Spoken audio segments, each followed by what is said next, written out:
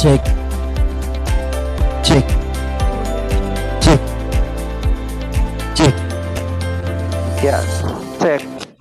Om Epang, good morning. Cek.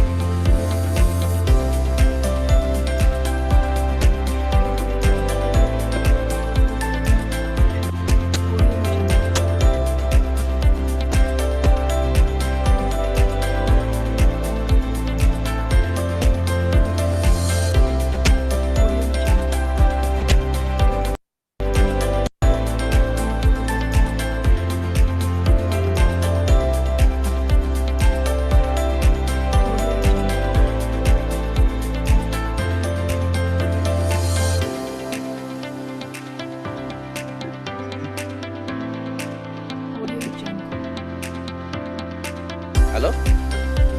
Halo Pak Sebastian?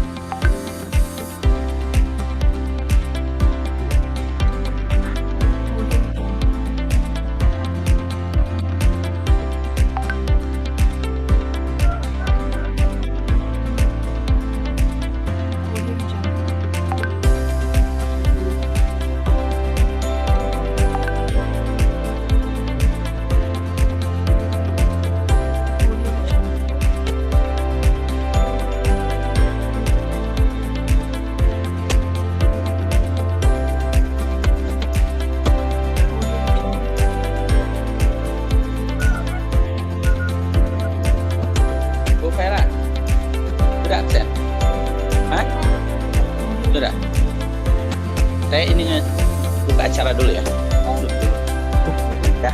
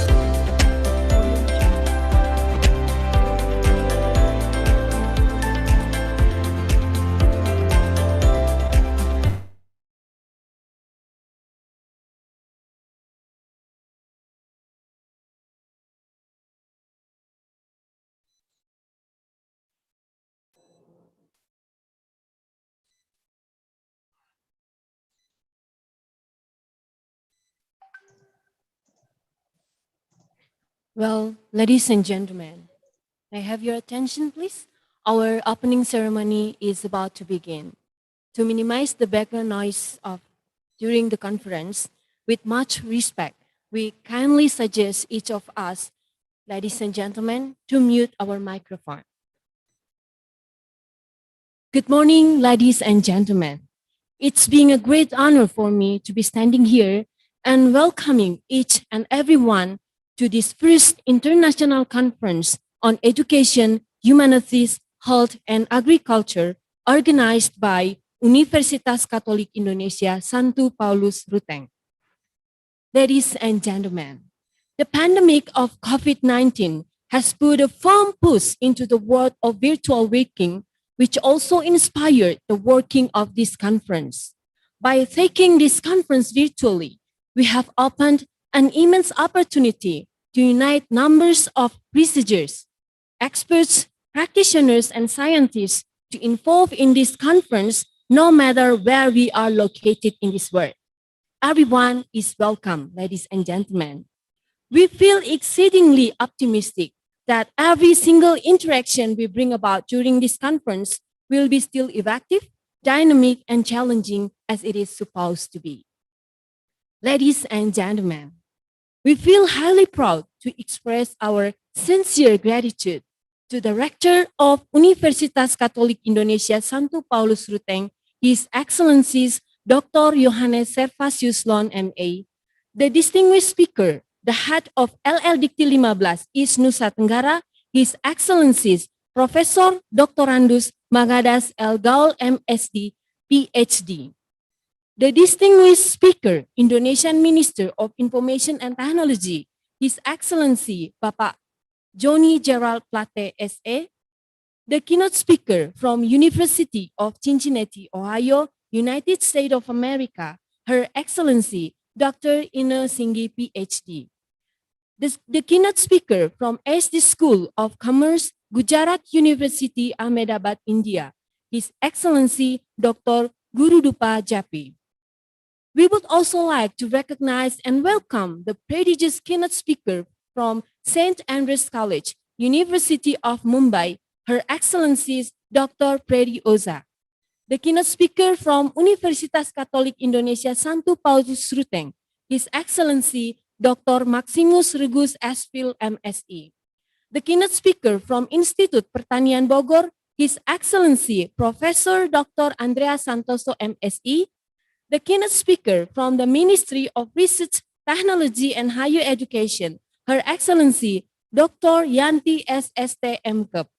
And the last but not least, the keynote speaker from Philippines, a distinguished clinic manager, Her Excellency Bea Grazia M. Cruz, MBA, FPCHA, CHA, DNM, MAN, RN. We would also like to address our warm greetings for all of the excellent distinguished presenters and the exceptional participants. Welcome to the first International Conference on Education, Humanities, Health, and Agriculture. Ladies and gentlemen, with much respect, we invite us all to stand up and sing the Indonesian national anthem.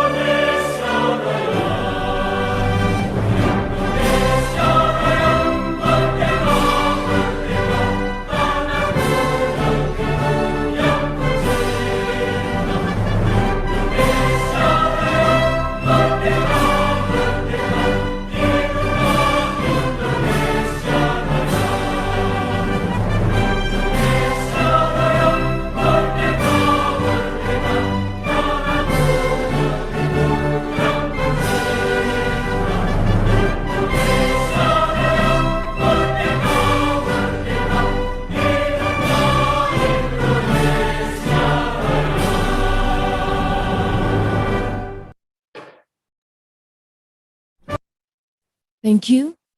As we gather here by God's plan and affection, I invite us all to have an opening prayer that will be led by Mr. Justus Santus Halum, MPD.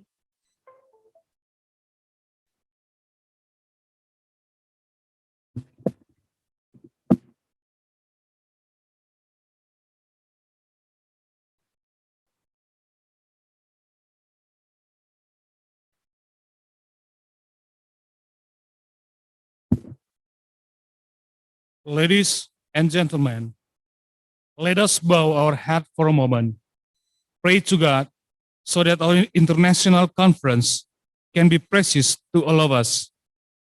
I will lead this prayer based on the teaching of Christian, and those who are not Catholic, you are pleased to pray according to each of your beliefs. Let us pray. In the name of the Father, and of the Son, and of the Holy Spirit. Amen. Lord, all Almighty Father, in this place, we gather here to bring about the first international conference on education, humanities, health, and agriculture. Thus, we beg you, God, make this international conference as a useful science assembly, as a medium of sharing useful ideas, knowledge, and experiences of scholars, researchers, and students of various disciplines. May the conference we organize today benefit to our lives, broaden our knowledge, shine our ideas, and lead us to be successful, productive persons, which in turn will boost sanity to our nation. We also ask you, God, guide and bless our hearts and our minds with the light of your guidance.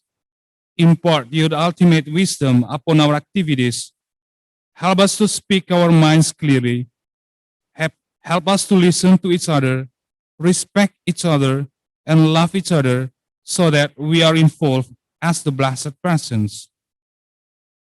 Protect us from unintended temptation, show us the right path, and give us knowledge and strength to perform good things equally.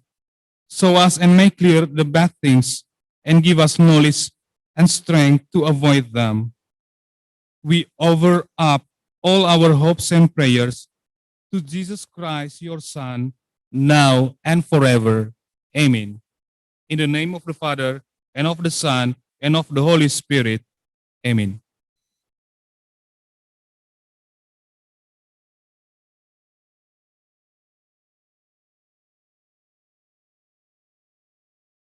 Excellencies, our distinguished guests, ladies and gentlemen, without further ado, it is now my deep pleasure to introduce the outstanding one who initiates this excellent conference. Ladies and gentlemen, I proudly invite the chief of this international conference, Her Excellency, Dr. Francisca Widiawati M. to deliver her welcoming remarks.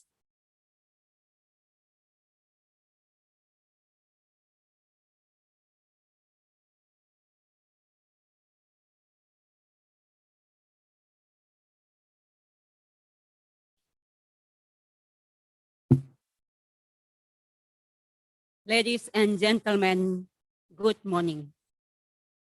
I am Francisca Widiawati as the General Head of International Conference on Education, Humanities, Health, and Agriculture from the Indonesian Catholic University of St. Paul Ruteng, would like to extend my greetings to everyone. Our campus is located in Manggarai, Flores Island. Flores means flower, and just as the name suggests, it is a beautiful and peaceful place. And from this paradise, I would like to welcome and send true positive energy to everyone. Ladies and gentlemen, today we kick off our conference, which is centered around the theme of education, humanities, health, and agriculture in a digital transformation era. As we know, the world of information and technology is ever-changing, altering every facet of our life. This era we see today is vastly different from the past. There are many good things, such as the convenience of communication, like how we could have this conference despite COVID-19. But on the other hand, we are also faced with new uncertainties and challenges. This unprecedented conflict is what inspires us to organize this conference. We believe that there is a need for academics, practitioners, and scholars together and participate in crucial discussion of how their knowledge can contribute to the betterment of humanity in this digital era. We are very happy to have received many positive responses for this idea. And so here we are for this conference, which takes place today and tomorrow. Ladies and gentlemen, we are also very honored to have respectable keynote speakers from various backgrounds to share a piece of their mind. Firstly, we would like to thank to our distinguished keynote speaker, the Minister of Communication and Information of Republic Indonesia, Mr. Johnny Plate. Thank you, Minister. We are looking forward to hearing about Indonesia's policy regarding digital transformation in the field of education, humanities, health, and agriculture. We would also like to thank to the head of Higher Education Service, LL Dikti, Region 15, Professor Mangadas Gaul, represented by Mr. Ade Erlangga, who will be delivering an opening speech. We are excited, especially to hear about your work and commitment on higher education in East Nusa Tenggara Province. As we know, East Nusa Tenggara is one of the poorest regions in Indonesia, and we have high hopes that the higher education institution to pioneer changes in this region.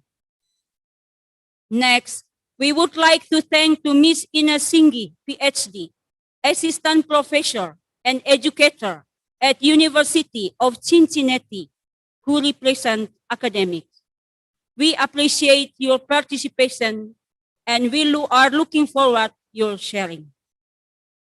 We would also like to extend our gratitude to Dr. Guruduta Jape from SD School of Commerce, Gujarat University, Ahmedabad, India, and Dr. Preeti Oza from St. Andrews College, University of Mumbai, India.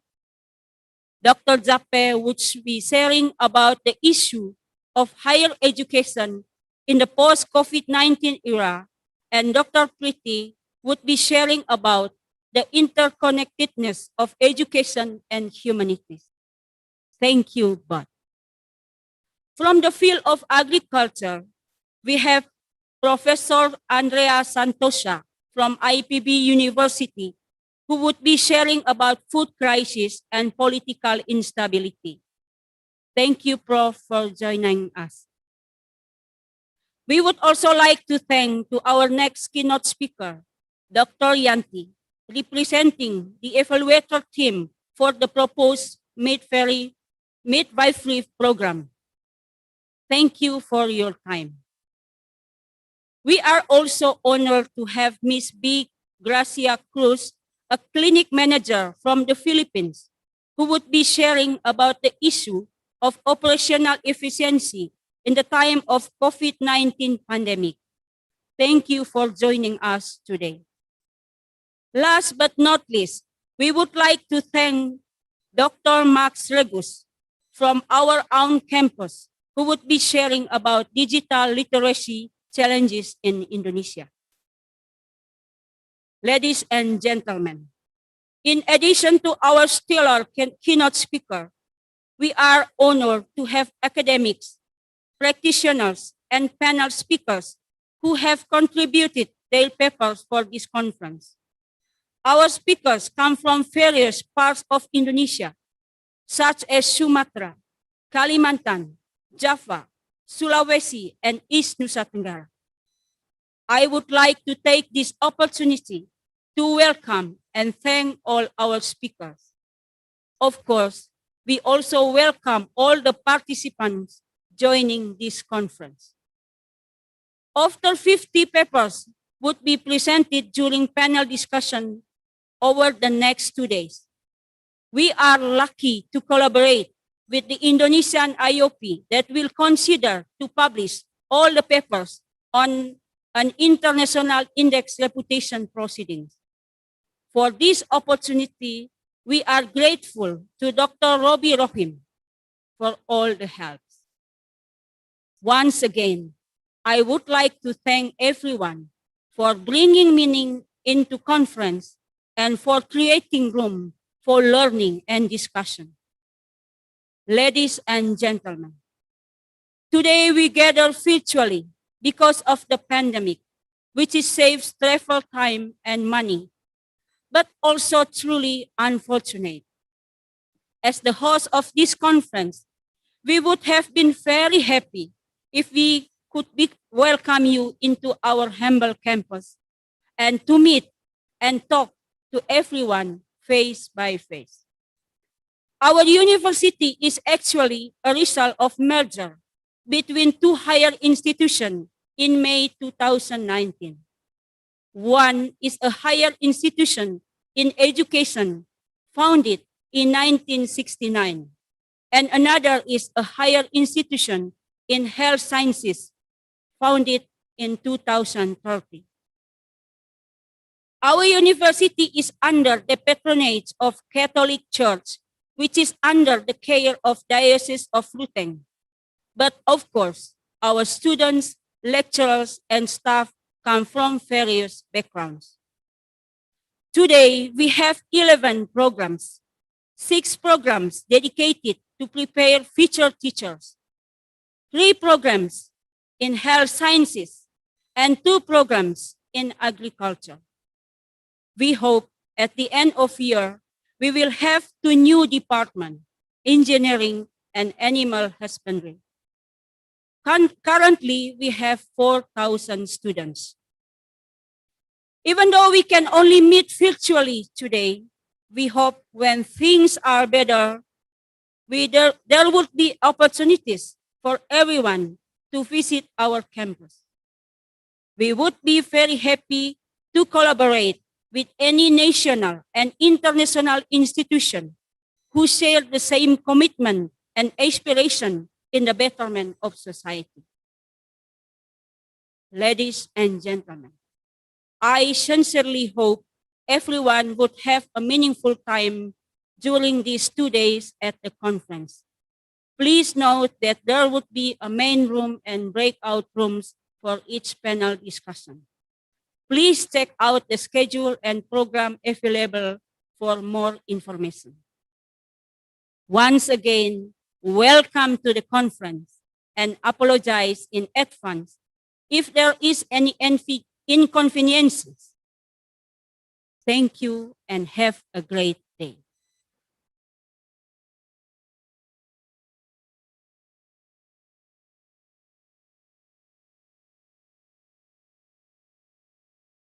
Thank you for Dr. Francisca Widiawati for the excellent welcoming remarks. It is another deep pleasure for me to introduce the Rector of Universitas KATOLIK Indonesia, Santu Paulus Ruteng, to deliver the opening speech. And afterward, we'll officially open the first international conference on education, humanities, health, and agriculture.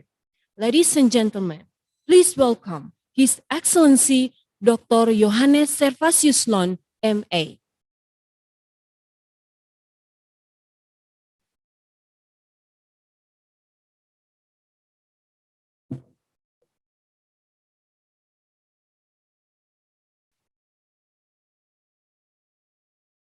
Most distinguished keynote speakers, ladies and gentlemen, good morning.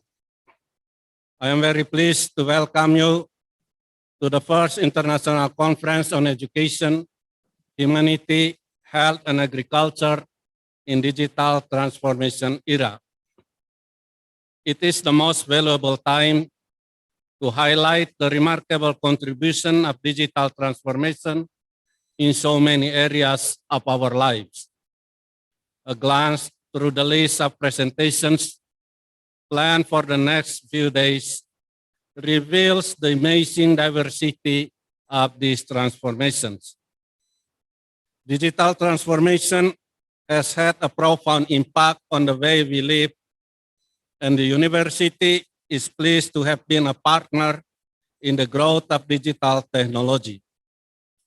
A key role of the university is to make digital technology available to developing countries as they pursue their development goals in human health, agriculture, education, human resources, and many other areas. Developing countries are not simply passive recipients of technologies.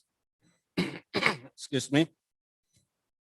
Developing countries are not simply passive recipients of technologies created and shared by their developed partners.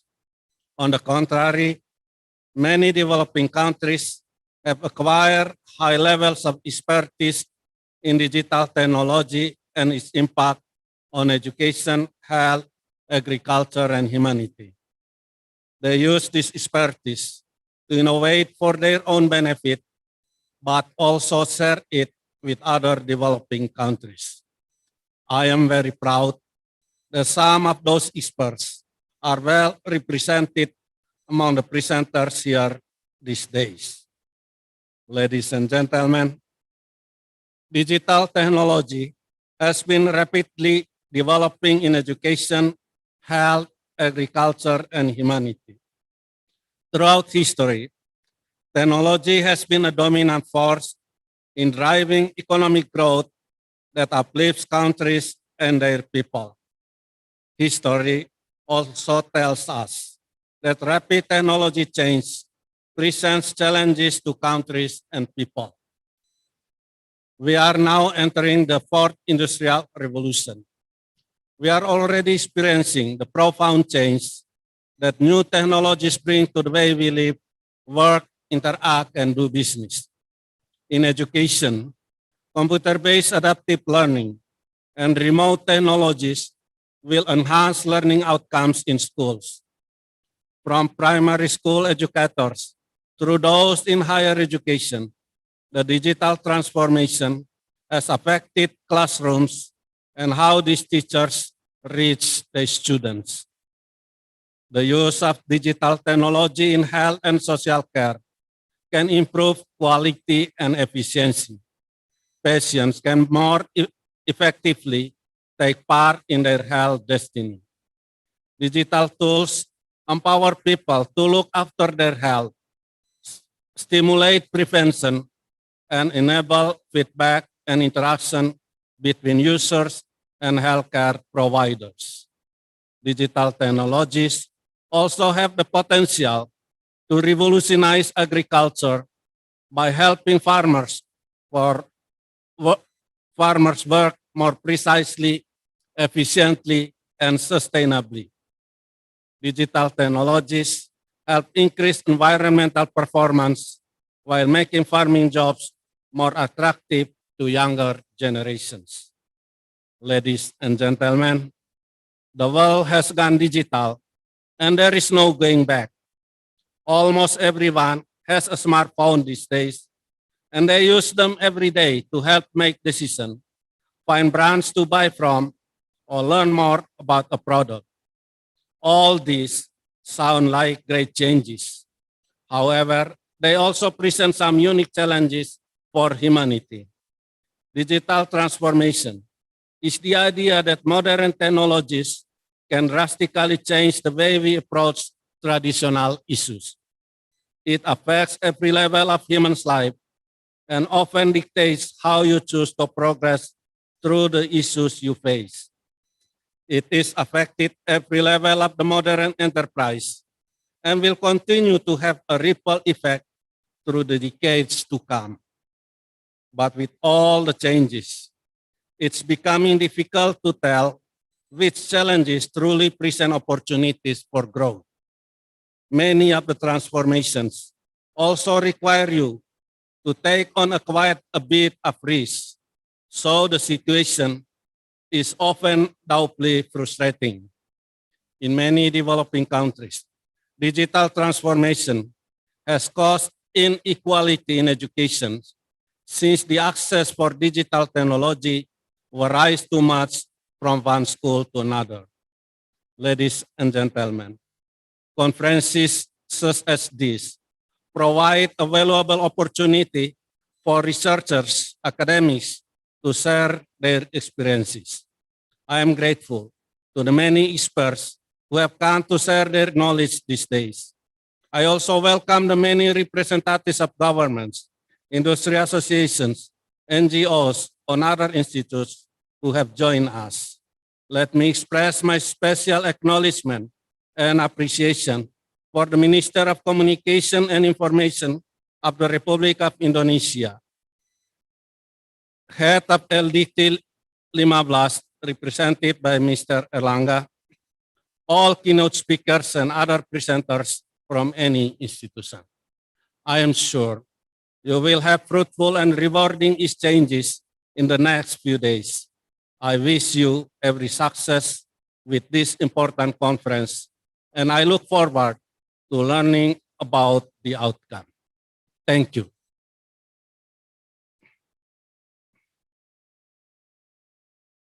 By God's blessing and with your approval, I officially open this conference.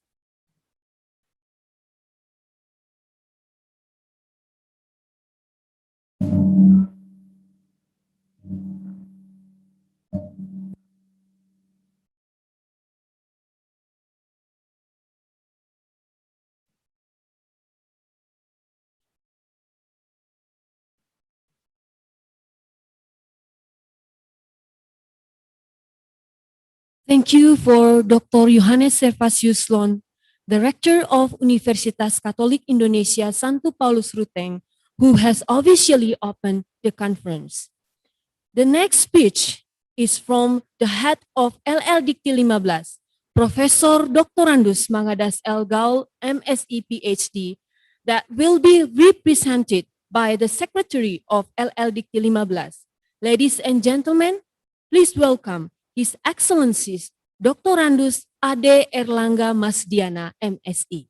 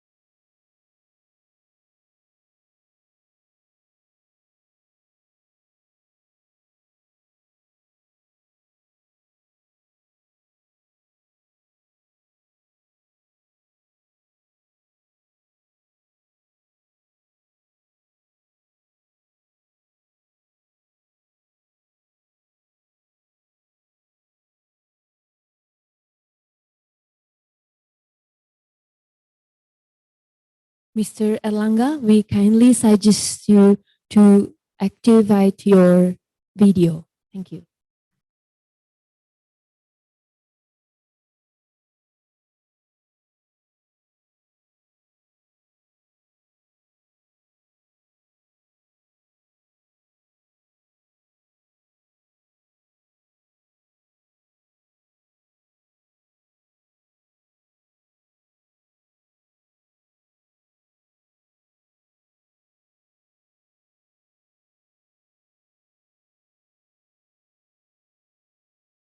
Mr. Erlangga, we kindly suggest you to activate your video.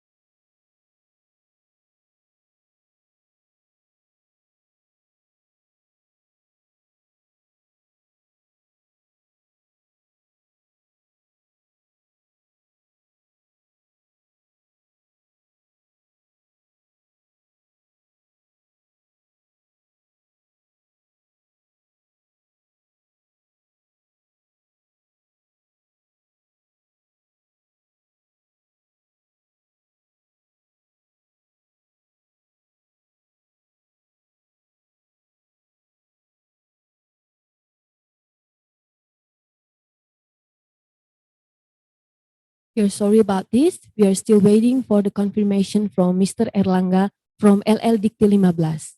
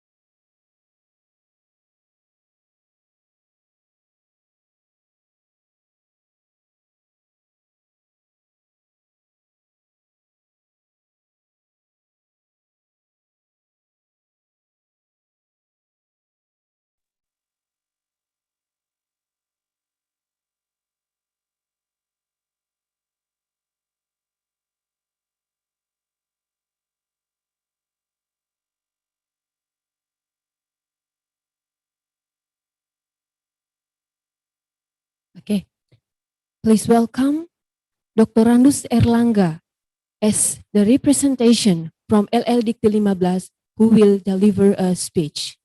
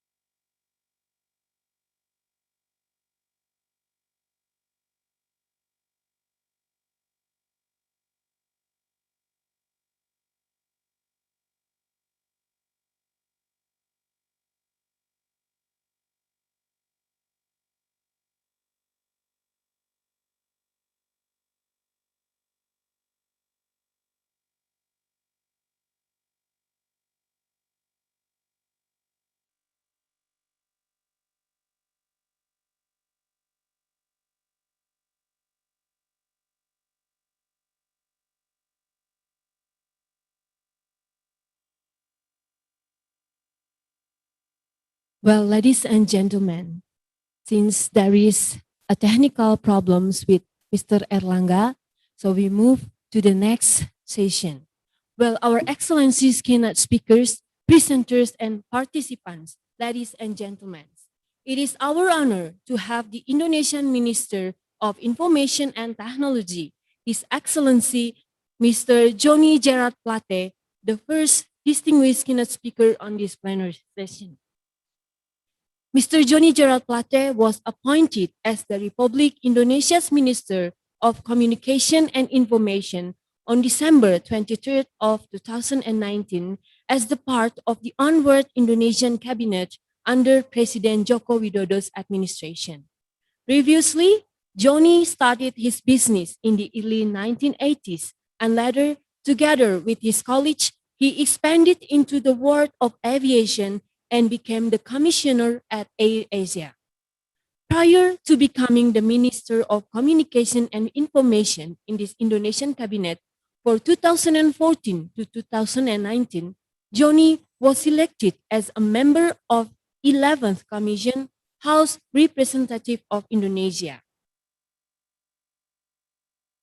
Our Excellencies, ladies and gentlemen, On behalf of the Minister and the Committee of the First International Conference of Education, Humanity, Health and Agriculture, we would like to express our deepest apology because Mr. Johnny Gerald Plate was unable to attend this virtual meeting.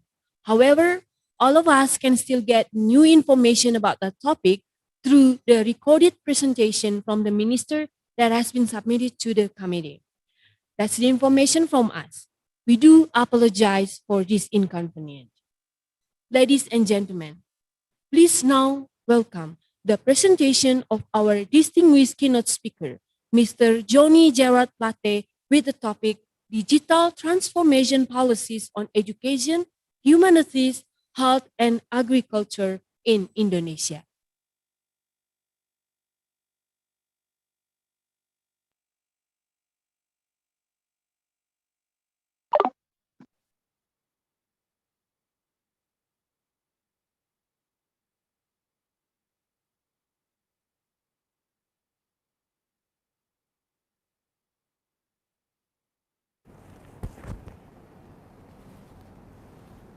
Tabe, Honorable Rector Unika Indonesia Santu Paulus Ruteng, Dr. John Lon, distinguished speakers and panelists, ladies and gentlemen.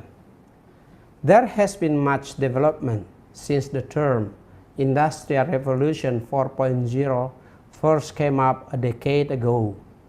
Since then, we have witnessed and experienced massive and extended use of the so-called new digital technologies such as artificial intelligence, AI, Internet of Things, IoT, cloud computing, and big data. The future will be all digital. Bearing in mind the development of the COVID-19 pandemic has made the use of new technologies more inevitable. We are more dependable on various digital solutions. The extensive consumption of digital products has made the informatics and communication sector to grow by 10.58% cumulative to cumulative in year 2020, making it the fastest growing sector in Indonesia economy amid the crisis. Additionally, a survey conducted by the World Economic Forum showed that 90% of Indonesian companies have adopted IoT, encryption and cybersecurity technology, as well as cloud computing. Seeing all of this, it looks like we are now already embarking the digital future. In grasping this momentum of digital progress, we must not stay still, but accelerate not only the digitalization process, but also the digital transformation. As Forbes described, digitalization refers to using digital technologies to transform the business model and increase the value-producing opportunities. Digital transformations aims higher and expect cross-cutting changes in its approach and mindset to be more digitally driven and maximize the use of digital technologies. His Excellency President Joko Widodo affirmed this spirit through the 5 directives on the acceleration of digital transformation, Indonesian digital transformation. The government of Indonesia envisions a digitally transformed nation with an equally distributed digital infrastructure, advanced digital technology adoptions, robust data infrastructure, with the strong digital talents. In doing so, the government of Indonesia has completed the Digital Indonesia Roadmap year 2021 to 2024. This document outlines strategies of the Indonesian digital transformation in 4 pillars: such as digital infrastructure, digital government, digital society, and digital economy, including smart city, digital startups, creative spaces, and many other digital sectors to improve the welfare of Indonesian citizens as outlined in the preamble of Indonesian Constitution. Distinguished guests, ladies and gentlemen, the government of Indonesia aims to work on the accelerations of digital transformation policy, including the three topics of education and humanities, health, and agriculture that will be our topics of discussion today. 1. Education, humanities sector. Improving the national digital talents remains as one of the top digital transformation priorities. It is believed that Indonesia needs 9 million digital skilled and semi-skilled workers in 15 years to support the national digital ecosystem. Among the emerging jobs are data analysts and scientists, big data specialists, as well as artificial intelligence and machine learning specialists. Indonesia is also in dire need of soft skills workforces with creativity skills, originality skills, initiative skills, and complex problem-solving skills. The Indonesian Ministry of Communications and Informatics, Kominfo, has initiated several programs to sharpen the skill of Indonesian digital talents through comprehensive programs of 3 digital skills levels. 1. Basic digital skills. The digital literacy training program is conducted through the National Movement of Digital Literacy, Cyberkreasi.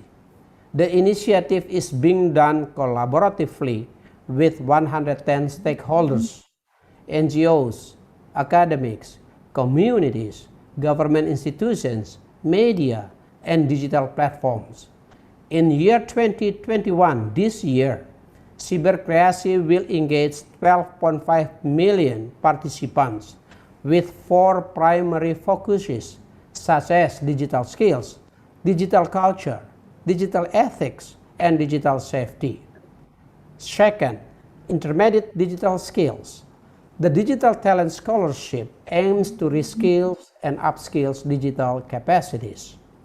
The program will generate 100,000 new digital talents per year with distinctive expertise of the latest technology, big data analytics, cloud computing, artificial intelligence, cybersecurity, and many other digital skills. Third, advanced digital skills. The Digital Leadership Academy to train around 300 leaders and officials per year at the strategic level. 2. Agriculture sector. The Indonesian Ministry of Communication and Informatics has taken a holistic approach to ensure that the positive effect of digital transformation is embedded in this sector, reflected in the commitment to empower one of the most significant actors in the agriculture and fisheries sector, which is Indonesian farmers and Indonesian fishermen, through digital adoptions training, the Petani Nelayan Go Online program for the past years. Earlier in year 2021, McKinsey & Company estimated that adoptions of modern technology in the Indonesian agriculture sector could boost the country's economic output by nearly $6.6 billion per year. This growth would eventually allow Indonesia to become the world's 7th top economy in 2030. Additionally, a digital transformation in the agriculture sector will enable us to witness a more efficient and sustainable food production, a strong and equally accessible digital technological infrastructure, and adequate skills training for Indonesian farmers and fishermen to reap the benefits of the digital era is a must. Third, health sector. The government of Indonesia will also continue to accelerate the provisions of equal digital infrastructure and strong internet networks for public health facilities by 4G-based transceiver stations, BTS, in rural areas, so-called 3Ts, frontier areas, outermost areas, least developed areas throughout the archipelago. Among with the 4G deployment, this month, the Ministry of Communications and Informatics has also approved the first commercial operations of 5G internet network, which is envisioned to be the game changer of Indonesian digital transformations. Since Q4 2020 last year, we have provided internet access in more than 16,000 locations, including in 3,100 health facilities, as requested by the Indonesian Ministry of Health to support telehealth, telemedicine, and combat COVID-19 pandemic. Distinguished guests, ladies and gentlemen, to end my remark, I would like to underscore that a robust digital society and synergized coordination among key players are essential to achieving an inclusive digital transformation. While the Indonesian Ministry of Communications and Informatics will continue to organize programs supportive to the development of digital players, such efforts will not be sufficient without the active participation of all stakeholders, but not limited to the academics and youth, as well as a whole nation's efforts and collaborations with the international partners. I wish everyone here a productive and fruitful conference. Indonesia terkoneksi, semakin digital, semakin maju. Thank you. Tabe. Bu, tolong ini dong apa?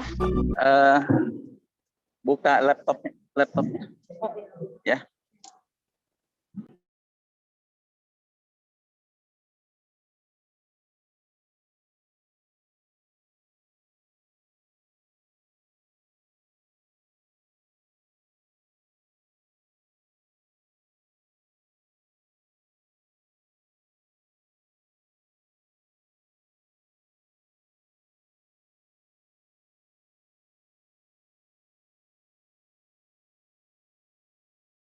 Our Excellency, keynote speakers, distinguished presenters, and participants.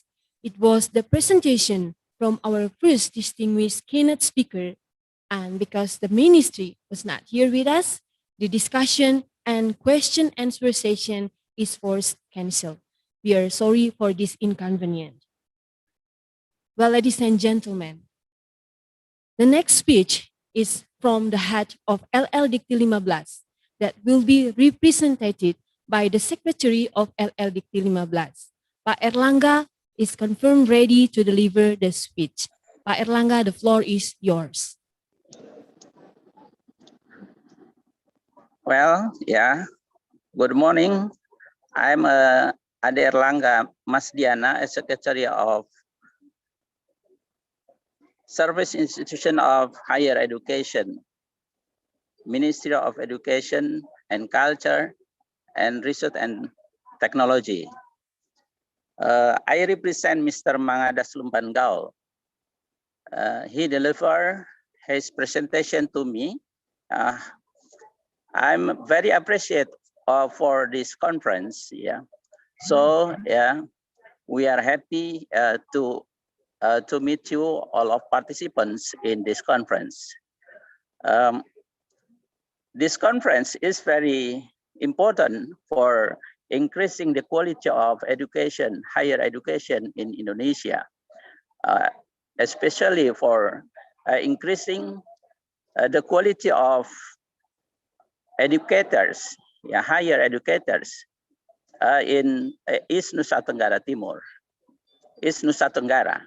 I'm very happy to meet you. So I would like to I would like to thank you, and thank you very much. I'm very sorry for this very critical for this moment, because I am still on mobile in Jakarta, so I cannot participate very much here. Thank you very much.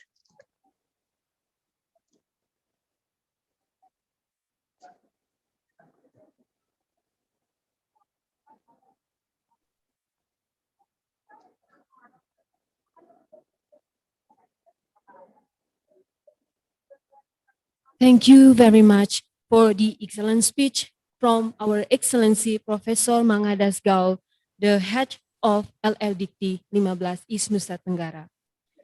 Excellencies, ladies and gentlemen, now we are coming up to the first plenary session of this conference that will present for outstanding keynote speakers. Decision will be ruled by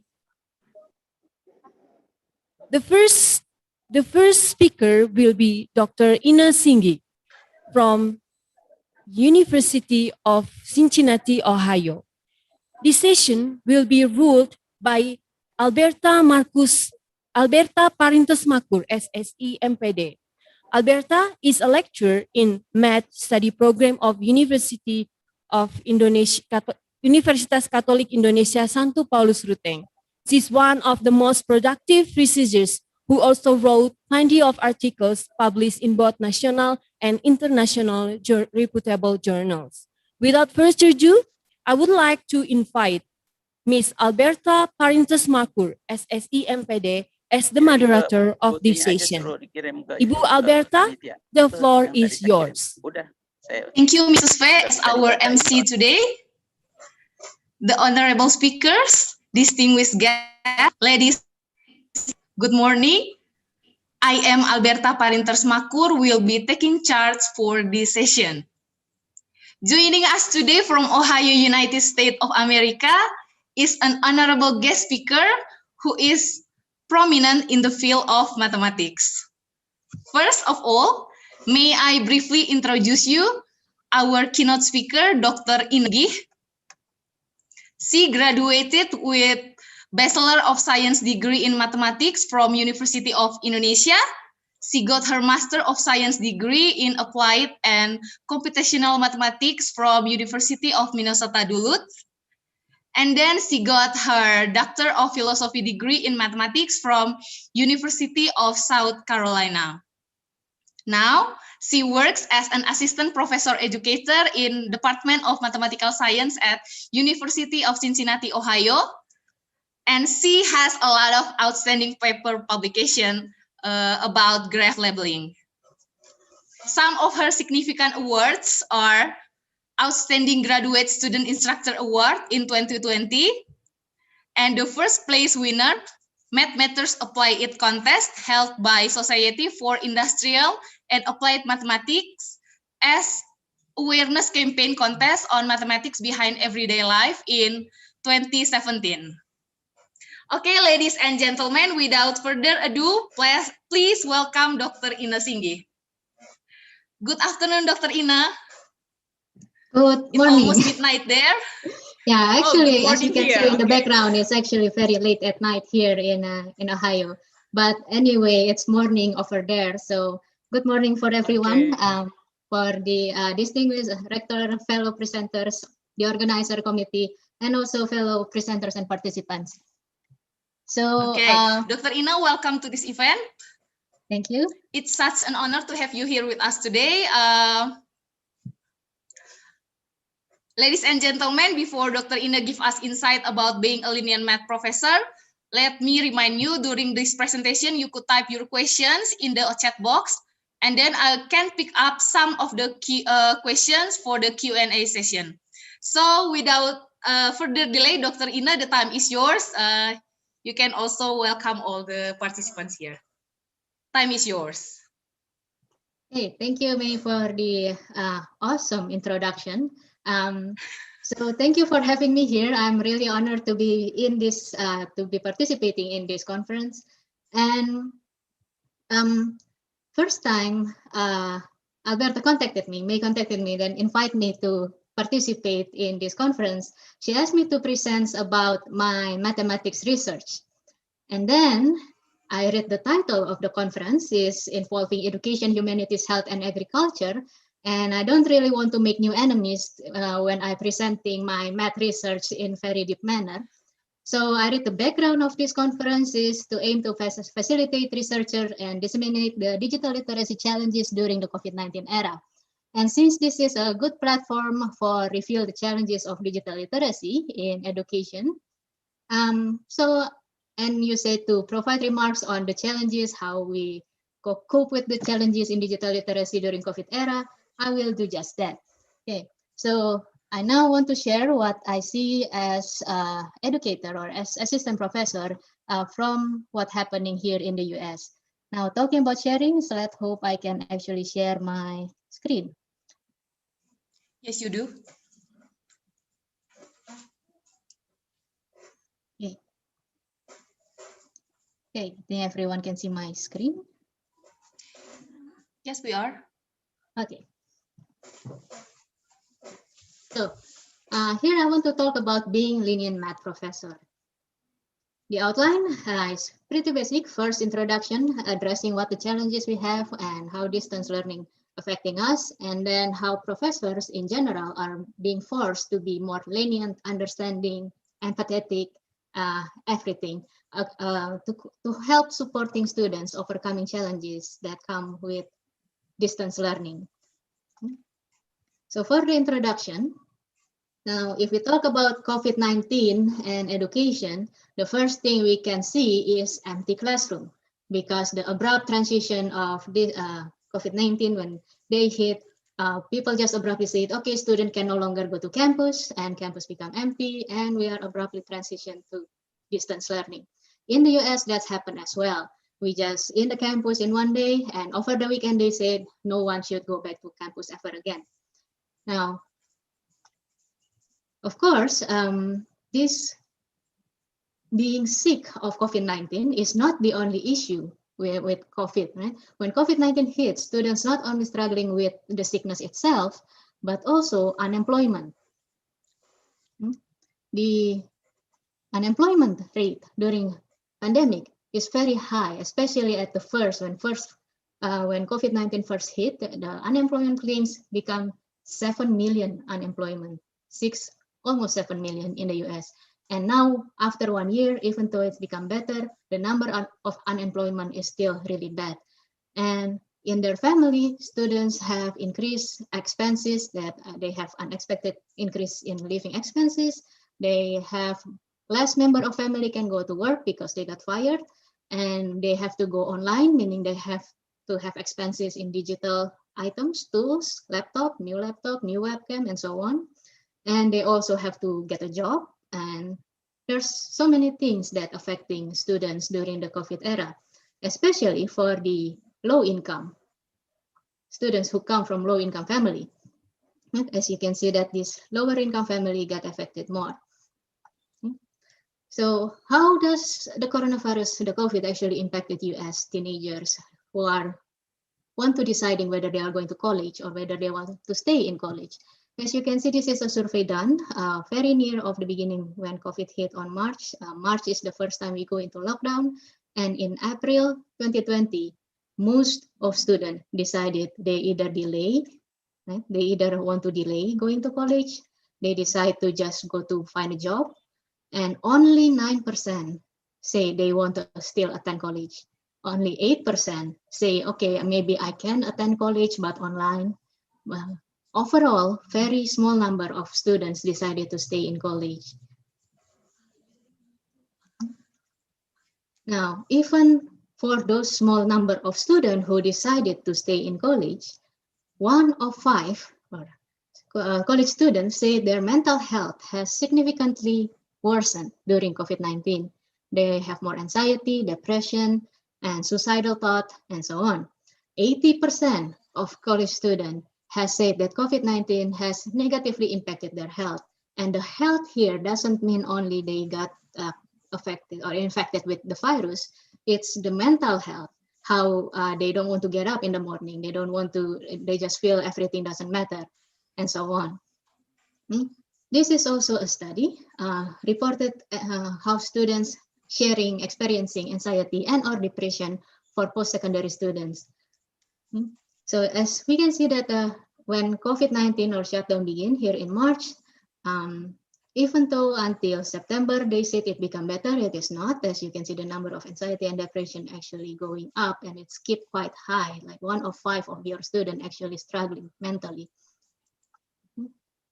And for reporting health issue in 2020, the spring 2020 is after we move online for several months.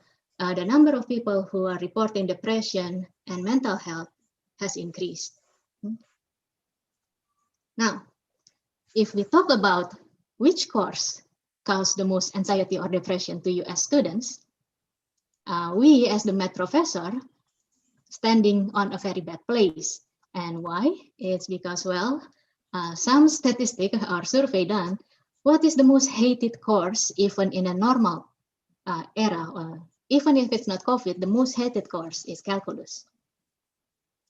Statistic is here, algebra is here. As you can see, mathematics professors are not in a good place to begin with. Okay?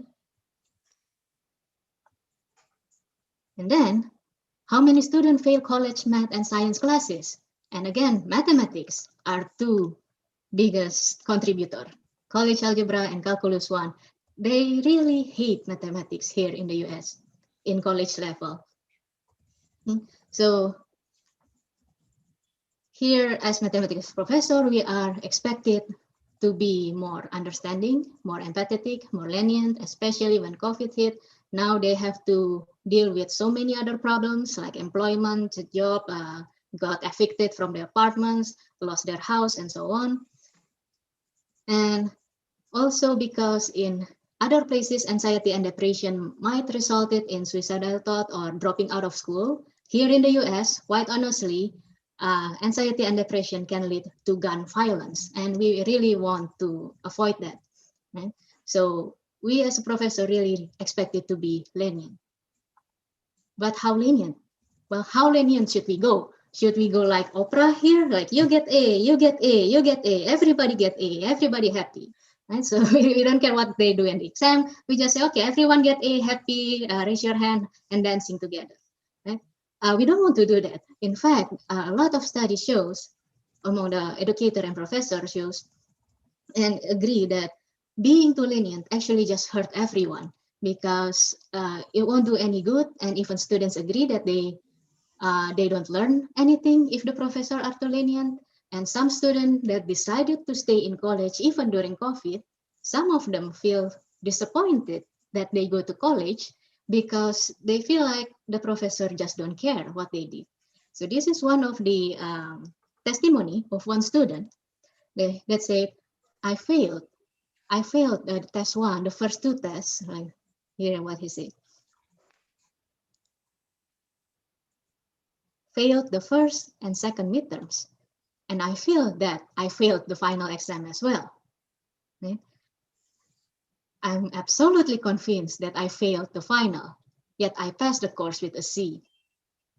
My question is, how often do professors alter the grading so students understand that the professor even doing the altering to make they pass when they shouldn't? So this brings us to the very good question, how lenient should professor be? Of course, we understand that nobody should fail because of the pandemic, but how lenient should we go to help students so that they at least still learn something? So that's the introduction about the description of the issue that we have. Now it's about going to distance learning and the challenges that comes with it. The first challenge is the delivery methods. Which one is better? There is an unfinished debate here in the United States between whether we should do synchronous learning or asynchronous learning. I think at this point, many people are already familiar with this term, synchronous learning. Basically, you still meet on scheduled time, but online. You use the meetings app, and then you can ask direct questions, just like we are doing right now. But asynchronous, in the other hand, the professor just record the video, make assignments beforehand, post them online, and hoping while crossing finger that the students actually do the work. Right? And challenges with synchronous learning is heavy on the participation. I will go to this issue on the next section. Asynchronous, in the other hand, is more flexible, especially since many students need to take up shift jobs. Right? After their parents got fired, a lot of my own students are working multiple shifts as a food delivery service, grocery service, riding or driving Uber, and so on. So a lot of them ask me, okay, let's just do asynchronous so they can do on their own schedule. Okay.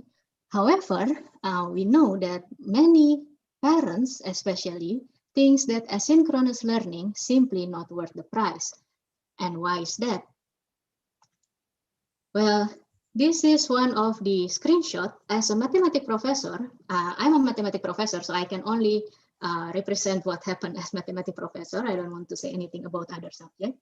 A lot of mathematics professor is new, is not really tech savvy, if you want to say. A lot of professors, at least in my department, are older generation who are not really tech savvy, so they don't really savvy with iPad or Microsoft Surface Pro or any fancy thing. A lot of them end up teaching using this drawing board called Wacom, and quite honestly, this thing here make the already pretty handwriting become even prettier, as you can see here. Okay. And it's kind of challenging because it's really sudden. We don't really have time to practice. Sorry, Mrs. Ina, I can't hear you well. Aduh, saya.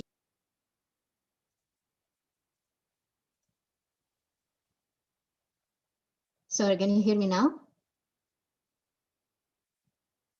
Clearly. We can hear clearly, Bu Mei. Okay. Okay, that's one thing. So one of the issue is the handwriting is just too pretty. So because the handwriting with these fancy tools becoming too pretty, other professor find it easier to just teaching using paper and then become very creative with building the tools with their phone and so on, make a makeshift camera to do something like this. But is it worth the price? If you compare with what student can get by just using Khan Academy. Khan Academy is free, and as you can see, the handwriting is better. They use much more color, much more clear instruction. They have calculator and show how to do it using calculator, and they are free compared to the price that students have to pay if they go into asynchronous learning. They have to pay a full college price, and college price here in the US is very, very, very expensive.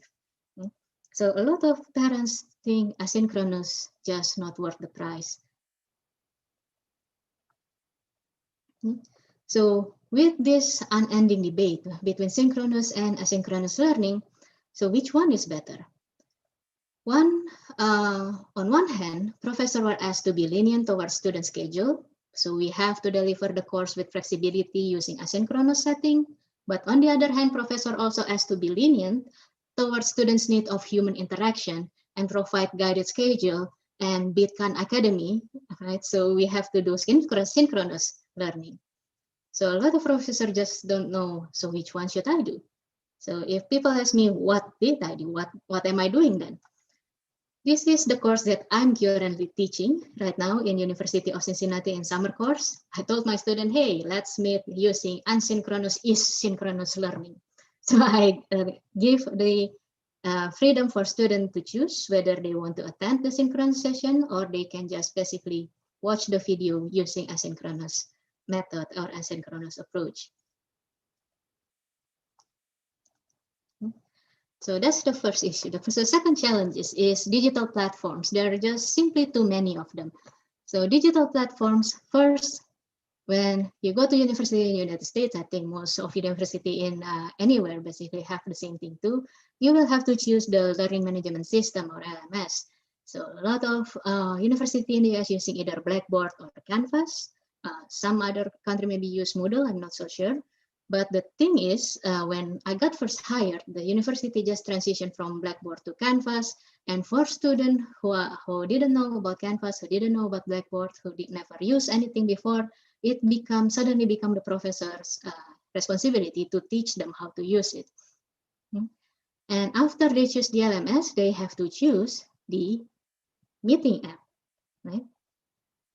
Here we are using Zoom because it's the first one that came out, right? And the one that popular in US is either WebEx, Zoom, or Microsoft Teams. I don't really see a lot of people using Google Meet, at least in my circle. My university actually have contract with WebEx, and I'm personally using Microsoft Teams. And some of the faculty actually prefer Zoom. So what this means, as you can see, each of these apps has their own advantage and disadvantages, but a lot of people just have their own preference. That means students have to learn how to use all of them. And not only students are young, they can adapt pretty quickly.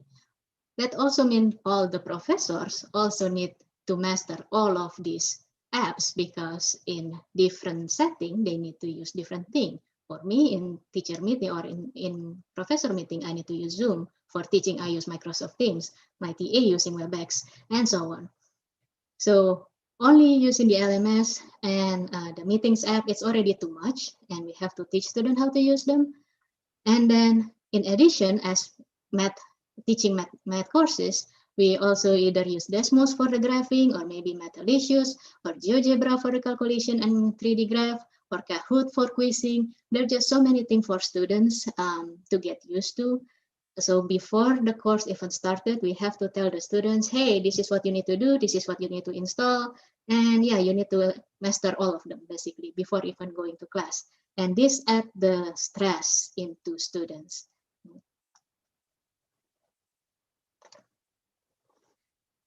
Now, the third challenge is here in the US, I think maybe everywhere basically, with distance learning, the security is becoming more a problem as well. Cheating spree, everyone is very easy to cheat now. Now, when everything moves online, the demand for proctoring software and anti-plagiarism tools skyrocket. Right? All the universities start to integrate proctoring software into their university LMS. And these are few of the famous ones used here in the US.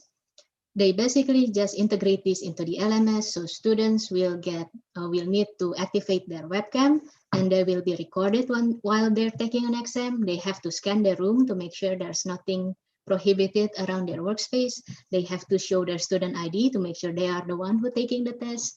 And the professor will be notified by this software if students do suspicious activity, like if the students have other people in the same room, or if the students try to open a different browser or different tab, or if students are having their phone around. So the professor will get notified.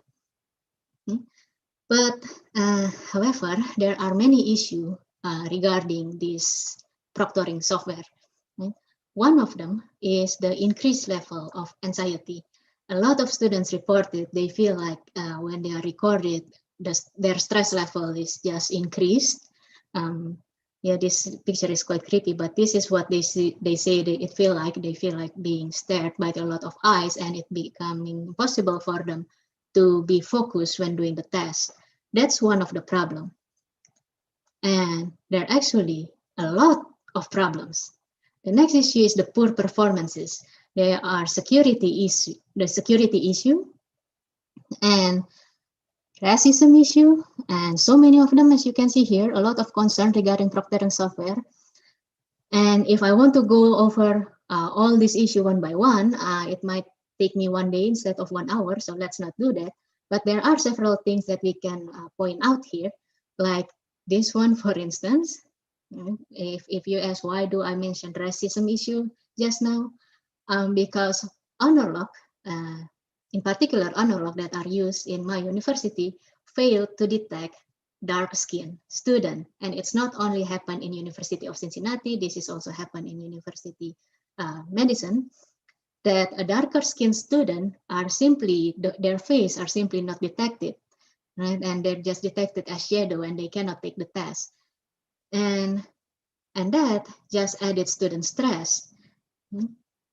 Overall, this proctoring software just received so bad review. The review for this software are so bad, but the university have no choice but using them because there's no other option. We need somebody or something to proctor students while doing exam. And the other issue is for this security issue, that it is not secure at all. This is what appear if I just type honor log into my YouTube search. The first few videos how to cheat on them. So how to cheat online proctoring service, how to bypass it, and what your instructor see or cannot see, and the guide. This is a guide that cheating is easier than ever for online college students. As you can see, this is the computer she used here, the webcam is here, and she just opened all the notes and using everything she wants. And the online proctoring service cannot catch all of them. So basically using those proctoring service is just kind of formality when it's not actually doing anything. So beside the test proctoring service, anti-plagiarism software, also a lot of them available out there, but mathematics professor normally not using them because they are unable to check mathematics language for plagiarism. But however, it's also well known that students in the US here rely on many websites like Check, Slider, OneClass, Course Hero to complete their assignment or complete their test. Now, this website, if you go to check.com or Slider or Course Hero or OneClass, these websites actually pay people to answer questions. So many people contributed very willingly, providing cheating resources for US students. So the number one user for these websites are US students. And the number one contributor, I think, is, well, it's Asia country. Let's not pointing finger out. US students and their parents really willingly pay to use these services, even though they know that no one actually checking the validity of the answers. Right? People might get paid to write answer in this website, but not all of them care what they put in there. Some of instructor and professor actually deliberately upload incorrect answer to this website to trick their students. So if you try to cheat, you will end up with an incorrect answer, something like that. Now, even though a student paying something that is not a guarantee to be correct, during the pandemic, the use of the website is really high, especially this one Check. The stock market for Check is tripled during the pandemic, right? I should have bought the stock for check.com. So the use is really high, and the Check are said to be the super spreader of cheating by the Forbes magazine. So that's the issue of security. The next challenge for distance learning is communication and participations of students. For participation, it's really clear this is one of the survey for the online math coursework in the US. Ever since this is when the pandemic started, around January, right? And here is March 13, where national emergency for COVID, and we start going online, and the number of participation just plummeted. Poof. And it's especially harsh for the low-income students, this red one. So the participation number become really low. Even they are in the participant list, they are not really participating, right? So they just log in and then they do their job, right? I have one of my students got caught off log into a class while working in a restaurant, if I'm not mistaken, or something. So just log in on the phone and then do the job as usual. So the participation become really low. If they ask a lot of teachers and professor, how many of your students actually attending your remote classes, 35% saying is less than 1/4, only 0 to 25% attendance. And among those attendees, not all of them are actually inside or participating in the class. Now, This is the example when we have like Zoom meeting like us. This is one of the class. And as you can see, not all of them actually paying attention. Look at this beautiful ceiling view of one of the students, or the picture of one of them peeking from the door, or just putting a photo, thinking that we don't know it's a photo. So even if they're there, they're not really there. So a lot of them putting excuses like we are not comfortable with having our camera on. So after that, a lot of people start saying, okay, let's just do the class without forcing students to turn the camera on. And of course, this is how the class become, only the teacher having their face and staring awkwardly with the students' initials. And we don't even know whether the student actually there or not. Now, when I ask a lot of people, now if you see this comparison, which one is better, forcing camera on or having the camera off? Right? A lot of my colleagues, included my colleagues themselves, saying it's better to force having the camera on, but it is really the case. Right? This is just some of the cases what happening in the US when we force the camera to be on. Of course, some students have caught doing something that shouldn't be done in camera or off camera. And there's also the Zoom bomber. It's quite famous. When we first time going to Zoom, a lot of people just start forget their clothing and just say hi during the class, and random people just deliberately attack Zoom session, and the professor are not much better as well. Right? There are professors who got caught off sharing the screen while having something that shouldn't be shown to students. So having the camera on also have their own problem. So a lot of teachers said, a lot of professors said, okay, let's go back to the camera off approach, and we are teaching mathematics anyway. Let's just share our whiteboard. Right? We're just sharing our whiteboard. Hopefully they can understand our pretty handwriting. Next, after participation, well, we also have communication issue. Right? This is how we respond to email normally. Right? Professor in the US normally responds either very beginning, after you send us email, we reply directly, or somewhere after 7 days after you send us a follow-up email or reminder, we will probably reply you. But just a head up, in the United States, in average, professors have thousands of unread email in their inbox. And during the COVID, students who usually can go to the office and just ask directly now have to send email as well. So you can imagine how slower communication be. And it's the same for when professor try to contact the students as well. One of my students actually missing, so she is in the A range, so her grade is really good. But then one day she said, Professor, I got infected with COVID, my family got infected with COVID, and I cannot going back to class. I will let you know when I can join back. And then she just went missing. I don't know where she is, whether she is okay, whether her family is okay. I replied to her email, I tried to email her, no contact.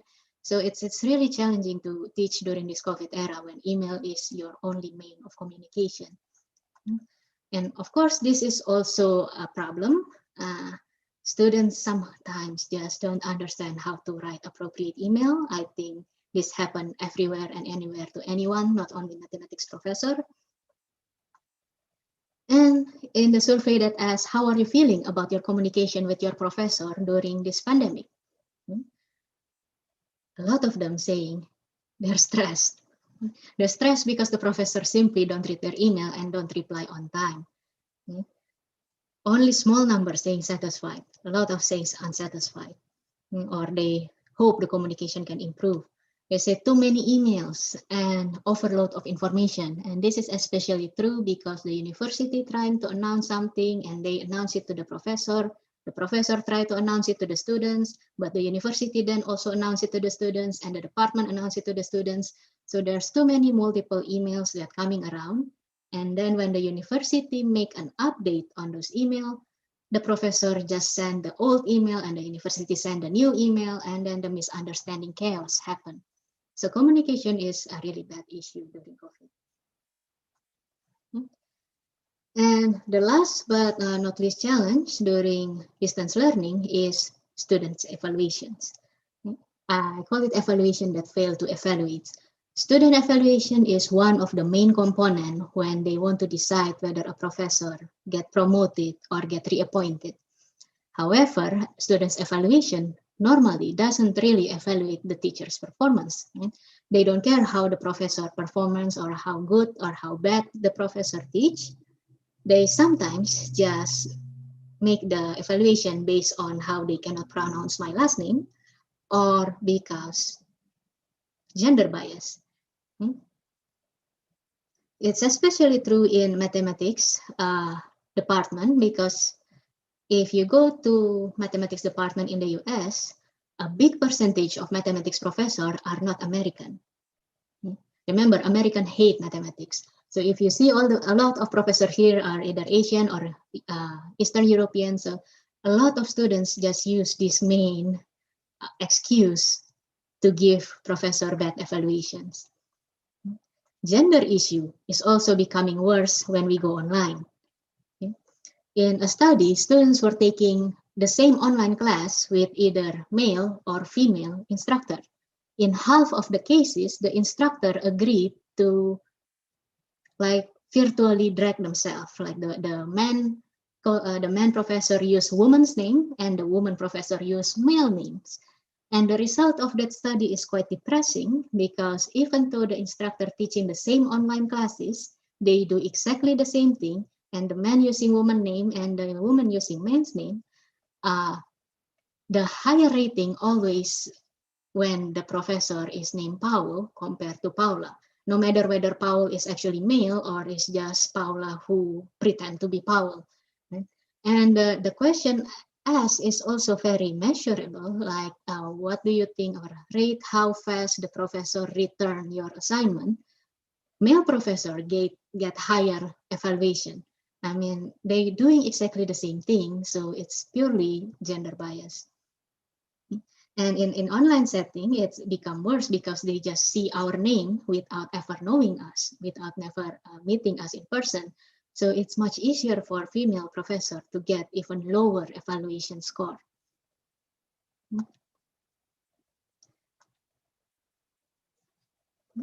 And in general, if we don't even think about the gender bias, in general, students will give better evaluation for courses that are easier, that they found easier to pass.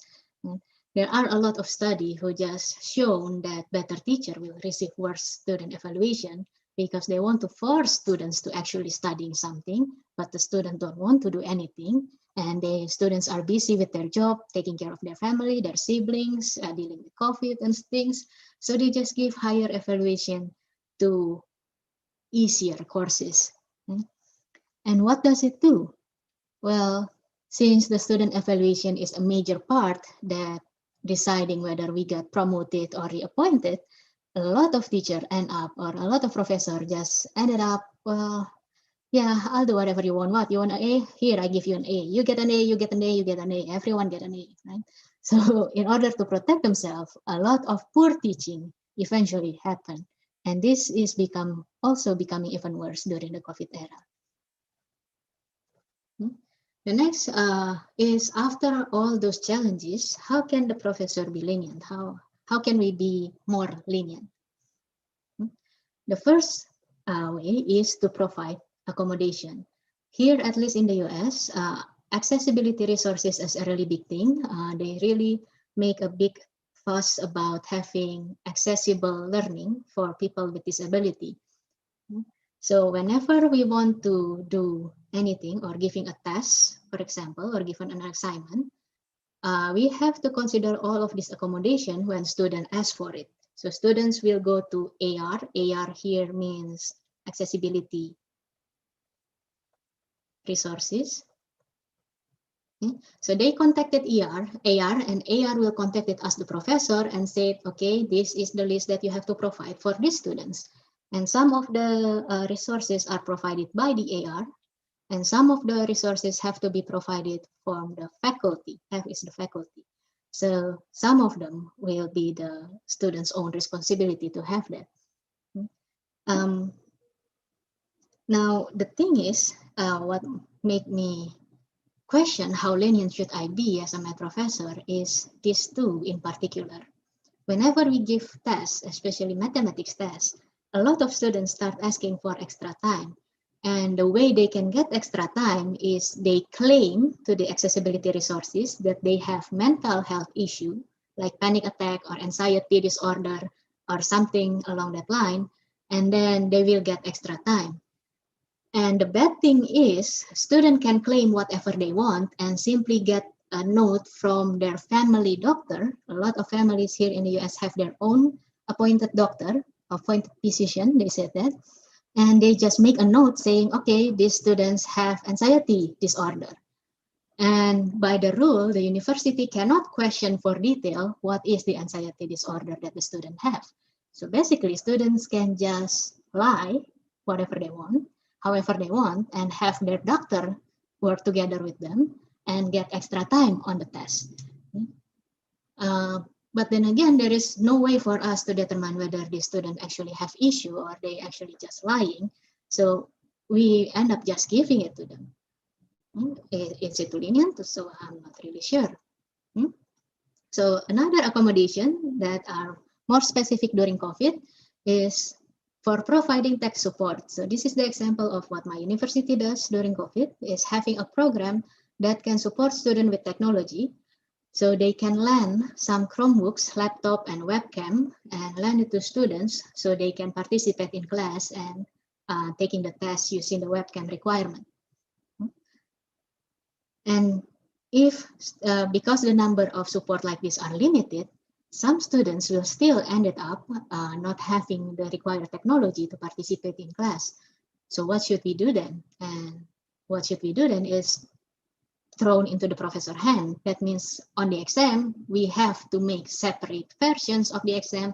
One of them are with honor lock, one of them is without honor lock, and one of them maybe they take it early before everyone take it.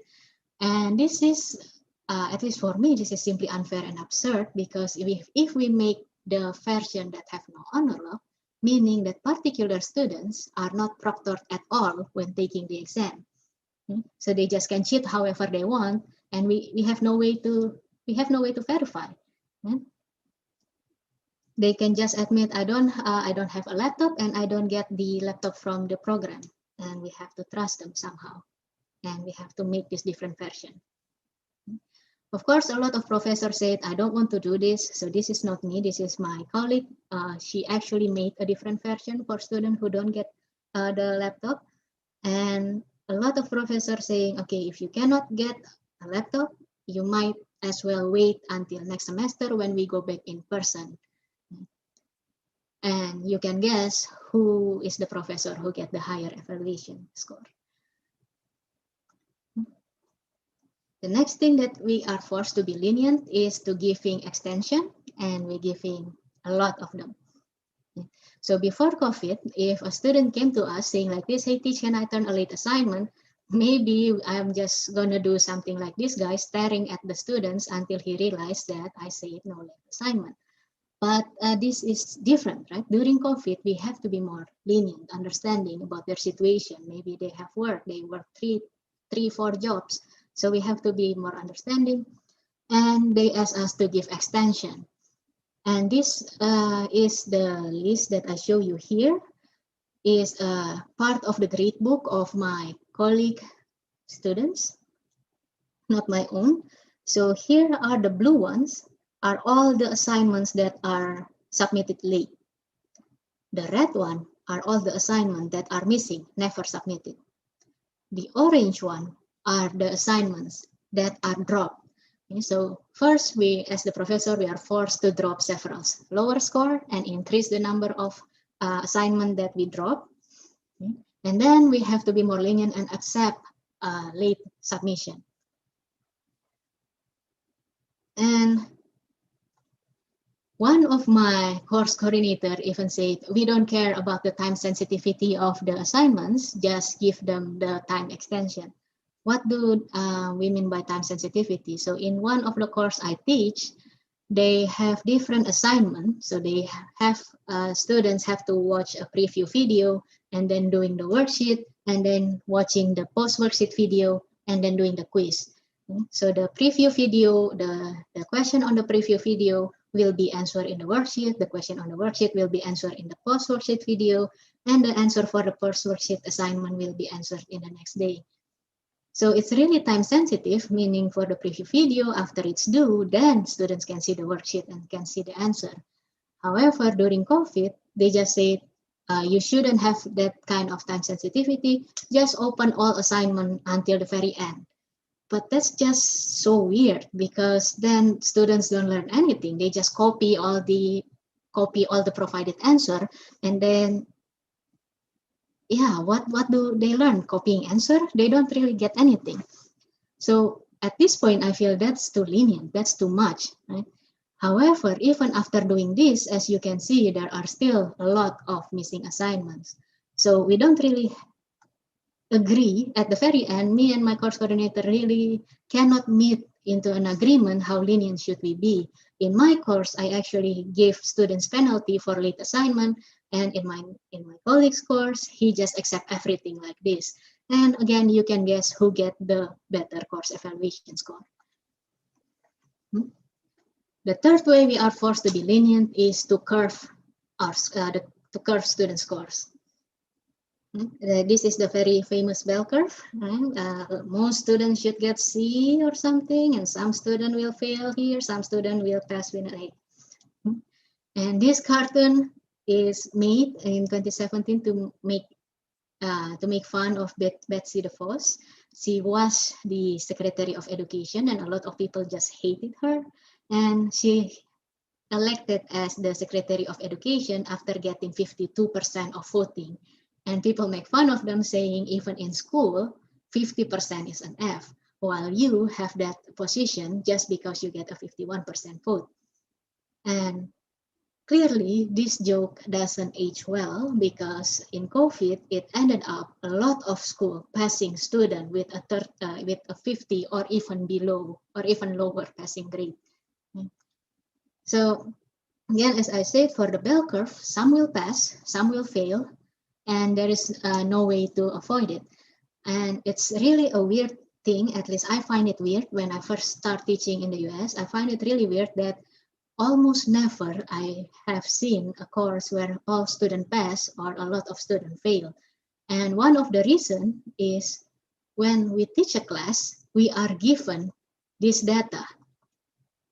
What data is this? This is the average percentage of how many students get what score every year. I think this is the data from 2008 until 2017 for these 4 classes. Right? For pre-calculus, 23% have to get an A. Only 11%, around 11% can get F, and so on. And some schools actually force the professor to grade in a curve so that the number of students who get this score are not deviate that much. So it has to be similar with this data. That's what they say. So no matter how your student perform in class, at the end of the semester, 23%, around 23% of your student in pre-calculus have to have an A. And that's just really sad. Right? It's already predetermined beforehand, no matter how you perform in class. And this data also get used for determining a professor DFW rate. So D is the number of students who get D range grade, F is failing grade, and W is withdrawn from the class. So they drop the class because they can no longer participate, or they cannot follow the class anymore. And as some of you might already think, if a professor get a high DFW, then the professor will seem as they are a bad professor. They cannot teach, they do a very bad job, and so on. So a lot of professors want to somehow curve their grade or alter the grades so that their DFW rate is not that high. This is the example of the curve grading scheme that used in my university when we are teaching Calculus 1. University original, you need to get 70 to get C or better. Right? and F is at 60. During COVID, my class curved, so that C is at 59. That is much lower. And F is at 50. Some people might find this very weird. It's not fair, it's not honest report, but let's see what happened, for example, in my class. This is the distribution in my own class in the same Calculus 1 course. As you can see, I have a very low percentage of A and the most percentage on F. This is during COVID. If we look at this data, you can, maybe some of you can already judge me, or you are doing a very bad job. What a bad professor you are, cruel. But this is what the data shown. What the data not shown is 10 out of 14 of these F students actually didn't even show up on the final exam because either they get infected with COVID or they have to not go to the test because they have to bring their family to the hospital or they have to go to the funeral. But nobody care about that, right? They only care about 14 of my students get F. They don't care about the 10 getting F because of COVID. And this is become very unfair for the professor because their DFW rate becoming very high, and then it encourage them to curve the grade even more. But here, if I want to follow the guidance of 18%, around 18% should get an A, all of my BA range now have to get an A. This is a very absurd curving, right? And that's curving. Now the professor already confused on how lenient they should go in curving. University now have another option saying, okay, now you should consider alternative grading. What does alternative grading mean? So this is the usual letter grading we use in the US, A, B, C, D, F, I, no E, we don't have E. So passing is until C, D, F is failing, or I is incomplete. Okay, so this is a comic made by phd.com. Normally when students get F, you can expect some lawsuit filed by the parents. If some people get D, the dean or your university chair might get involved and start blaming you as the professor why you give D to the students. And somewhere between C and D, the parents might call you. Yeah, university students' parents in US does call the professor if their kid get a bad score. Now, what they want us to do here during the COVID era, try to be lenient as by offering the option whether you want to choose letter grade like this, A, B, C, D, F, I, or you want to convert into pass or no pass. Pass or no pass, meaning if you get either A, B, C, you can choose to get a P grade, and you get DFI, you can choose to get an NP grade, or DF, sorry, not DFI, you can choose NP grade. And what is the difference? If you choose to have NP grade, it will not affect your GPA. So your GPA will not get lower even though you fail. So what's the problem with this? So if you see in a glance, it's a very good option because this is a very hard year, a lot of students struggling. Having alternative grading may be good, so their GPA is not going down that much, especially for students who are really dependent on financial aid and the financial aid dependent on their GPA. So we want to be lenient. Right? But what is the issue with this? The issue is the university decided to throw the responsibility to the professor. So the professor have to decide whether a student deserve the NP grade or they should be receiving an F grade. And so the professor have to make the call without giving us a clear guidance what is the criteria for student get an NP or F. And what is the issue? Well, the students think of the students' point of view. They will just see professor as this evil creature who just don't want to give them the NP score and want to ruin their future and so on. So the students end up blaming the professor because they think the professor just simply don't want to give them the NP grade. So this is another issue, have alternative grading, and this issue has not resolved even until now. In the US, we will go back to in-person learning in August. Next semester, we already go back to in-person learning, but even until now, they still cannot decide yet whether they want to offer alternative grading or not for the past 1 year. So what all these challenges and forcing to be lenient do to the professor? One, you should know that mathematics professor salary in the US is quite small compared to other professor or other jobs.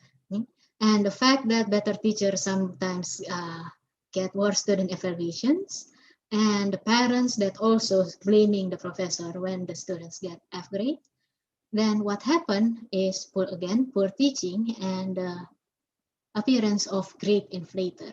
So more and more professor now be a grade inflator. The students want an A, okay, maybe we compromise B plus, no matter how the students do, we just inflate the grade accordingly. And this is very sad, right? Because the students really don't get anything, they don't study anything, the professor feel nothing, right? It's almost like what they do have no meaning, because at the end of the semester, they just give away good grades. So a lot of people say something have to be done to prevent professors start being grade inflator and to maintain the good level or the decent level of teaching and learning. So a lot of things can be done for the professor himself. One of them is to make student evaluation not the biggest contributor to determine whether the professor will get reappointment or promotion or tenure. If student evaluation, I'm not against it, like student evaluation is good, professor can reflect on it, but it shouldn't be the #1 contributor to determine the reappointment, because as we see that student evaluations most of the time is not fair. This is still being discussed, whether evaluation still should be something that calculated into professor evaluations or not. But something that already done, at least in my university, is to give all the professors who teach in the pandemic era 1 extra year contract. So for me, I was hired originally for 3 years. They give me, okay, you automatically get your 4 years before we evaluate your performance. Because we just assume that the 1 year where you teach during the COVID era, just think of them as non-existent, and we will not take that into calculation when deciding your promotion or reappointment. So if they do this, at least professor might still like putting the effort needed when they teach.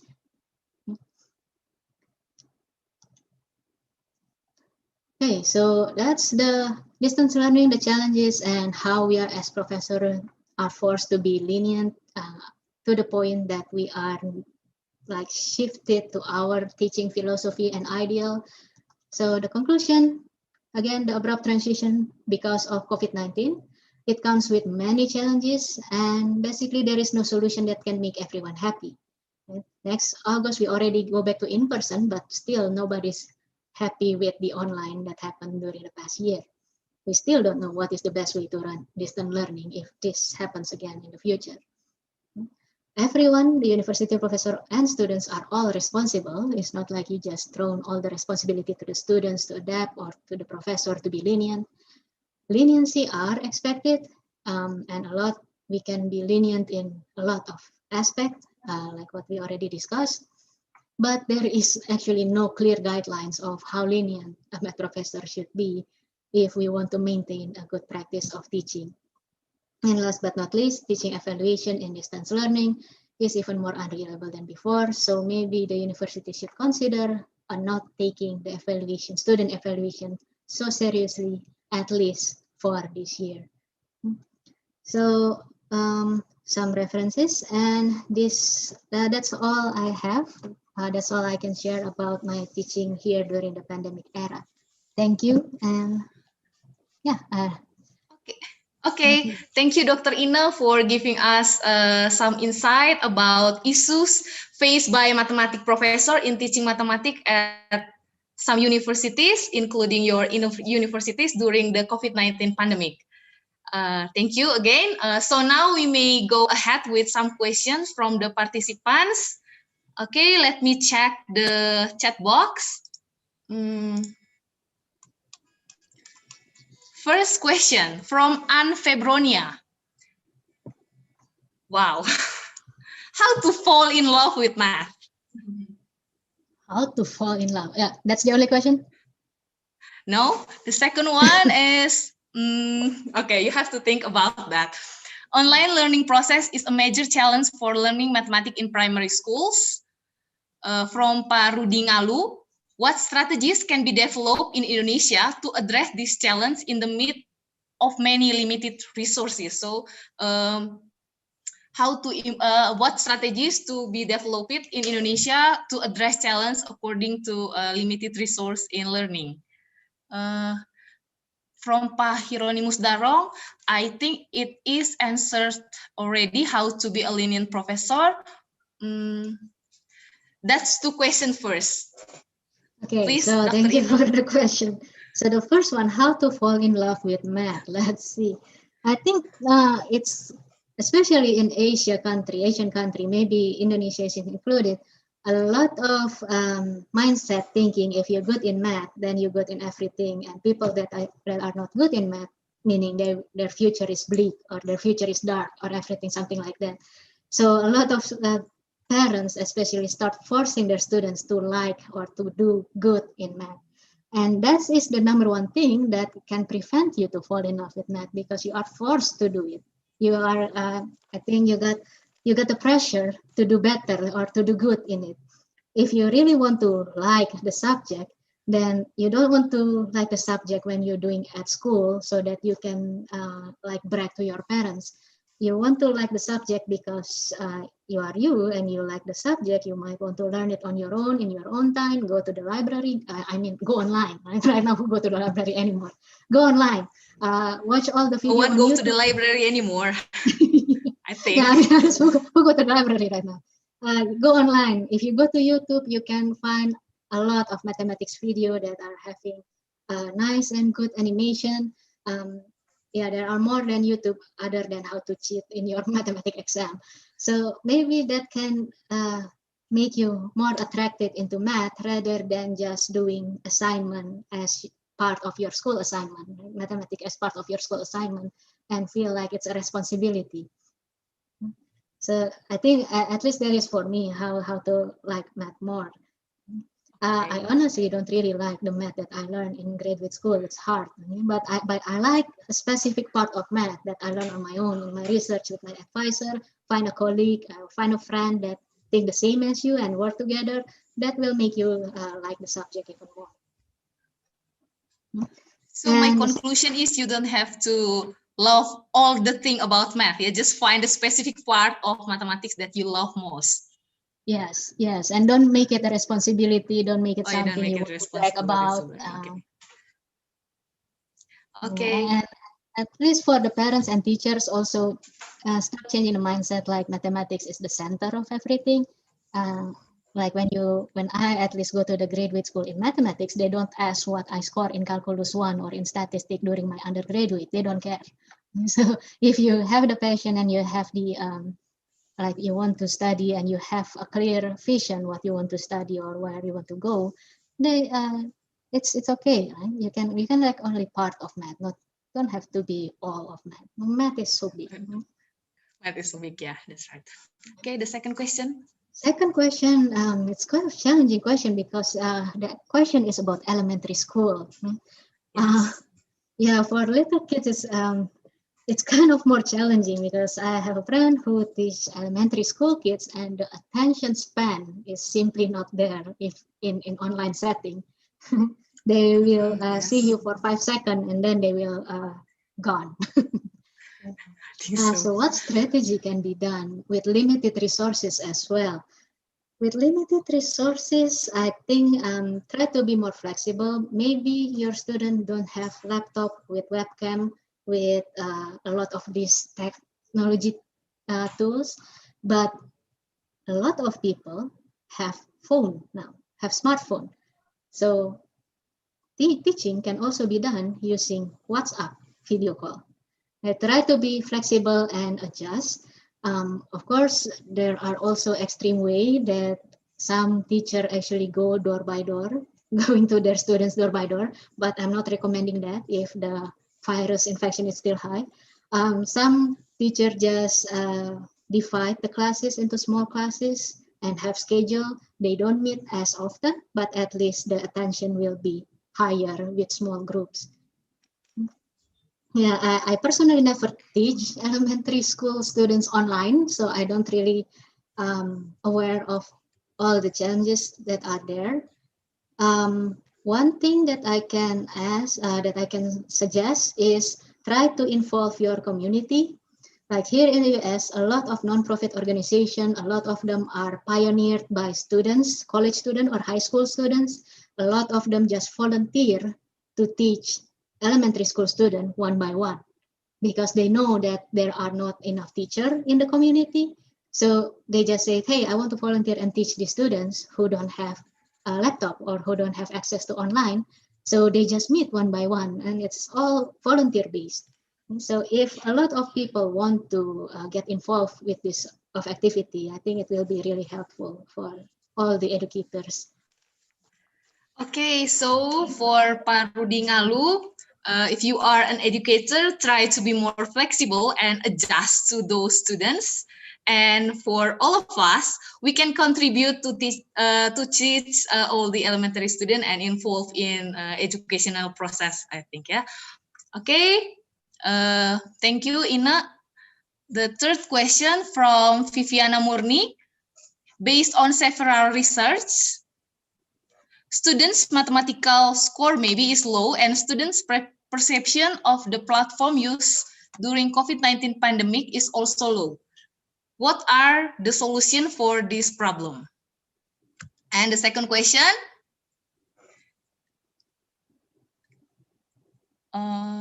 okay, every person have different comprehension about knowledge. There are a lot of people who difficult to understand about mathematics. In this case, the people who have, who has dyscalculia. So how to solve this problem? Maria F. Sinarnatung. Oh, she asked about dyscalculia. Dyscalculia. Okay, let me see. Cannot calculate well, maybe. So maybe the first question is about how to help student perception about mathematics and online platforms, what we do about that. So about mathematics, when we teach, I actually a teaching position and I'm assigned to teach the lower level or entry level mathematics, where students' comprehension of mathematics and students' ability to calculate is really, really low in college level. Here I'm talking about a college student who cannot do fraction, who cannot multiply, who still use calculator to calculate 100 minus 0. So my students have a very low mathematics comprehension and ability when they start. So one of the things that we can do is never to be judgmental. Well, students come from different background. You don't know why the students are in that way. One of my students have served in the military for 30 years before he got back to university, and he already forgot how to do fraction. I cannot blame him on that. Right? So first, not to be judgmental. And the second is to utilize all the resources that your own university provided. Like in my university or most US university, they don't only have professor, they have teaching assistant, and not only that, the university themselves offer supplementary lessons. They have supplementary reader, and they have a group of students who get to pay work part-time by teaching other students. So it's like tutoring or peer tutoring. So let your students know all these resources. Let them find all these resources so it can help them in their own time. So they don't like attach to you and expecting you to do all the work. And in the beginning or in my syllabus, I always list all the students. Here is where you can get help if you cannot contact me. And try to offer one-on-one meeting. I understand professor normally have office hour, when I move online, I'm one of the professor who never use office hour. I never tell my students, this is my office hour Monday and Tuesday, 1 to 3. I mean, my students have flexible hours. They might have jobs and so on. So I always say in the place of office hour, just contact me or chat me if you want to arrange one-to-one meeting. Be available and be available.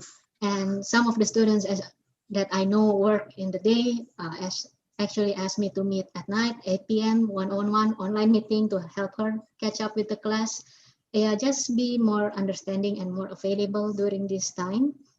And for online platforms, I think number one, for online platforms, we as the professor don't have to worry that much. Our students in general are younger than us. They can adapt much faster than us. So trust your students, that's number one. Number two, you don't have to be the one who actually teach them how to use them one by one. You can just give them the link to all those videos, all the university resources on how to use the platform. In my syllabus, I don't really tell them how to use this platform, how to use this platform, how to use this platform. I give them links. To know how to use this platform, go to this link. To know how to do this platform, go to this link. And all the links are YouTube videos who have a random people out there already make. So we don't have to do that.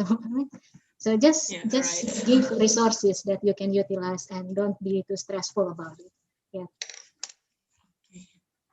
And that's for Can we the move to the first second question? Okay, Yeah, for the second question, maybe it's about how to deal with students who have dyscalculia. Dyscalculia is ability resulting in difficulty learning or comprehending arithmetic, such as difficulty in understanding numbers, learning how to manipulate numbers, etc. Yeah, how to deal with students like that. Maybe you have ever found a student like that. Yeah, we do, because in US again we treat we have this disability accessibility act. I forgot the name, but there are law from the government that force all the university to provide assistance according to every student's needs, including students who have disability or any kind of learning difficulty. So what we do in our university, in many US university, is they have their own disability office. So, I mean, professor, there are limits of how much professor can do. We, as for example, I'm a math professor. I know nothing about psychology. I know nothing about how to comfort students. So when we have students like that, we will consult with the disability office, and this office is the group of experts in psychology and disability, people who deal with other students with other people with disabilities. So those experts in the office can help us with those students. What we do here is normally for those students, even though we cannot discriminate, so that student should still be in the class with all other students, but they can have extra session in the disability office. They can take the test separately in the disability office. The numbers or the question, when we print the question, we might use bigger font. We might use color paper when we print the paper. So after those experts in the disability office decided, okay, this is what the student needs, they will tell us what the professor need to do. Right? Maybe they say, hey, professor, for these students, they find it difficult to see numbers. So maybe if you can use bigger font or use more spaces when you type. So we have to provide that, but it's not our responsibility to judge what we need to do. We ask the expert to decide that, and then ask the expert to tell us what to do. Okay, thank you. Three last questions. Maybe Pa Marcel, Pa Franz, Pa Marcelinus want to ask the question directly.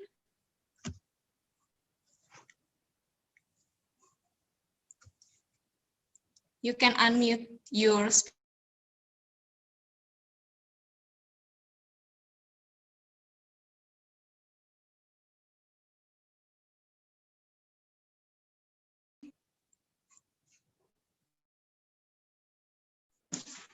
Hello?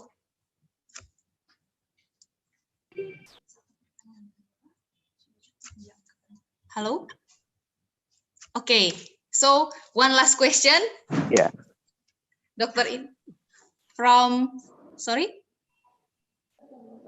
Hello? Pak Hello, Marcel? Miss May. Yes. Your voice is very clear in our place. Oh, okay. Thank you, Pak Sebas. Okay, so I will read the question from Pak Marcel. In this era of disruption, technology has replaced many things, including solving mathematical problems. Many math software has been created to help solve mathematical problems. What mathematical literacy must be mastered by students in the 21st century? Do students still have to learn differential calculus, integral calculus, real analysis, graph labeling, and so on? Thank you. Is that still important and relevant? Okay, Ina, please. Time is yours.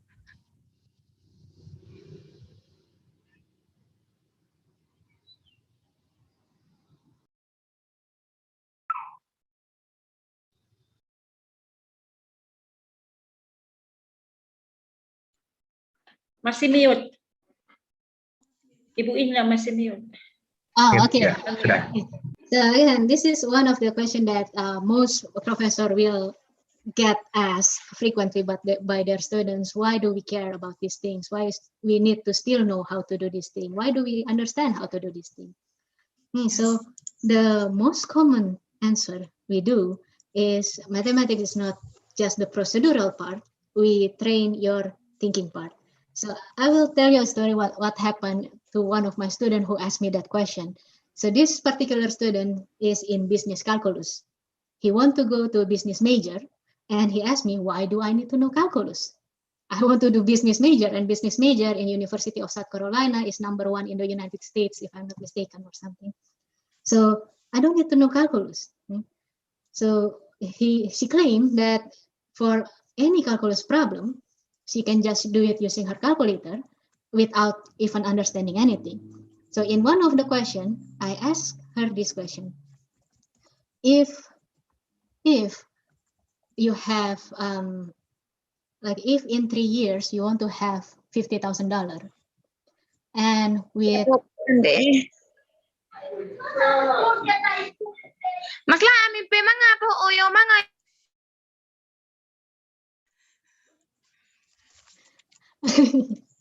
That's a nice disruption there. Okay.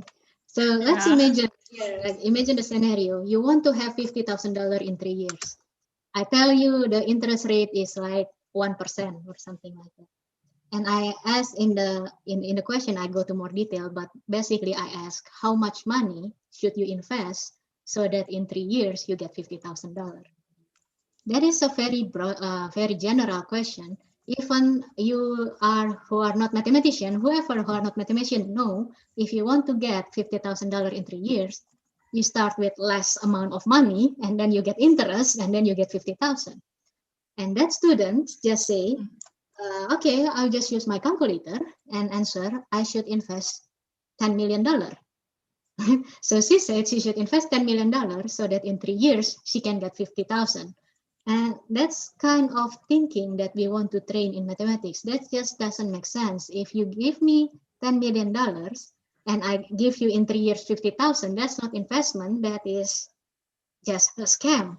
Right? And the fact that she didn't aware about that is really just shown how the hatred toward mathematics, like the feeling of not needing the logic behind the computation, is very dangerous. Right? So that's one answer that we say. We want to train the thinking, logic thinking, rather than the procedural ability. That's why in the United States, we are converting into Common Core, they said it, or in college, at least we involve more word problem rather than just ask, what is the integral of this? What is the differential of this? If you look at the problem asked in a lot of mathematics courses, especially the applied one, the problem itself will be 1/3 or 1/2 of a page. It's a story, so students will stop asking questions like that. it's really try to relating the calculation with the actual scenario that we meet in the real life. And secondly, if you are in a math major, you are a student in math major, and you're still asking that question, then this is a big question mark. Why are you in the math major? So in the math major, the aim for you is not to use those software, is to better the software, is to make software like that in the future, understand how that works, and upgrade it. One of my office mates actually made an update or fix something in Mathematica. A lot of people use Mathematica, but we don't want to just using it. You want to understand how it works so that you can make it better, you can improve it, and you can make it your own, make your own sometimes. So try to not, the mindset not just being a user. Like if you have a lot of these resources, try to shift your mindset. Don't just be a user. Try to know if something doesn't really work, I can improve this much, I can improve this area or something like that. If you are not a math major, then just introduce them with word problems that are related to their major. Right? Try to gain their interest. Okay. Okay, Dr. Ina, I wrap up. Why do we have to learn math? The first one is to know the logic behind every calculation. So not the calculation, but the logic behind every calculation. The second one about the mathematics software. If you are in the math majors, try to understand the software and make it better, upgrading. Okay, we close this session by a very critical question. Thank you very much. Unfortunately, as we are limited in time, we shall wrap up this Q&A session. Thank you for those who have delivered the questions. And thank you, Dr. Ina, for humbly answering all the questions. As I can sum up from our session, COVID-19 pandemic has significantly affected many aspects of our life and caused most higher education institutions. Both professor and students' readiness to practice distance learning are important to overcome the challenge of distance learning. Professors need to be more flexible and accommodating toward the students, which often can only be done by sacrificing their ideal teaching philosophy. Students need to be responsible towards themselves and reasonable toward the professor like Dr. Ina as well. So, ladies and gentlemen, Dr. Ina, this concludes this session. On behalf of Universitas Katolik Indonesia Santu Paulus Ruteng, I would like to thank Dr. Ina for sharing the precious knowledge with all of us. Thank you very much and hope we could meet again in future events. I also thank the audience for your participation. Please stay with us until the end of today's session. Mrs. Faye, the time is yours. Thank you very much. Thank you. Thank you very much, Mrs. Alberta. Well, Excellencies, ladies and gentlemen, it was the resourceful presentation from Dr. Ina from University of Cincinnati. Ms. Ina, Alberta is one of our future Lenin Professor of Math this institution have. Well, ladies and gentlemen, without further ado, we are coming up to the presentation session from another outstanding keynote speaker from St. Andre College, University of Mumbai, Her Excellency Dr. Predi Oza.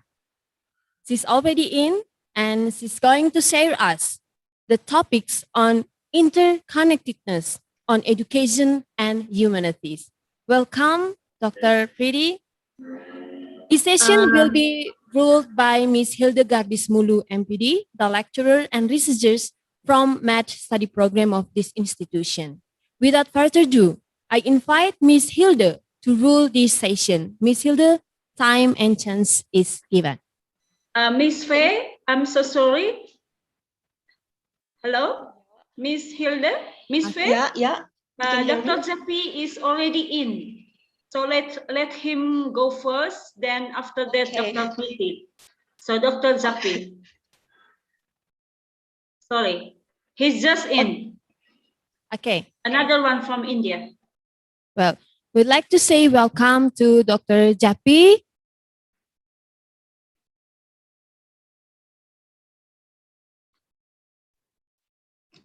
Thank you for unmuting. Okay. Yeah. Yeah. Dr. Japi, this is your turn. And the moderator. Okay. This. Yeah. Okay. I'm ready. Miss Faye.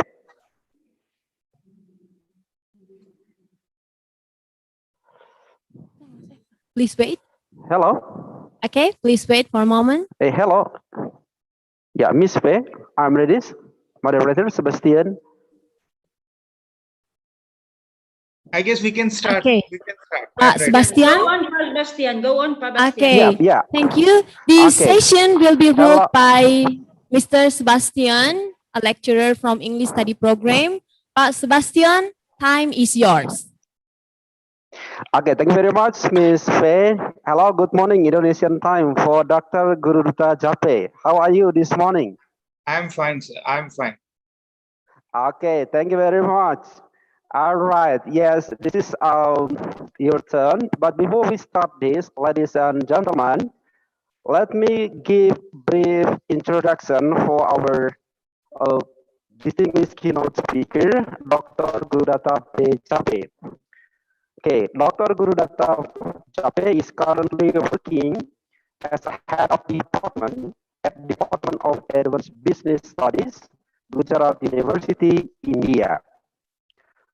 Prior to this, Dr. Gurudata Jape was appointed as director and joint CEO of Quality Assurance, Extensions, Research and Innovation, and Nodal Officer of RUSA at Knowledge Consortium of Gujarat, Department of Higher Education, Government of Gujarat. Dr. Gurudata Jape obtained his master and doctorate degree from Gujarat University, India. His research interests include a wide range of topics related to education. He has published many national and international journal articles, books, actively participated as keynote addresses in international conference, chief editor in a number of international journals, and many more. Due to his expertise and experience, he has obtained many awards from reputable organizations such as Asia Arab Startup Award, Indo-American Award, Indira Gandhi Award, Saraswati Gaurav Puraskar, and Best Research Award. He has visited more than 7 foreign nations to deliver lectures in faculty development and students development program, including in Indonesia.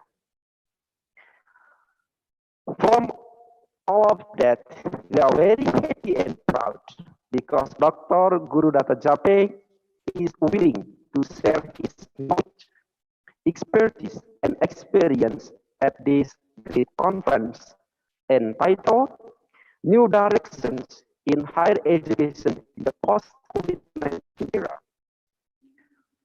And we divide this session into sessions. Dr. Gurudata Jape presentation in 40 minutes and will be continued by discussion session in 20 minutes. Thank you. And yeah, Gurudata Jape, yes, your topic is very interesting and your topic strongly related to our conference theme, particularly on education, how higher education stakeholders have a strong notion to redefine the quality underpinnings on education management, discipline of learning, role of teacher and students. Higher education stakeholders are suggested to adopt blended learning concept, flipped classroom, and many other technology-driven changes in higher education teaching and learning process in the post-COVID-19 period. To explore more deeply than all of this, we give chance for Dr. Gurudata Jape, the opportunity to present his excellence notion. Guru Dada Chape, Thank floor you. is yours. Do I have Yeah, a right welcome. to share the screen? Yeah, we hear. Yeah, we hear. We hear you, sir. Please share your screen. Fine.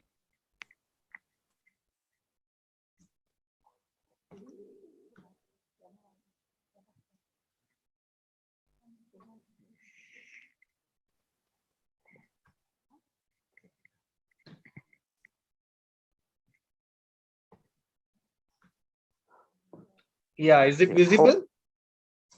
Yes. Okay. You can start. Thank you. Thank you.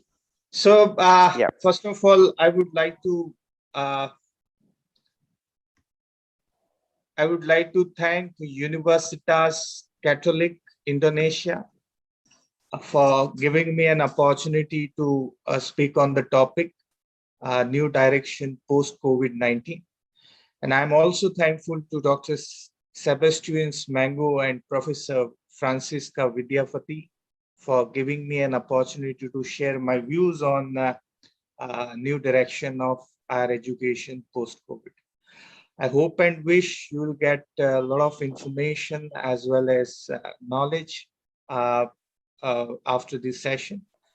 The purpose of any learning is to improvise yourself. So if there is no improvisation reported, means you have not learned anything. So I hope and wish you'll get certain amount of improvisation after this session. What COVID has given to us. If we look at this since last couple of years, we have a feelings of dark emotions. Dark emotions, negative emotions. There are 8 types of dark emotions: fear, anger, sadness, numbness, worry, anxiety, frustration, and stress. So we have been into this type of negative and dark emotions since the inception of COVID. There is a change in the appetite, energy level, and the desires and the habits of which we had earlier prior to COVID. We have also problem in concentration. There is a great problem with the concentration, making decisions, sleeping. We get nightmares also. There is a physical reactions such as body pains, headache, stomach problem, as well as skin disease. Those who have taken medicine, there are a lot of post-medicine, post-COVID effects also. And there is a worsening of chronic physical and mental health. We have a fear. Apart from this, we have a fear of losing our job. We have a fear of losing contracts which we have received. We have a fear of losing our loved one also. So in spite of all this, I must say that we are heroes. The teachers are the real heroes. Because in spite of all these problems, in spite of these all issues, we have tried to justify our duties by performing at home, by preparing for lectures, by learning new technology, by teaching to students. But certainly, after this, there will be a lot of changes. There will be a lot of new dimensions which are going to come. And we are going to deal with how to deal with. There are a number of questions coming up, not only in developing economies, but as well in the developed economies also. So let us try to understand that what we are going to do after this COVID situation. I would also like to discuss the present keywords in higher education.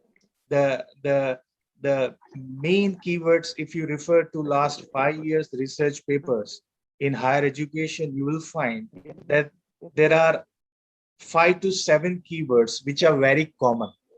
The first one is disruptive innovation. I guess in last session also, the keynote speaker and the audience was also talking about disruptive innovation. And yes, it is reported, because what do you mean by disruptive innovation?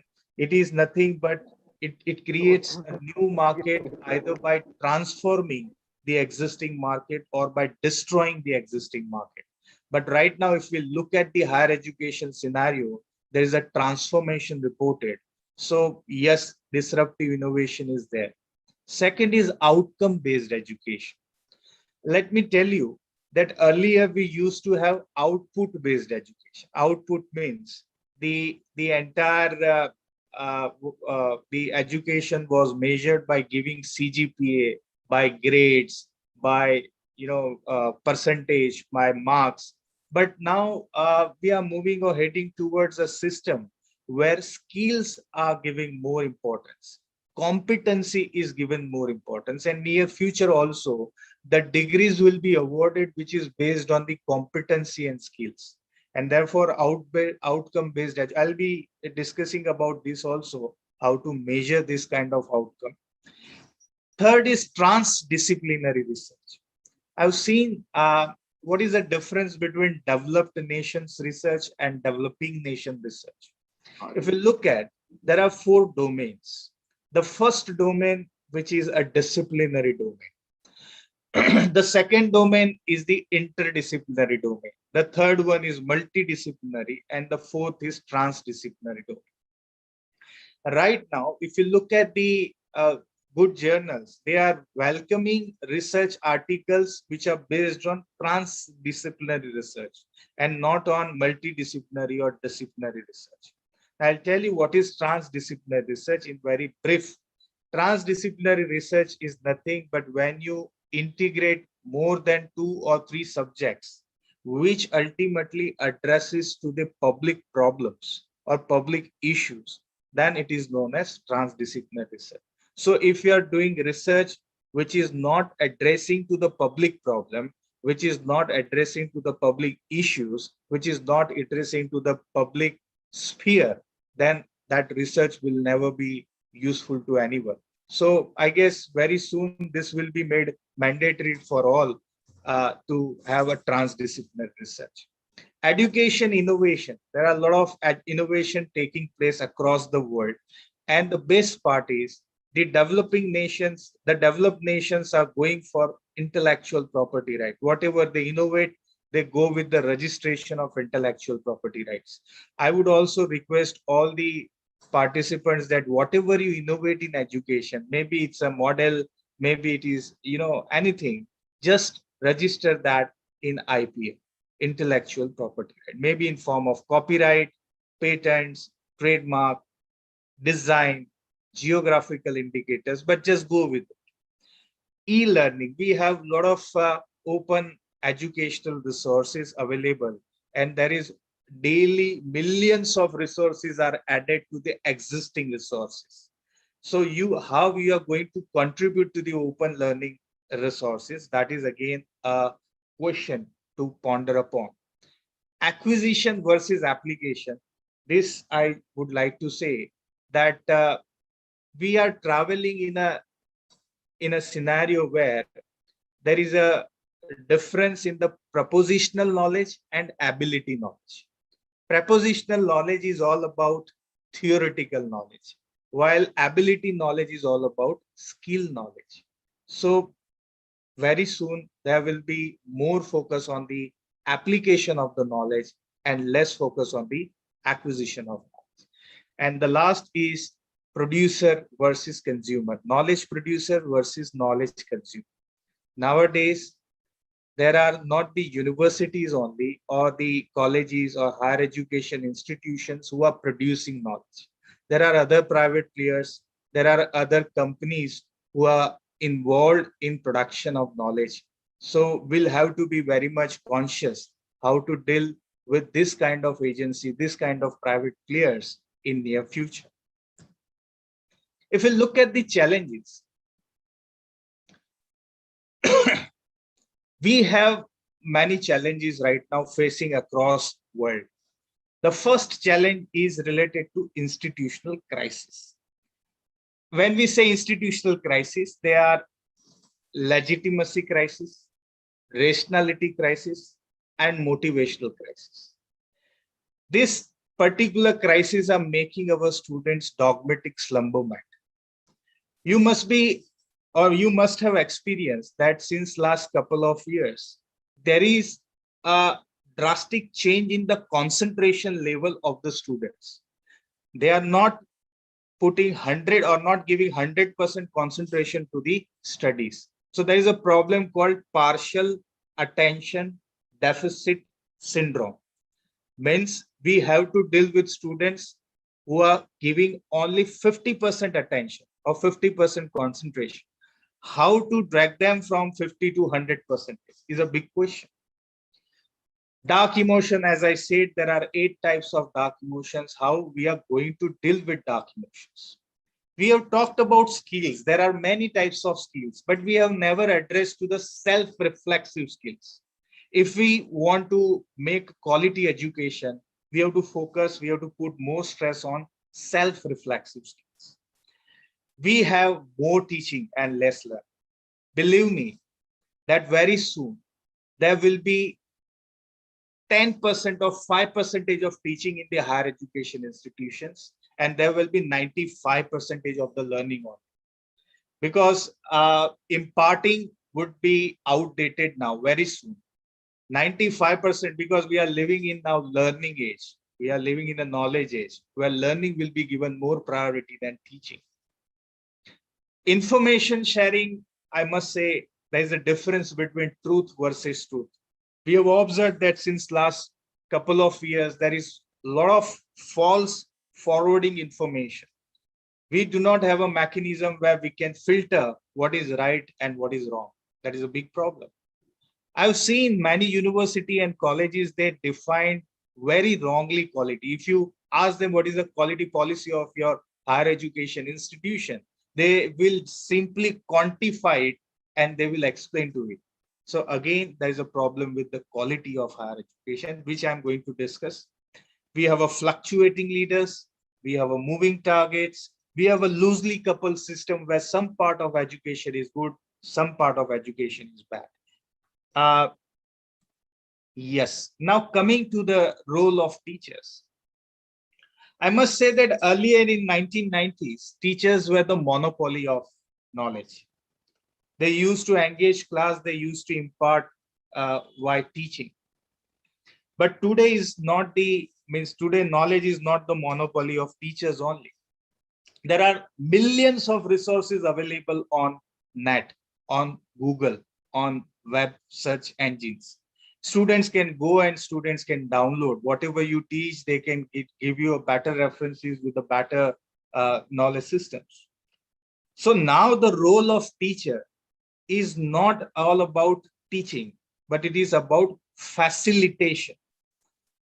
To facilitate how students should get right knowledge, how they should synthesize the knowledge from various resources. Teachers are no longer sage on the stage. They are on the other side. They are now, they have to play a role of guide. They are not the mere knowledge imparter. There will be a role which is changed.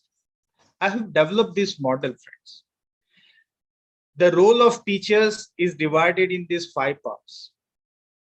Teaching, a very less part. They have to focus more on the administrations now. They have to focus more on the research part, advisory part, and yes, of course, learning part. They have to learn a lot to deal with these digital natives, because we are digital immigrants and we are going to deal with digital natives. So how to deal with them? We have to learn for it. We have to develop a micro teachings. We have to develop a macro teachings. And please believe me that now you are watched by the entire world.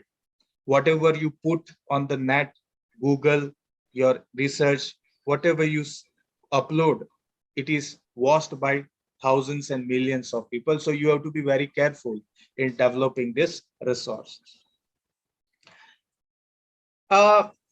This model was highly adopted during this COVID period. This model is nothing. It is all about TPAC, technological, pedagogical, content, knowledge. There is again, you have to create technological content. You have to teach through technology, means your pedagogy should be a technological one. But what to remember as far as this TPAC is concerned? So let me tell you that self-learning model is the guiding force or guiding principle in education. If there is no self-learning, then there is no education. If there is no self-reflexivity,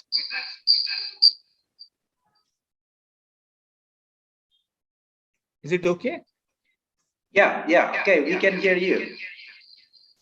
So if there is no self-learning, there is no knowledge. So we have to be very clear with the self-reflexive skills when you are imparting this, when you are adopting TPAC model in your higher education institution. You have to be doubly sure that creative, critical, and self-reflexive skills are also imparted to students. Otherwise, this online education is certainly going to subjugate the creativity of the students, the creativity of the teachers. Coming to taxonomy. What is taxonomy? Taxonomy is nothing but a scientific classification for the assessment. Here it is about assessment. There are 4 models of assessment. I have seen many colleges, universities, they follow Bloom's model. Now, Bloom's model is outdated model. If you look at the other models, they are very relevant to the current situation.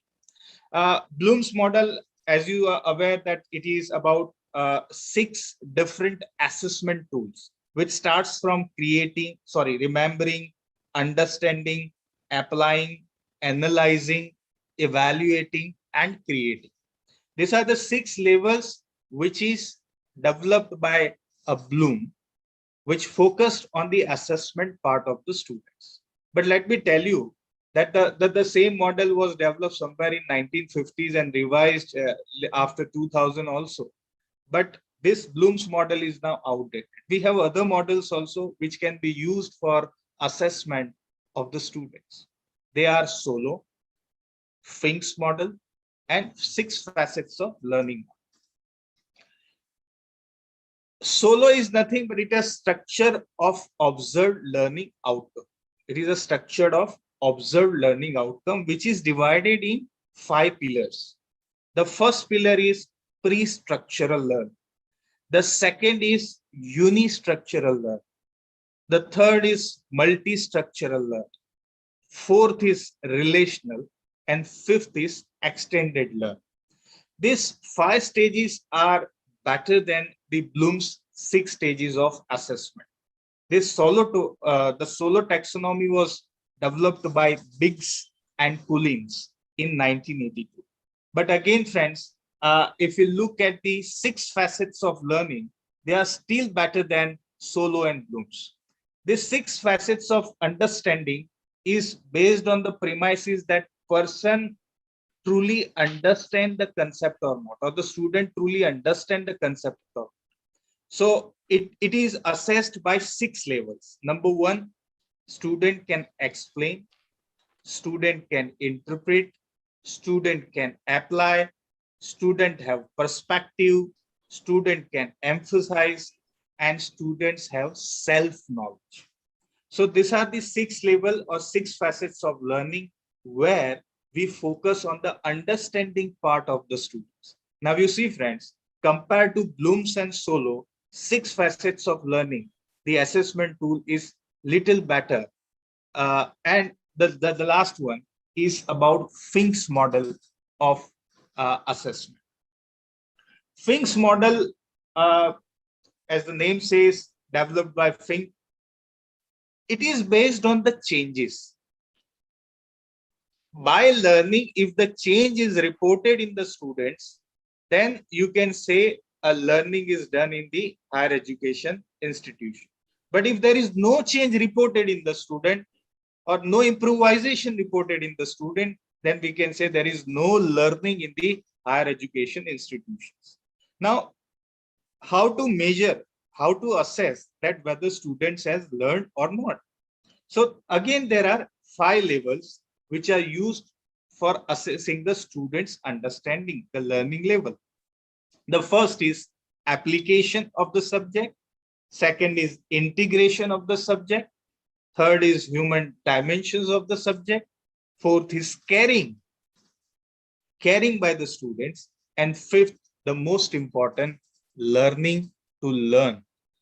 Means a student is in position to learn himself or herself, yes or no. So friends, remember that if you are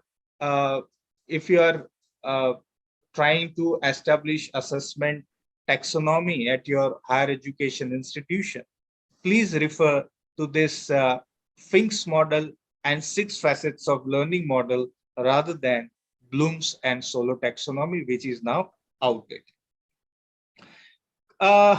Yes. Now, discipline of learning and agnotology. I guess this is the area which is coming up, and it is widely accepted in the Western countries also. Agnotology. I must say that knowledge is always a finite, while ignorance is always infinite. So this agnotology is the study of ignorance. It is the academic field of terra incognitia. It is about academia which is unknown or yet to explore. It is about study of ignorance. So what you do is you find out the area of ignorance in your department, in your college, in your university, and then you try to understand with the various models.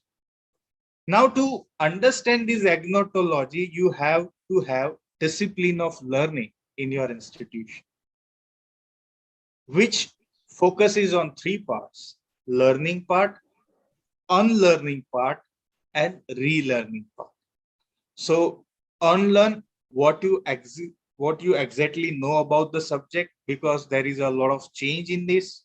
Then you learn, and then again you relearn. So this is a process which can help you to overcome the issues of agnotology. Yes, about the quotient. If I ask you, what is the meaning of quotient? There are a lot of quotients available. We always talk about intelligent quotient, emotional quotient, social quotient, spiritual quotient, passion quotient. So what this quotient is all about? So quotient is nothing but a specified quality or characteristic of the student or of the teacher or of the person. So which quotient is needed now to understand, to learn? So apart from intelligent quotient, emotional quotient, spiritual quotient, social quotient, passion quotient, the quotient which we should now teach to student, or we should develop in student, is adversity quotient.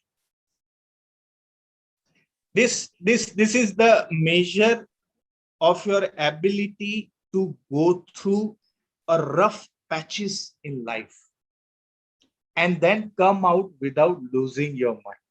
I repeat, adversity quotient is to go through a rough patches in life and then to bounce back and to come out without losing your mind. That is what the adversity quotient is about. So AQ determines who will give up in the face of troubles. Looking to the present situation, we have seen many students have given up, right? So now it is the duty of higher education institution to imbibe this kind of quotient in student, adversity quotient, so that they can fight back and bounce back. I've seen that in current context of Corona, many professionally successful professionals, employers, teachers, they are going through tough bouts of depression because they haven't seen this kind of thing in their life, and they were unprepared for the adversity which has happened in last 2 years. So what I mean to say is that we should be ready to teach adversity instead of IQ, EQ, SQ, and PQ. Redefining quality. This is what the important part is. if we look at the measures of ranking frameworks, if you look at the measure of the assessment and accreditation agencies, it will be more about quantity, or it will be more about quantifying things, that how number of or what number of papers you have published, what is the impact factor of it, what number of courses you are providing. So almost all agencies are talking about quantification of quality. Do you think that they are the real measures of quality? If we talk about quality, Aristotle, thousands of years before, he explained about the parameters of quality, but that was also a very relative in nature. That was also, you can say, more about quantifying the system of quality. But remember, we have tried to develop these pillars of quality, that if I want to say that this particular higher education institution is a quality education, then it must be based on 4 pillars. If that 4 pillars are missing in the higher education institution, then we can say that quality is not there in the system. Now, what that 4 pillars are?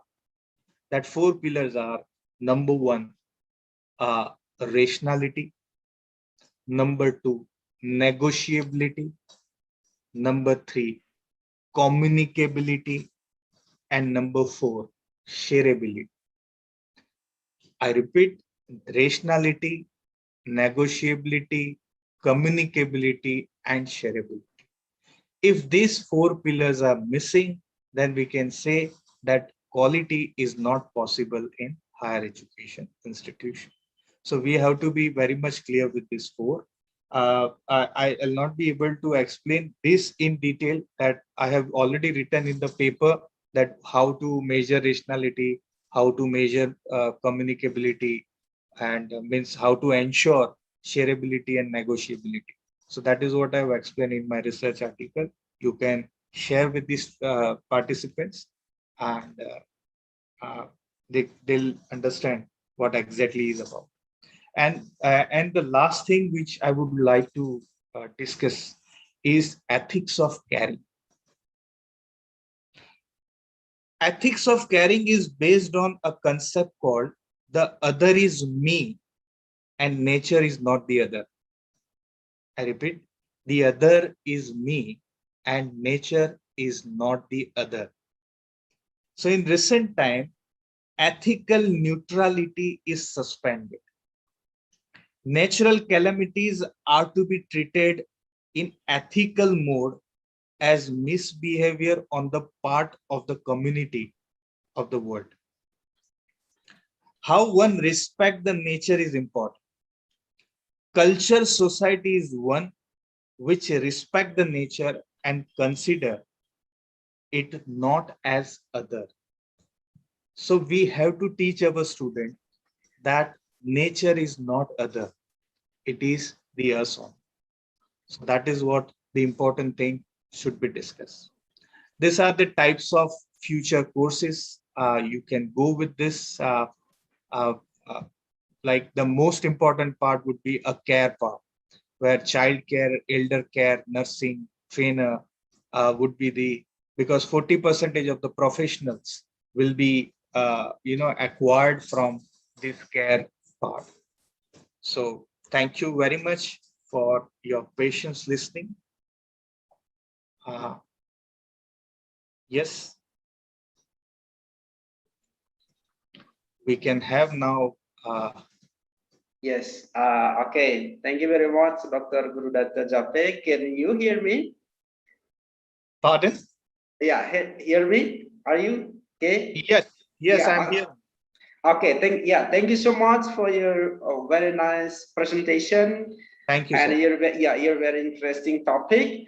And audience, okay, ladies and gentlemen, we give you a chance to give the questions through chat feature or raise our hand with the materials presented by our keynote speaker, Dr. Gurudata Chape.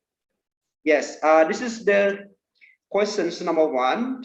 What are the, wait, yes, the questions.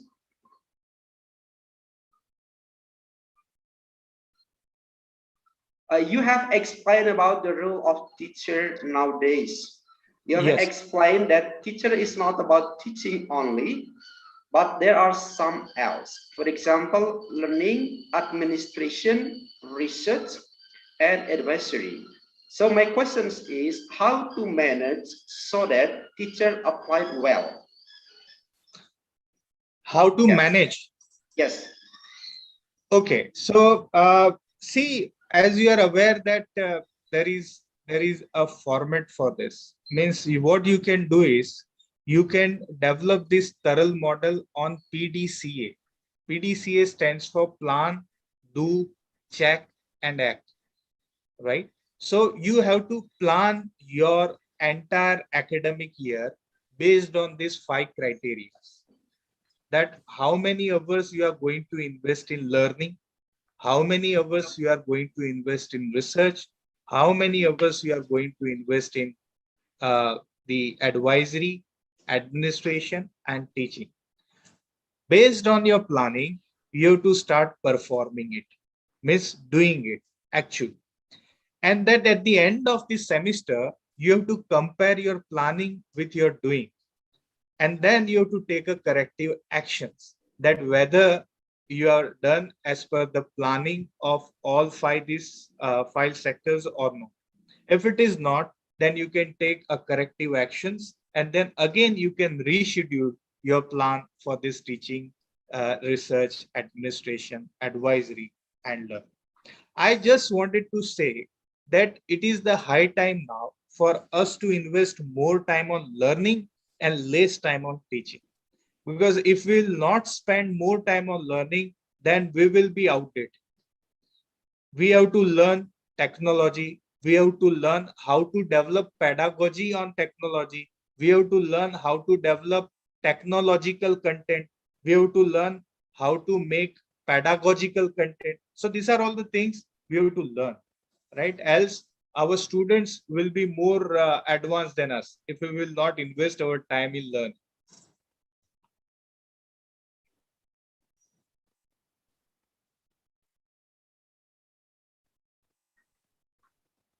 Yeah.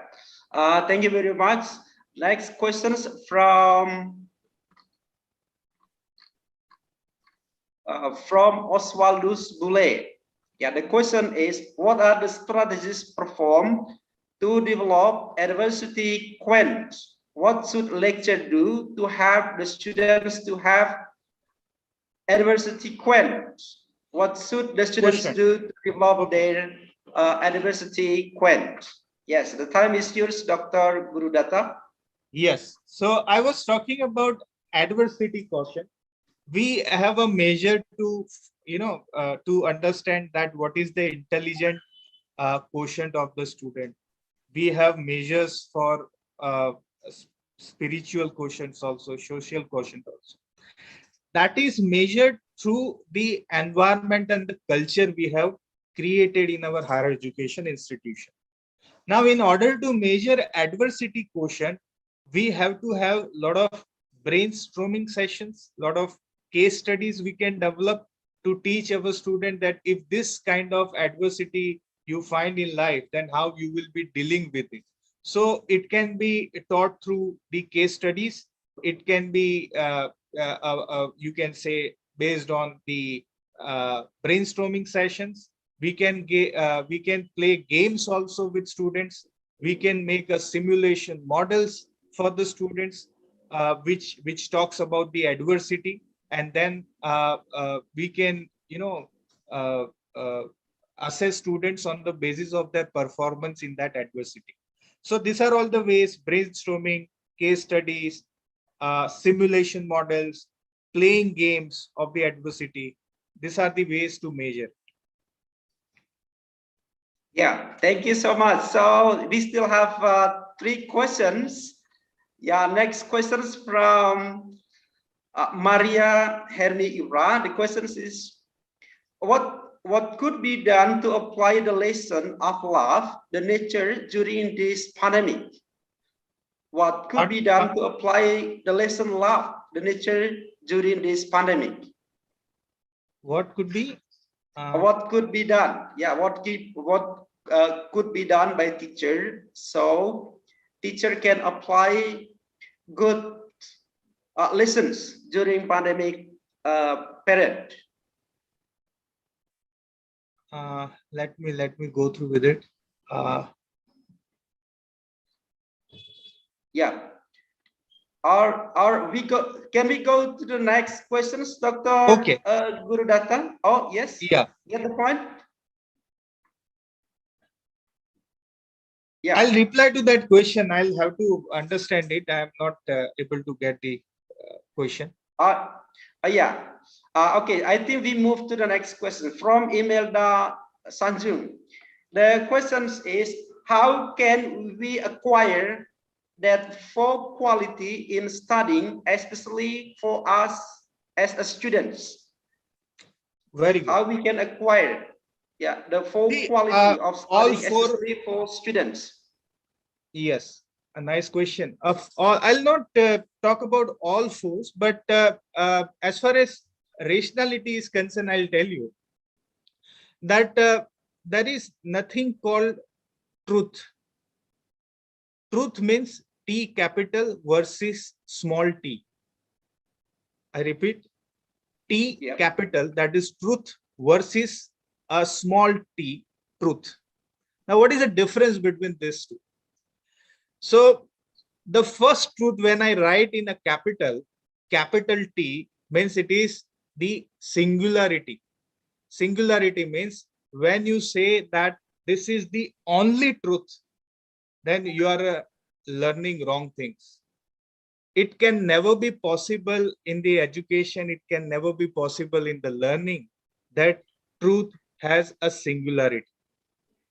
Truth is always plural. Because you have to constant research it, you have to constant explore the truth. You just cannot say that this is the only truth or this is the only singular truth. The moment you say means you are irrational. So you have to be clear with the capital T and with the small t. You have to be clear with the singularity of the truth and the plurality of the truth. And that is what the rationalism is. That is what the rationality is. So if in higher education institution, if the college and university start telling students that this is the only structure, this is the only truth, means you are gone, you are finished.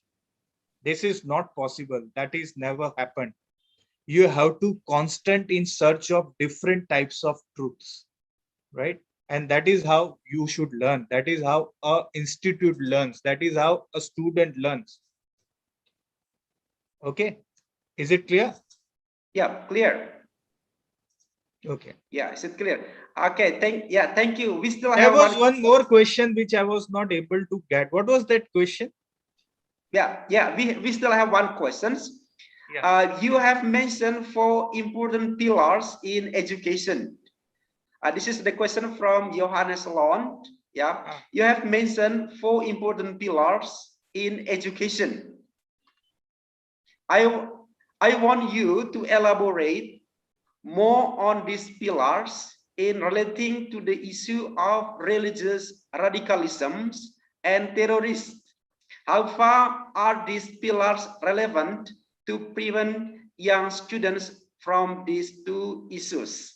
Yeah, this is okay. Yeah, Dr. Guru Datta. Okay, try to elaborate. I would love to answer questions. This. Yeah, love to answer this question. See, we as an institution supposed to create a culture and not the environment. There is a difference between these two, culture and environment. Culture means how we behave. And environment is your surrounding. So if you have this surrounding where people talk about these things, then student will learn that only. So if you want to overcome the problem of terrorism, if you want to overcome the problem of religiosism, you have to stop talking about it and you have to create anti-culture where students are talking about something else. It takes a time. It's not a job of 1 week, 10 days, 1 month, or 1 year. To create a culture, it takes a time, right? But if you can start with some small number of students, teachers, and then if you start, for drugs, for anti-drugs movement also, this kind of movements are going on. So why people take drugs? Because their environment is such. So we have to create a culture which works anti-culturally against the drugs. Same is the situation with this type of terrorism or religiosism. So one thing is very clear, that nobody is wrong. Nobody is wrong. Only the problem is that choices are wrong. So we have to make them to learn how to choose correct thing in life. That is what the purpose of education institution. Choice is very important. Yeah, thank you, Dr. Gurudata. We still have questions. Yes, we move. Yeah, we move from radicalisms and terrorist issue to education. This is the question from Franz Nandy. The question is, we have known about Bloom, Solo, Fink taxonomies, how they differ in increasing the mastery of subject matter by students. Yeah, is it clear? Yes, yes. Okay, thank you. Yes. See, all four are assessment tools, right? So if I want to understand that what you have learned, I have to set question. Being an educationalist, if I want to know whether you have remembered, as per Bloom's taxonomy, there are 6 levels. What is that 6th level? First is remembering, means reciting, mugging up, remembering the question. So if I want to understand what is the level of student, they simple remember the things, they simple recite the things, they simple mug up the things, they rut the things. If I want to know, there are 6 levels in Bloom's. That starts from remembering. So I'll ask some question to student. If they reply that way, means they remember the things on.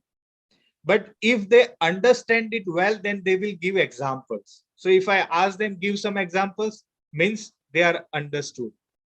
Then if they able to apply that understanding in the practical life, then the 3rd stage comes, application stage. Similarly, after application, if they are in a position to analyze the things, analyze, classify, then we can say they learned one more level of the understanding. After analyzing, if they are in a position to evaluate the things on their own, then we can say they have learned one more level. So first, remembering simply, understanding, then one step ahead, applying, analyzing, evaluating, and the last stage, if the students are in position to create new things, then that is the last. So in Bloom's taxonomy, these are the 6 levels of assessment.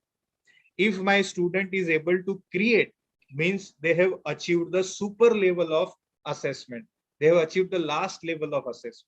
So as a education institution, you have to have your outcome, program outcome, course outcome, assessment tools. If you are not using these assessment tools, students will not be able to understand what level they have achieved. They are on the first level or they are on the last level. Now, why I say that Fink's taxonomy is more important or more popular than Bloom's? Because Fink's has included 2 most important features. The first feature is the human aspect, that is humanity. So are your student human? Human in the sense they have empathy, sympathy towards the thing. Therefore, I was talking about ethics of caring. Are they taking care of nature? So that humanity part and caring part is very important, which is the part of Fink's taxonomy. And therefore, I must recommend all the higher education institution to follow Fink's taxonomy so that they can understand whether students are caring to, human to, apart from the understanding of the subjects. I hope student is clear. Yeah. Yes, thank you so much, Dr. Gurudata Chape, for your excellent explanation and excellent response for the questions.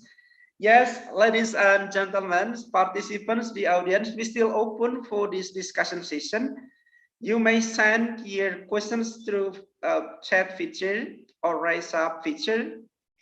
We still have a time to discuss this very interesting topic, new directions in higher education in the post-COVID-19 era, by Dr. Gurudata P. Chape. I also would like to say that that there are two things. One is called truth of discipline, and second is called discipline of truth. I repeat, one is called truth of discipline, and second is called discipline of truth. Now, what is the difference between these two?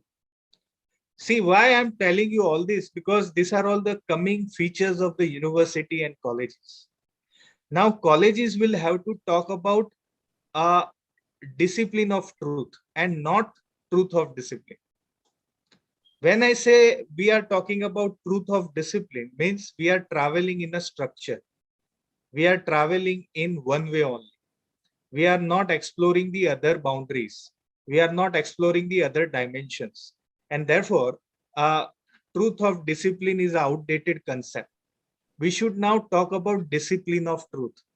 Discipline of truth is what?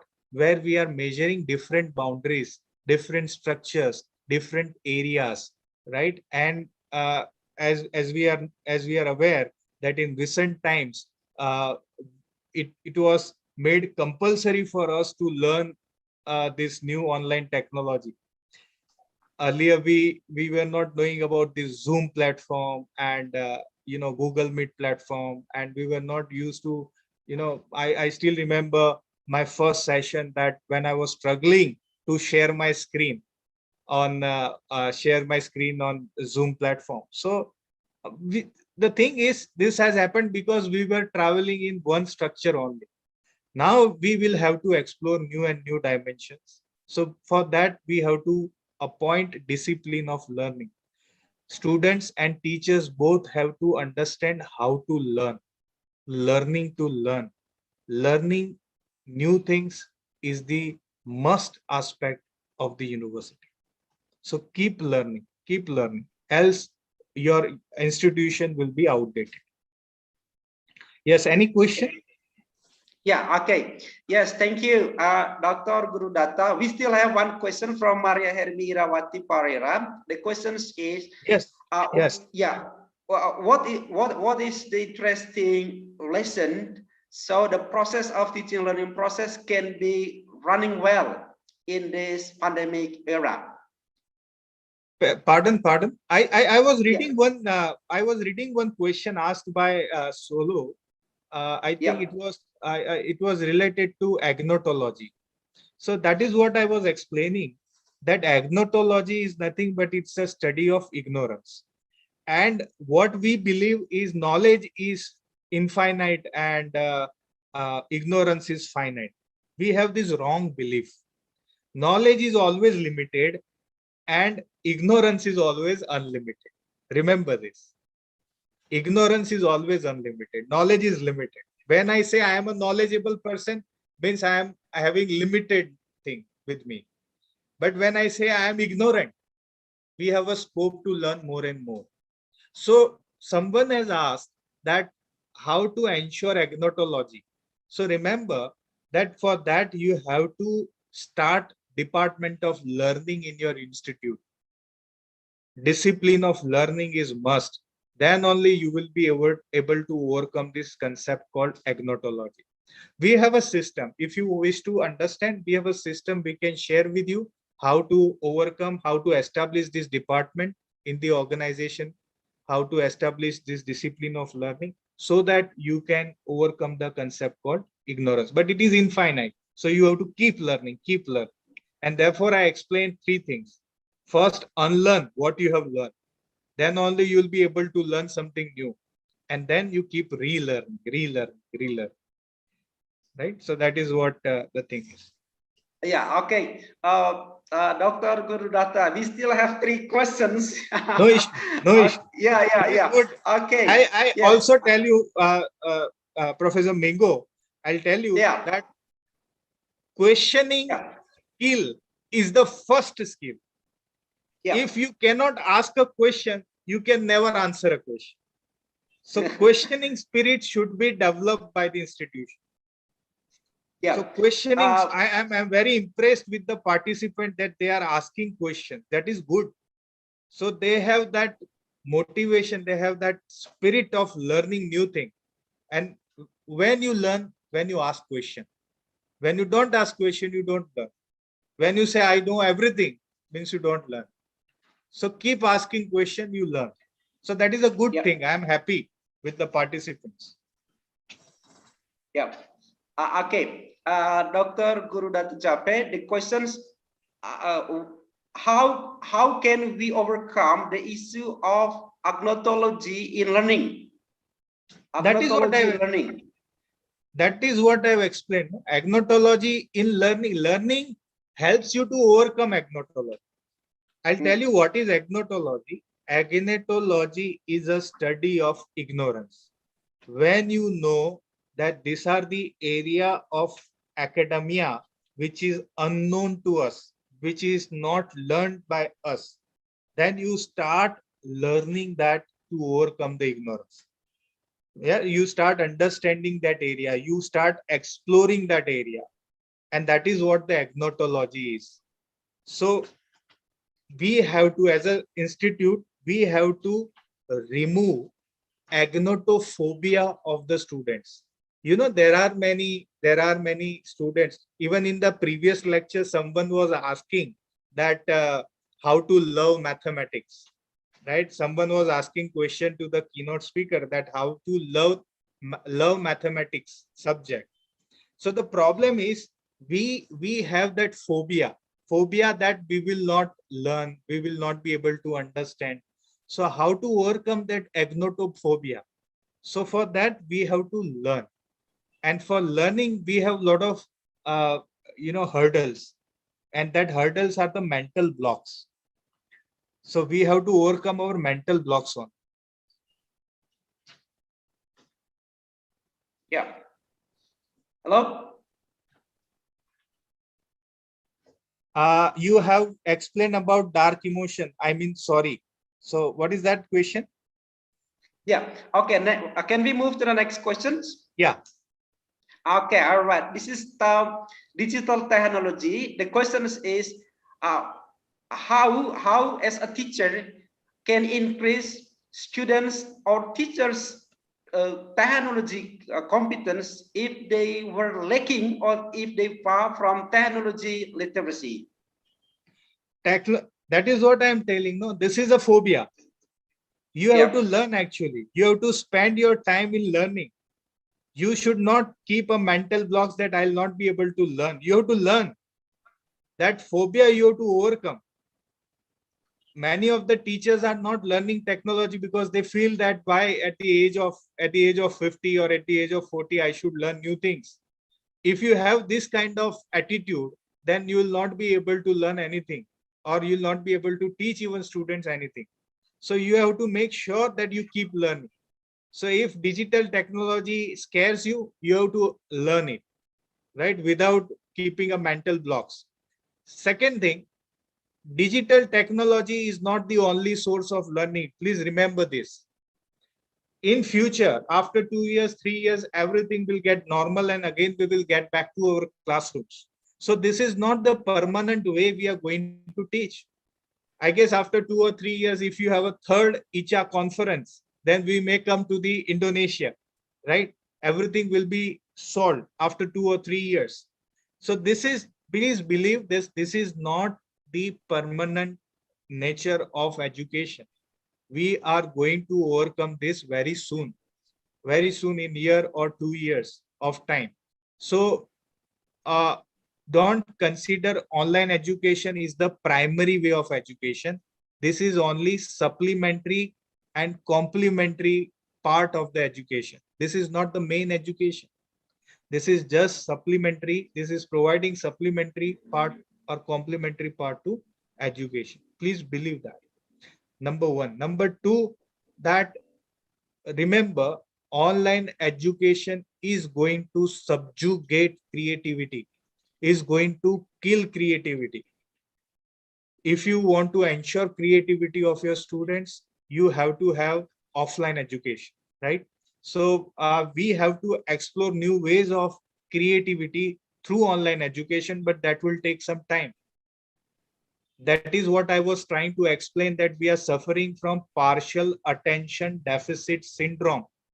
Everyone is busy with, even say, for example, if some call comes in online session, I take a call. So that is what partial attention.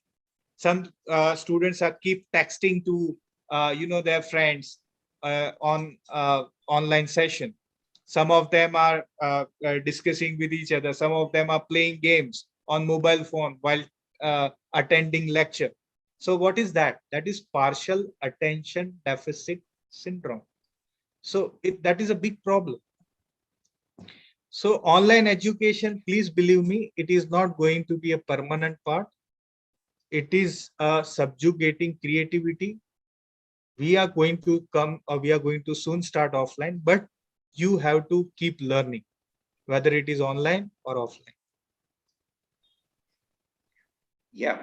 Okay. Thank you, Dr. Gurudata. Is it okay? We still have 2 questions. Yeah. Oh, very nice explanation and great elaboration for this. Yeah. But this questions related to your explanation solo and things with Indonesian's curriculum context. Yeah. The questions, could you give us the explanation about idea of solo and things with Indonesian's curriculum context, which underline 4 learning outcomes: attitude, general skill, special skill, and knowledge. Yeah, because the participants also understood you have been in Indonesia for delivering your lecturing. Yeah. So you may elaborate or give the comment for these questions. Dr. Gurudata, please. Yes. So coming to solo taxonomy. Solo taxonomy is structure of observed learning outcome. That is the full name. As I said that there are 5 different structure: pre-structural, multi-structural. Forget about it. Coming to Indonesian students, how to ensure that Indonesian students have learned through solo taxonomy? Okay, that is first. So we can divide it other way, starting with no idea. So if you ask student any question and they say we have no idea about it, so that is the primary level, pre-structural level, right? So that is the first stage of solo taxonomy, where students are not having any idea, no idea about the concept, about the subject. They are totally ignored. That is the first level. In case of Bloom, what was the first level? Remembering. In case of solo taxonomy, what is the first level? No idea. Second, one idea. One idea means they have only one answer. They cannot think the other way. They cannot have different answers of it. So the first criteria is no idea. The second criteria is they are having one idea of the question, of the problem. As I said, truth, T capital. So they know only about T capital. They know only one idea about the problem. Then the next is many ideas. So they have a knowledge, means they can think from different dimensions. So one problem can be measured by them from different perspectives, different levels, different areas. So that is called many ideas. Now see friends, I repeat, in solo the first was one idea, sorry, no idea. Second, one idea. Third, many ideas. Now fourth is relate. Are they in a position to relate the particular problems in practical life? Are they able to implement that particular problems? Means this is about application. This is about relativity. This is about relation of the problem in practical life. That is a fourth way. So this is see in the ascending order. The first no idea is a poor student, weak student. One idea is little better student. Many idea is a good average student. Then the one who can relate is an excellent student. And then the last phase in solo is extend. Means after doing they relating with the present scenario, if they are able to innovate something new, then they are called extension of the current problem. So solo is about going from no idea to the extension or the innovation. That is what about solo. Now coming to Indonesian student, if we can ask student a particular question and if they answer this way, then we can judge them. If they write no idea, if they write one idea about the problem, if they write many ideas for the same problem, if they relate with the present world, or if they innovate something new, then we can say they have achieved the level of solo taxonomy.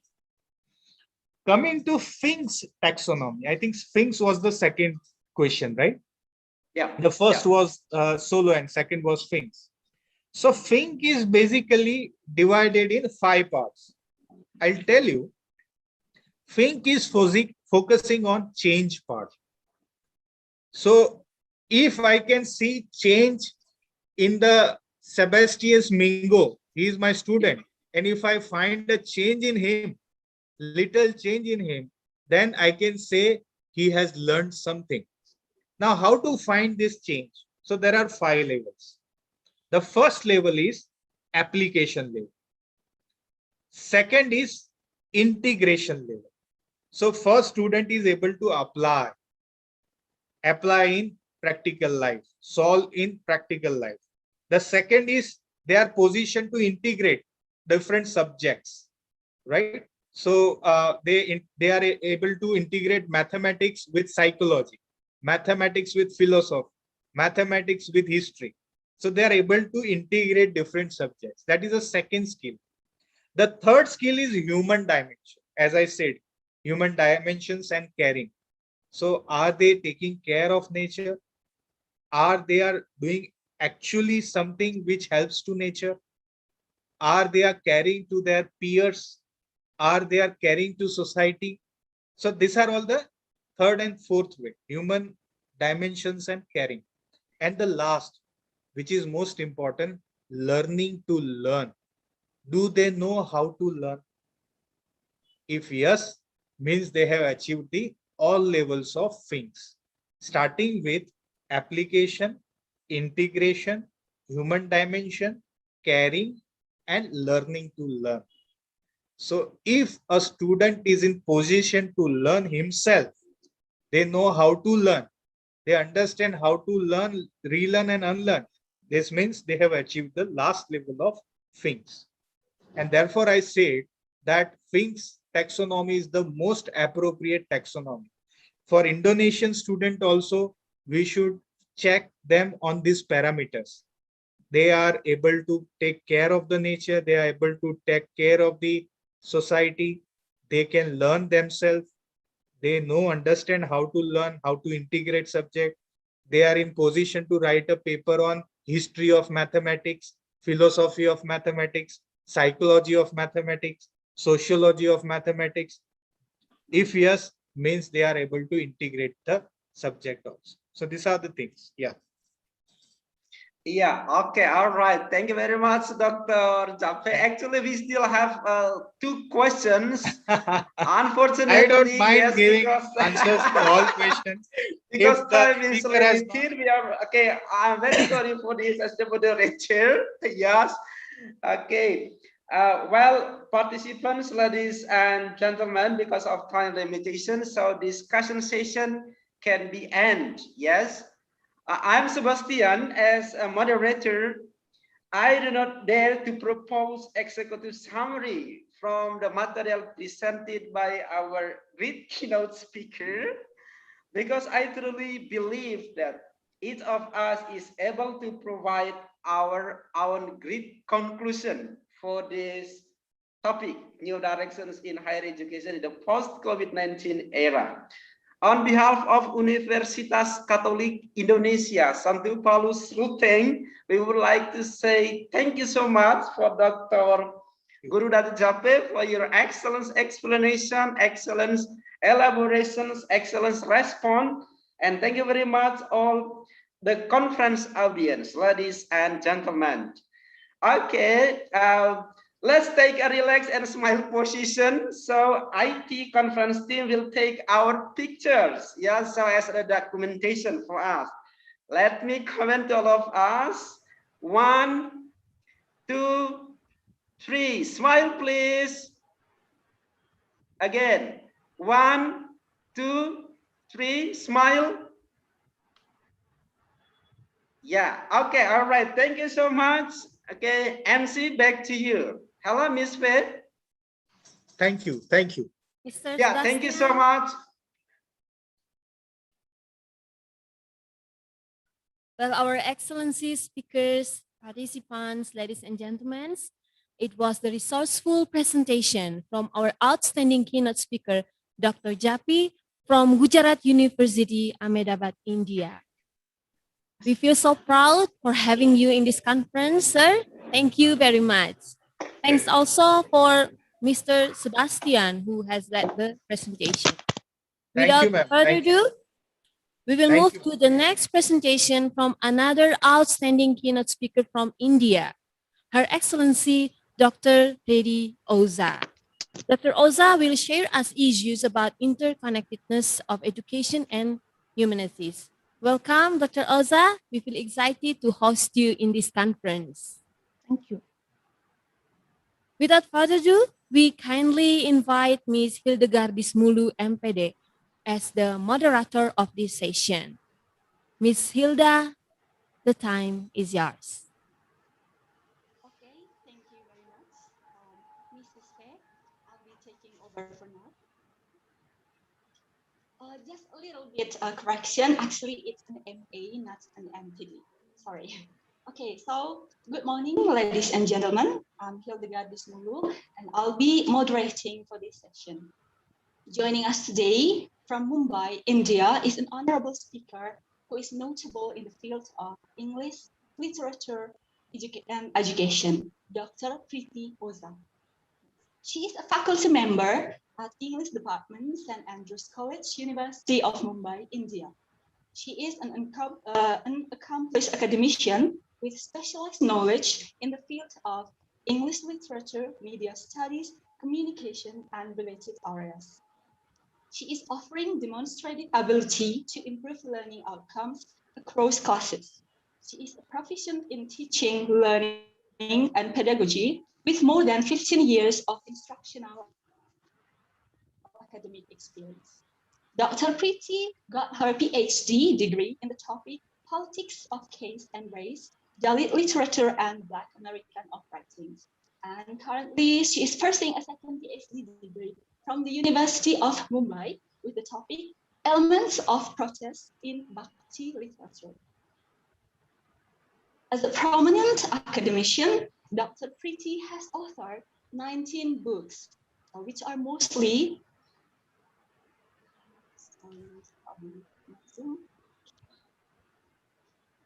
Madam, I think we can start with this. You can cut down my introduction because I've already provided that to the moderators and organizers. And you can share it with thank you. participants. Thank you, ma'am. Yeah, I will share it later. Thank you, Dr. Preeti. Am I audible clearly? Am I audible clearly? We can we can hear it clearly. Okay, thank you. Okay. First of all, namaste from India. And thank you so much for having me here with you. before starting my session, would like to thank on a very personal note my dear friend, Professor Dr. Francisca Vidyavati, who was kind enough to invite me in this session. Thank you, friend, and looking thank forward you. to, yes, thank you. I would like to share my screen.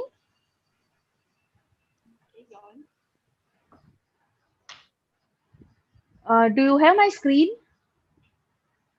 Yes. Yes, we can see it. Okay, thank you. So, first of all, just wanted to introduce my topic for today, interconnectedness of humanities and education. And would like to thank Universitas KATOLIK Indonesia and the organizing committee members, all the dignitaries present in this August gathering. And with a small prayer to God for the universal healing towards the peace and humanity, let us just start with this session. As I have given you the little peek into my title, humanities, and it is also one of the key areas of this very first international conference here. When we talk about humanities, we all can say that human is the beginning, human is the starting point, and we start with the word human. So whatever is related, relevant, surrounding to that human, that is you, me, we all, that is called humanities. This is the general idea. Now, when we look at it from the academic point of view, these are some of the areas which usually we have incorporated into the academia during the course of studies of humanities. So we talk about creativity, philosophy, culture, society, history, literature. These are some of the basic areas usually when we talk about the word humanities. But what we are going to talk about today is dealing with this very important question: how to best educate the students of tomorrow.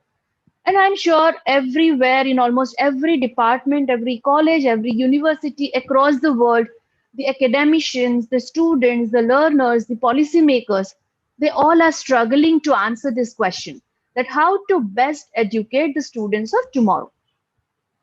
Why this question requires a little more, prodding, why this question requires a little more exploration.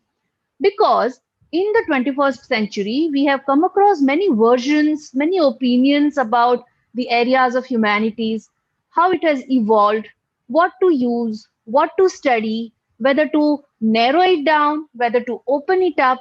And there are a lot of examples where a lot of permutation combinations are happening.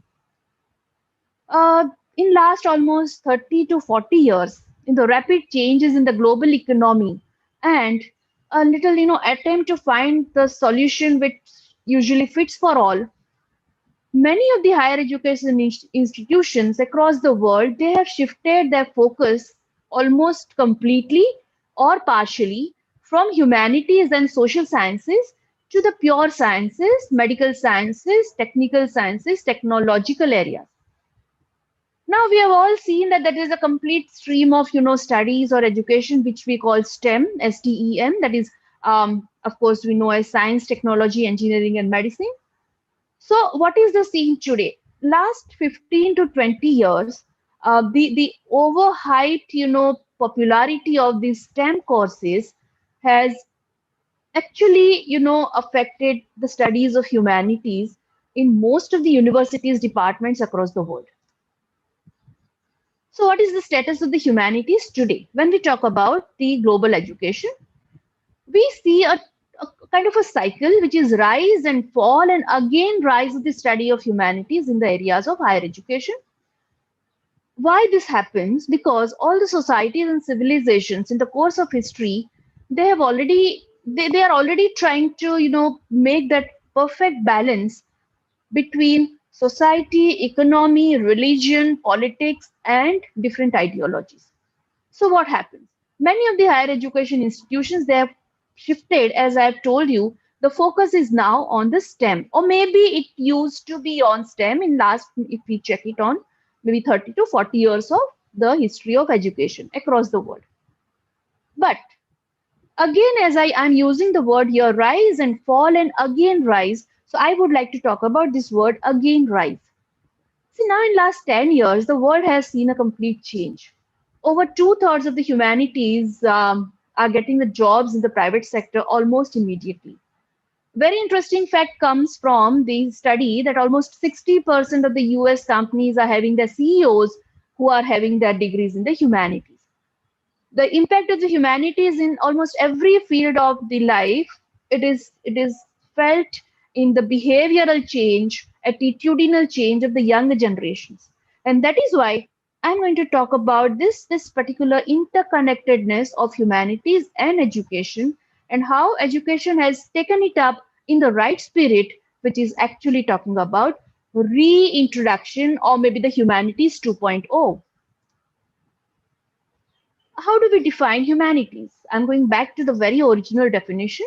Humanities are those branches of knowledge that basically deal with human beings' culture by analytic and critical methods of inquiry from and appreciation of human values, of the unique ability of human spirit to express itself. Now, this is something which is making humanities very, very, subjective, very individual, because as per the last line, to express itself. Now, how this particular thing is achieved, we are going to see in the further slides. Now, going back to a little bit, historical elements of humanities as an academic discipline. Again, I then draw your attention towards rise and fall and rise. So if we go a little bit back into the historical, sphere, the humanities as an academic disciplines to understand and interpret the human experiences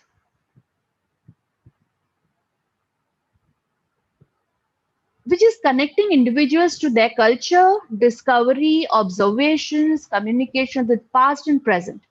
So what it does, it records and enables individuals to deeper understanding of the contemporary society. The study of humanity is usually, when we talk about, as per the traditional, canonical frame of mind, we include literature, classics, ancient and modern languages, philosophy, media studies, fine arts, performing arts, and many other related subjects. So the subject of education in itself is now considered a part of humanities. Now, education is configured as an interesting academic discipline because now we are asking some really, basic normative questions about the tenors of education, which is actually focusing on the meaningful human actions rather than human behavior. So this is something which I would like to draw your attention, that when we talk about the field of education today, we are basically dealing with the humanities 2.0. So education this way becomes the role of value judgment in teaching, but sometimes the confusion occurs when we understand moral values as the educational values. Now we are going to differentiate between how and to what extent to expect moral values out of education, or how to substitute, or rather not to substitute, educational qualification with the kind of measurement of moral values. Uh, the history, very quick, if we take it this way, it goes somewhere in the classical Greek. We are having two words here, paideia, which means a source of general education. It was followed by sophists in the mid-5th century BC as a young men who are creative citizens in the polis, which means a city-state. So basically, as per the Greek civilization and the documented Greek history, the idea of humanities was more about training their young men and women to understand the city-state. This was a basic, very primitive kind of a sort of a objective. Cicero, when we are talking about the documented history, how humanities have come into academia, Cicero, in his prominent work Humanitas, is talking about a complete program of training for public speaking in the orator in 55 BC. So now as you see gradually that it started with the training of young men, training has been now percolated into the public speaking. We have documents from the uh, writings of the Greek philosopher Cicero.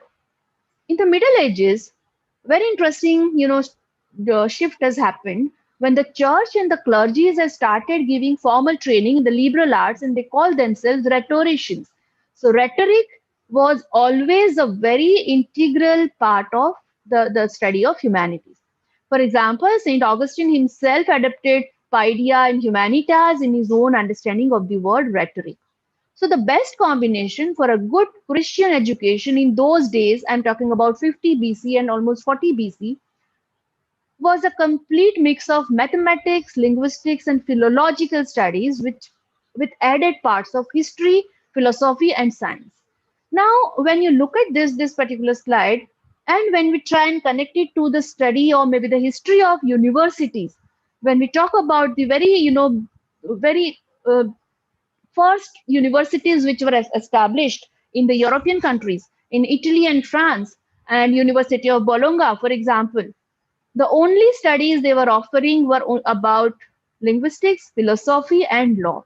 So it is a very interesting, history here to follow, where humanities was always a backbone for any academic, kind of structure. Going little bit ahead in the history, during the Renaissance in the 15th century, we are getting one very prominent term called Studia Humanitis. It was popularly used for the literary and scholarly activities done by Greek and Latin scholars. So the Studia Humanitas is basically nothing but the gallery kind of a showcase of the scholars which were working in this particular field. By the 19th century, now coming to recent history, the purview of humanities has started expanding and it has also started considering material sciences and methods of measuring physical sciences.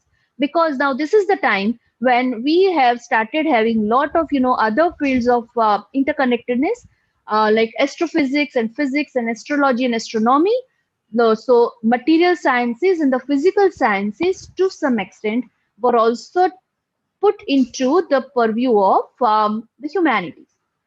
It was this period when the reference to human meaning and purpose on this earth has been started for the re-examination of the world and its phenomenon objectively. So when we are talking about today, when I am talking about this word humanities today in front of you in the 21st century, somewhere I am finding my roots of this talk in the 19th century, where the idea was to reconsider human meaning. Why are we here? What is the purpose of our life? What are we going to do? So when human-centric knowledge creation, knowledge construction, and knowledge dissemination has started, humanities again came into picture. So when in the 19th century, when we're talking about, these were some of the prominent areas of humanities which were added into the academics. That means the formal education structure. Music and art, interestingly, was one of the most prominent part of humanities studies. Because if you just remember what I said, that the way human beings will be able to express themselves becomes always the forefront in the humanities, the objectives of the humanities. So the music and art became an integral part of the studies of humanities, along with philosophy, literature, and other religious studies. Of course, history was always there. Now, when we come to the 20th century time, what happens? So in the modern period, humanities is seen as the idiographic understanding. What do you mean by the word idiographic? It means they are subjected to the unique value of individual within its cultural and human context, and it cannot be fitted into general laws. So now as you see here, that when we use the word idiographic, that means we are somewhere providing equal importance to each and every human being, because it is having a completely subjective idea of individualism, right? So this is a very interesting take, because on the basis of this multiplicity of humanism, a multiplicity of humanities as a study, we are now going to talk about many newer areas in the field of humanities. But let me make some things very clear here, that why this thing has happened, who all contributed in the idea of this multiplicity of humanities. Because, see, basically, when I'm talking about humanities and the pure science, somewhere I am also understanding, maybe because of our very rigid, learning system or our own conditioning because of our education, that when I'm talking about humanities, subjectivity can be a part of it. When I'm talking about pure science, I cannot talk about subjectivity because pure science is always based on evidences, proof, and validity, and reliability of the test. Here comes the difference. Here comes the merging part of it. So what happens? During the 20th century, the scale and the scope of humanities as an academic has started getting revival. It was proposed as the purpose of the complete education system and the propagation of an independent, self-contented system of human values. Now, very interestingly, almost across the world, see, when I talk about the world, basically I'm putting some of my observations limited to Indian, context. Um, of course, as we all know, we were colonized by Britishers for almost more than 200 years. But when we got our own, formal education system, thanks to the Britishers, in India, the humanities were the only studies which were offered by the formal education system, and English missionaries, those who have propagated the spread of education, they were teaching mainly about human values through the studies of humanities. So this is a very, very interconnectedness of education and humanities, which we have started seeing in the formal schooling as a part of maybe political ideology, maybe part of a religious ideology, maybe part of an economic ideology, right? So during this time, many new important branches of studies in education have also been separated from humanities, and we got a new nomenclature which now we call social sciences. So in the late 19th century, we have one very important observation which has actually made this change possible, which is called the spiritual sciences and the human sciences. When that area got integrated, especially from the German philosopher Wilhelm Dilthey, this is the core sector. This is the core change. This has provided a very rapid growth and very rapid popularity of the new branches of humanities. Immediately after this, in the 20th century, Rickert has supported the argument that not subject matter, the subject method of investigation is best defined in humanities. We are going to talk about this in the further slide, that why not subject matter is important, but the way you investigate that subject through method, that is now paving the way for the new kinds of humanities. Why this has happened? Because of one more philosopher we are talking about today, humanities as a benefactors. In an very ironic account in how he became an author, Soren Kierkegaard describes himself as what is he doing with his life? And then he's saying that whatever he looked, he thought, practical men were preoccupied with making life easier for people. See, now please put this attention to the benefits part of it. How humanities is basically trying to put the benefactor. So those considered benefactors of the age knew how to make things better by making life easier and easier, some by railways, others by omnibuses, steamboats, telegraph, easily apprehended, compendiums, short recitals. So what I'm talking about today is the very beginning of the 20th century period, when the technological advancements, industrial revolution was going almost across the world, though started in the European countries, started basically in England. But some philosophers have tried to look at it from how this study, not only the study of science, but also the study of humanities, will be creating the benefactors, and then they called it humanities as benefactors. Another very important, concept here is civilizational malaise. What it refers, see, this also was in the similar period, almost in the beginning and the mid of the 20th century. It refers to the inability of any civilization towards material improvement when it comes to higher income. It is like the miracle of medicines or the triumph of the applied physics, or in general, the contentment of the human spirit. So what they mean by the word civilizational malaise, that there are some areas, because of the rise in the technological aspect of the civilization, maybe some malaise has been created, and to maybe nullify this malaise, humanities, the study of humanities was propagated as maybe the support, maybe the solution to be added into the education.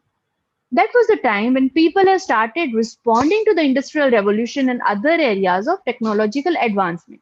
So this was the time when almost across the world, though my observations are mainly in the European countries, maybe England, and to some extent in America, the darker side, the negative sides of the industrial revolution, technological advancements, they were already started being observed, being experienced.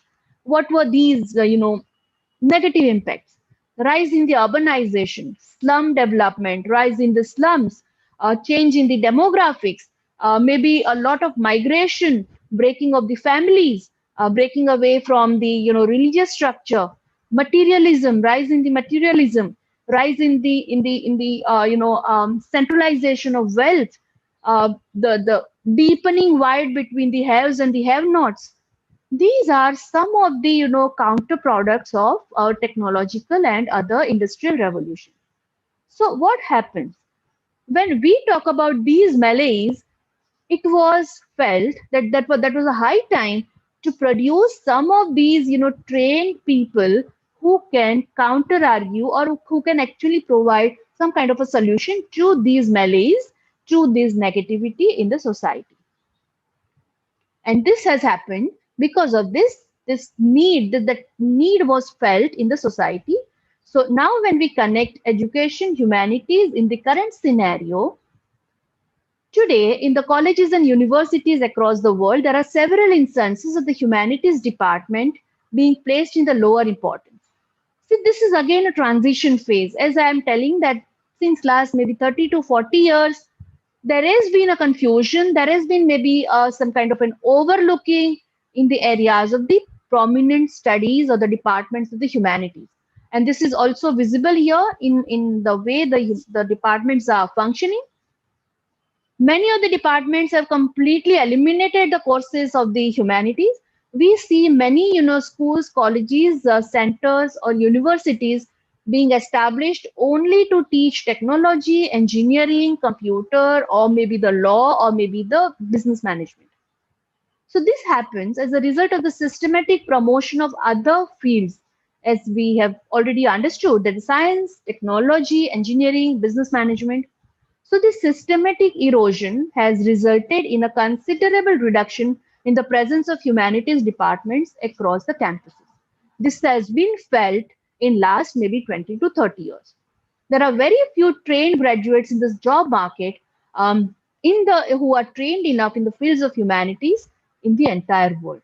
So the impact is felt on both the sides, that is inside the campus and outside in the job market. So when we are not getting enough comprehensively trained graduates having a background in humanities, we can see the behavioral and attitudinal changes in the employee profile. Today it is very well seen. But don't you think that when we look at the overall picture, universal picture, maybe here I'm quoting UNESCO 2005, that it seems paradoxical that in the so-called knowledge society, one that should be nurtured by its diversity and its capacity, not all the knowledge field will be valued equitably. So why does this happen, and why namely at the expense of humanities? So this is the question. Maybe this is not to be answered, but this is for the retrospection. Uh, there are some reports, there are some studies that why basically the study of humanities is being reduced. Uh, there are many reasons, but some of the important reasons, as we can see here on the screen, cutting down of the finances for the research and teaching, not providing enough structure within the society,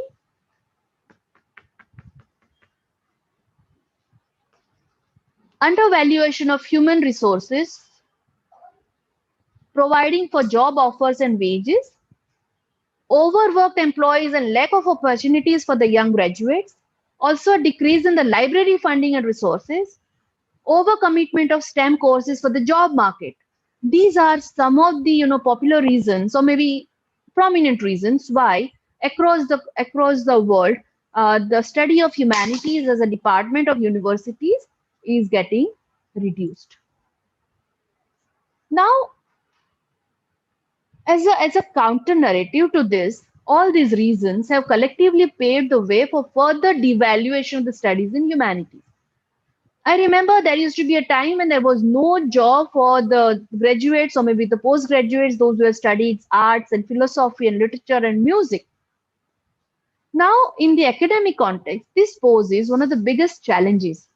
It need for the trained graduates in the humanities felt by almost every sector of job in every part of the world.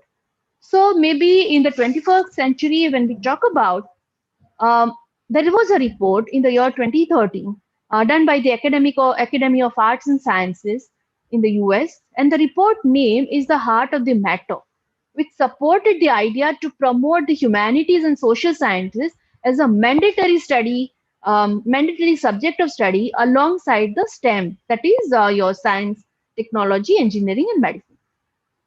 So in 2013, this was the first time that the academicians and educationists across the society have realized the importance of humanities, and not as a very individual vertical, but maybe as a part of the interconnectedness. So now we got the words called interdisciplinary, multidisciplinary, transdisciplinary, and by mixing and merging, we are now talking about some really new areas.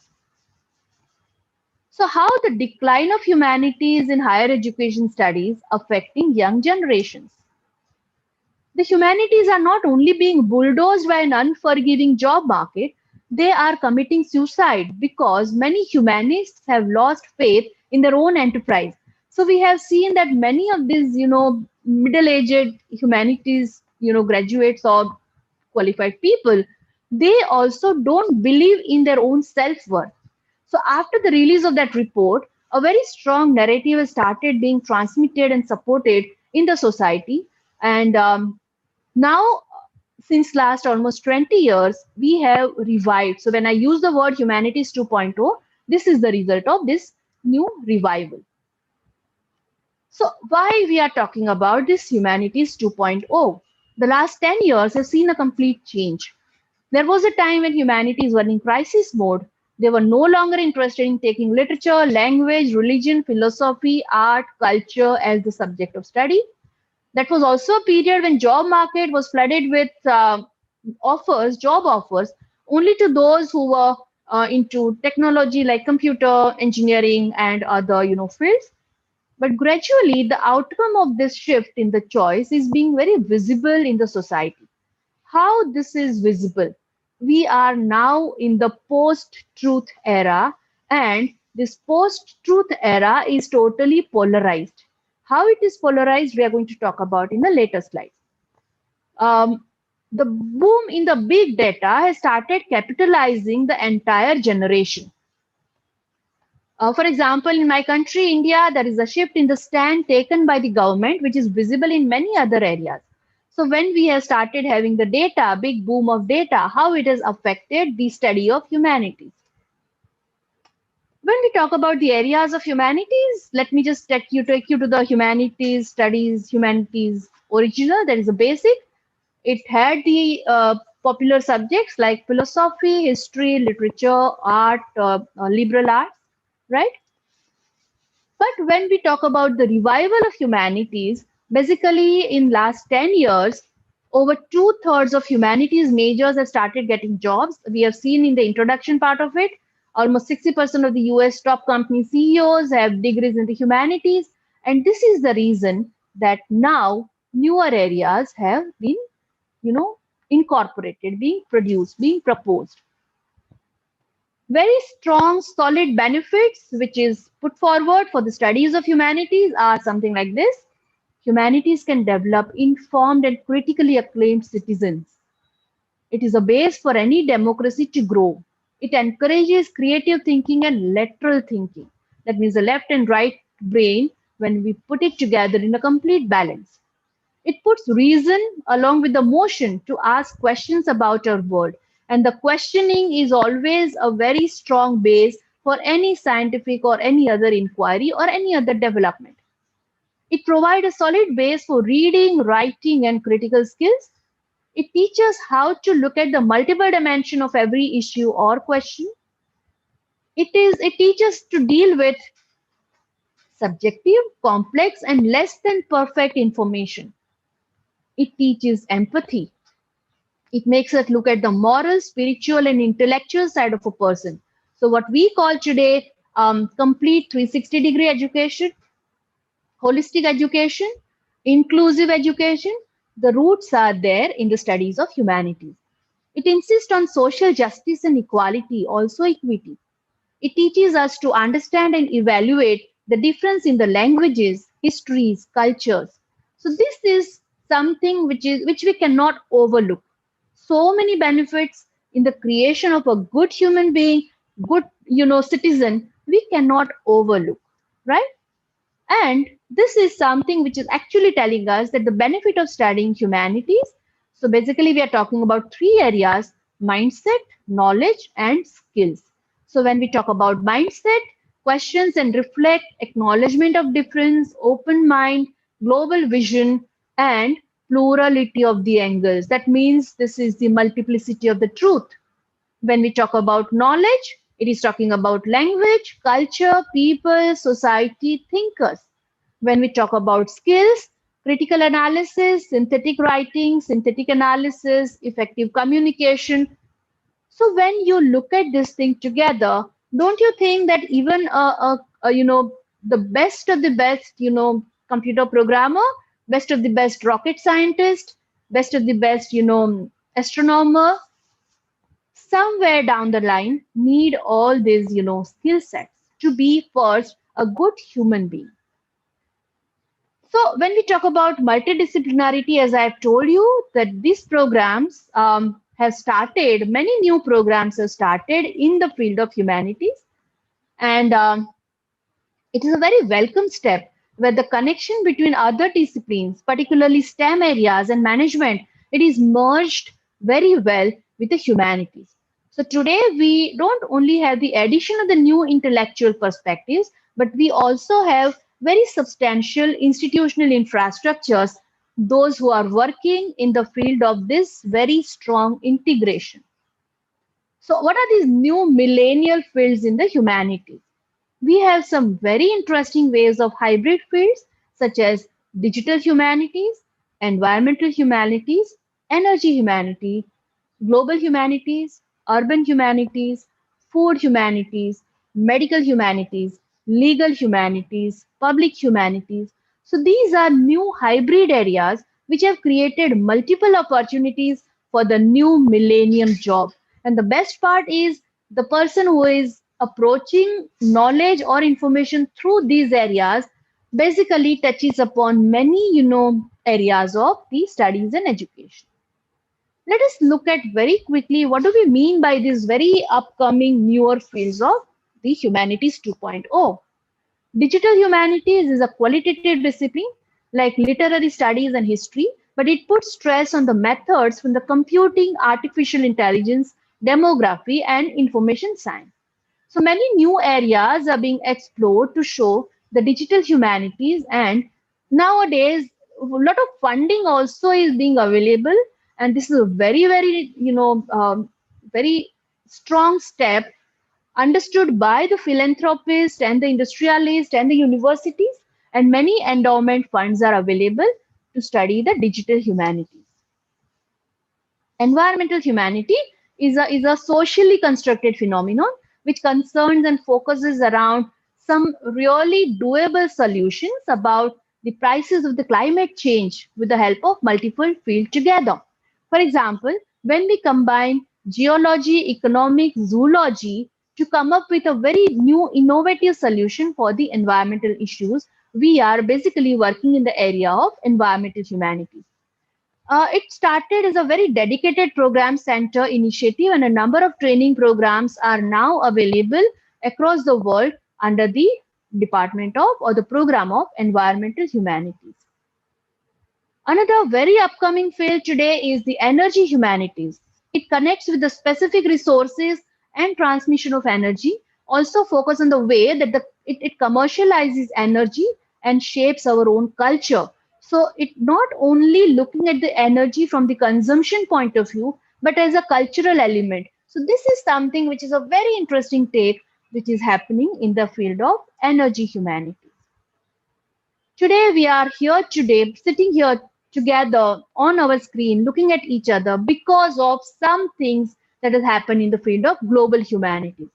It talk about the eminent patterns in the change of demographics of people across the world, sample issues of migration, labor economics, etc. It also talks about project affected people, war affected people, trauma affected people, nowadays even COVID affected people. So the entire shift on the humanities, maybe the demographic shift, maybe the psychographic shift, and I'm sure we understand this is not, covered under just one vertical of sociology. No, we are talking about a lot of other areas, maybe a supply chain, maybe a transportation. So this is something which is happening in the field of global humanity. Another similar connected field is called urban humanities. It is an exclusive field which talks about metropolis and urbanization. It requires a special transdisciplinary study to talk about urban humanities, because when I talk about urban humanities, I am actually touching upon many areas, many fields like the city, the space, the gender, the availability, the urbanization, economy, so many other factors which are affected, which are involved in the study of urban humanities. Sometimes it also coincides with the environment humanities or maybe the global humanities, because, for example, now in the last 1 year, when so many migrants, COVID affected migrant laborers have started shifting their base from the urban to the rural, we had one complete new set of challenges in front of our own government. So this is studied comprehensively under this area of urban humanities. Uh, Another very interesting field is called food humanities. I mean, somebody must be really, little uh, surprised that how can we talk about food? But actually, let us talk about food because it is a field of study which is a very culture specific, discussing idea about food production, distribution, correlation of food and culture. And it also talks about the way food is connecting people in different diets for us, and also works as a very specific topic in the migration studies. So please try and make it a little more, macro in perception, because these humanities 2.0 do not exist in solitude, do not exist in isolation. Most of these areas are interconnected. And the last but not least, talking about the medical humanities, it is again an interdisciplinary field of study by keeping medicines in the center. It tries to explore the other areas like philosophy, history, religion, psychology, geography. So we all are a part of medical humanities since so many, ages. For example, Indonesia has a very, very strong, kind of a culture which is having its roots in Ayurveda, in herbs, local herbs. And when you try and connect this with your culture studies, with your medical studies, somewhere we are talking about medical humanities. It is a very promising field because of its very imaginative and non-conformist nature. So, for example, when in India we talk about yoga, yoga is non-conformist. It is not giving you some really visible results, not no validity or something in terms of medicine. But it is a very, very lucrative area to study because it is somewhere touching upon the human beings, right? Some of the popular areas which are explored under this stream are the history of medicine, culture of medicine studies, gender studies, and its impact on body ethics, medical practices. So these are some of the areas which can be explored under the area of maybe public health, city health, or nation health also. So these are some of the very interesting areas. So the interconnectedness of education and humanities are nowadays, I mean, it is strengthened. It is becoming stronger and stronger. So with this, I would like to just stop my talk here, and questions are most welcome.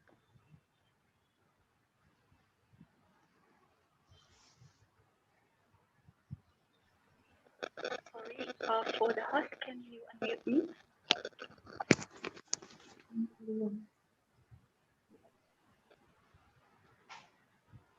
Hear me? Okay, so thank you very much, Dr. Priti. Wow, that was such a deep and very intriguing topic about the interconnectedness between education and humanities. We already heard your presentation, and thank you for giving us insights into that topic. So now let's proceed to the Q&A section. We already have some curiosity here in the chat box. Let me read the first question for you. We will try to cover up all the questions if we still have time. Okay, the first question is, sorry, it's a simple yet meaningful question from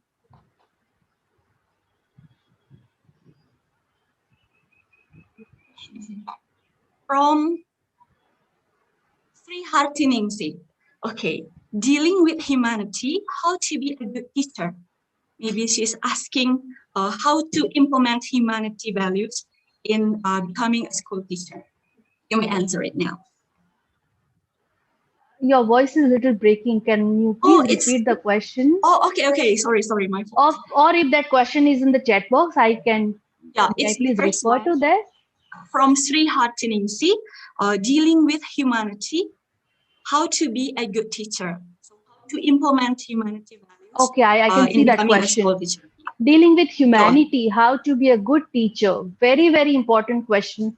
And I think that the area of humanity and the studies of humanities are two different areas, right? Though my presentation was more or less based on the educational aspects of the field of humanities, this question still, is settled at the core of all of our lives as an academician, that how to be a good teacher. So as I've told you in my presentation also, that the benefits of humanities are to make yourself and your students socially responsible, critical in thinking, maybe having some empathy, having that questioning attitude, having that a sensitivity towards the other's culture, or maybe to just have that capacity to have that tolerance. So if we are able to give these little bit support system through the studies of humanities to our students, I think we are to a great extent successful being a teacher. Okay, thank you very much for the explanation. Hope Miss Sri Hartiningsi get the answer. And then we move on to the next question. It's a strong statement from Elizabeth Irma. So today, education based on humanity is just a level. The truth is, the education system is almost countries prioritize business value over human values. How can we change this perspective? Very good question, and this is a very big challenge faced by almost every policymakers, especially in the developing countries, or maybe to some extent even underdeveloped countries. I'm not talking about developed countries, because just by having enough funds to support their universities or maybe their colleges, they are to some extent having that balance. But today, when I see so many underdeveloped countries, young students, young scholars rushing to the developed countries only to get education in technology and management and computers and electronics.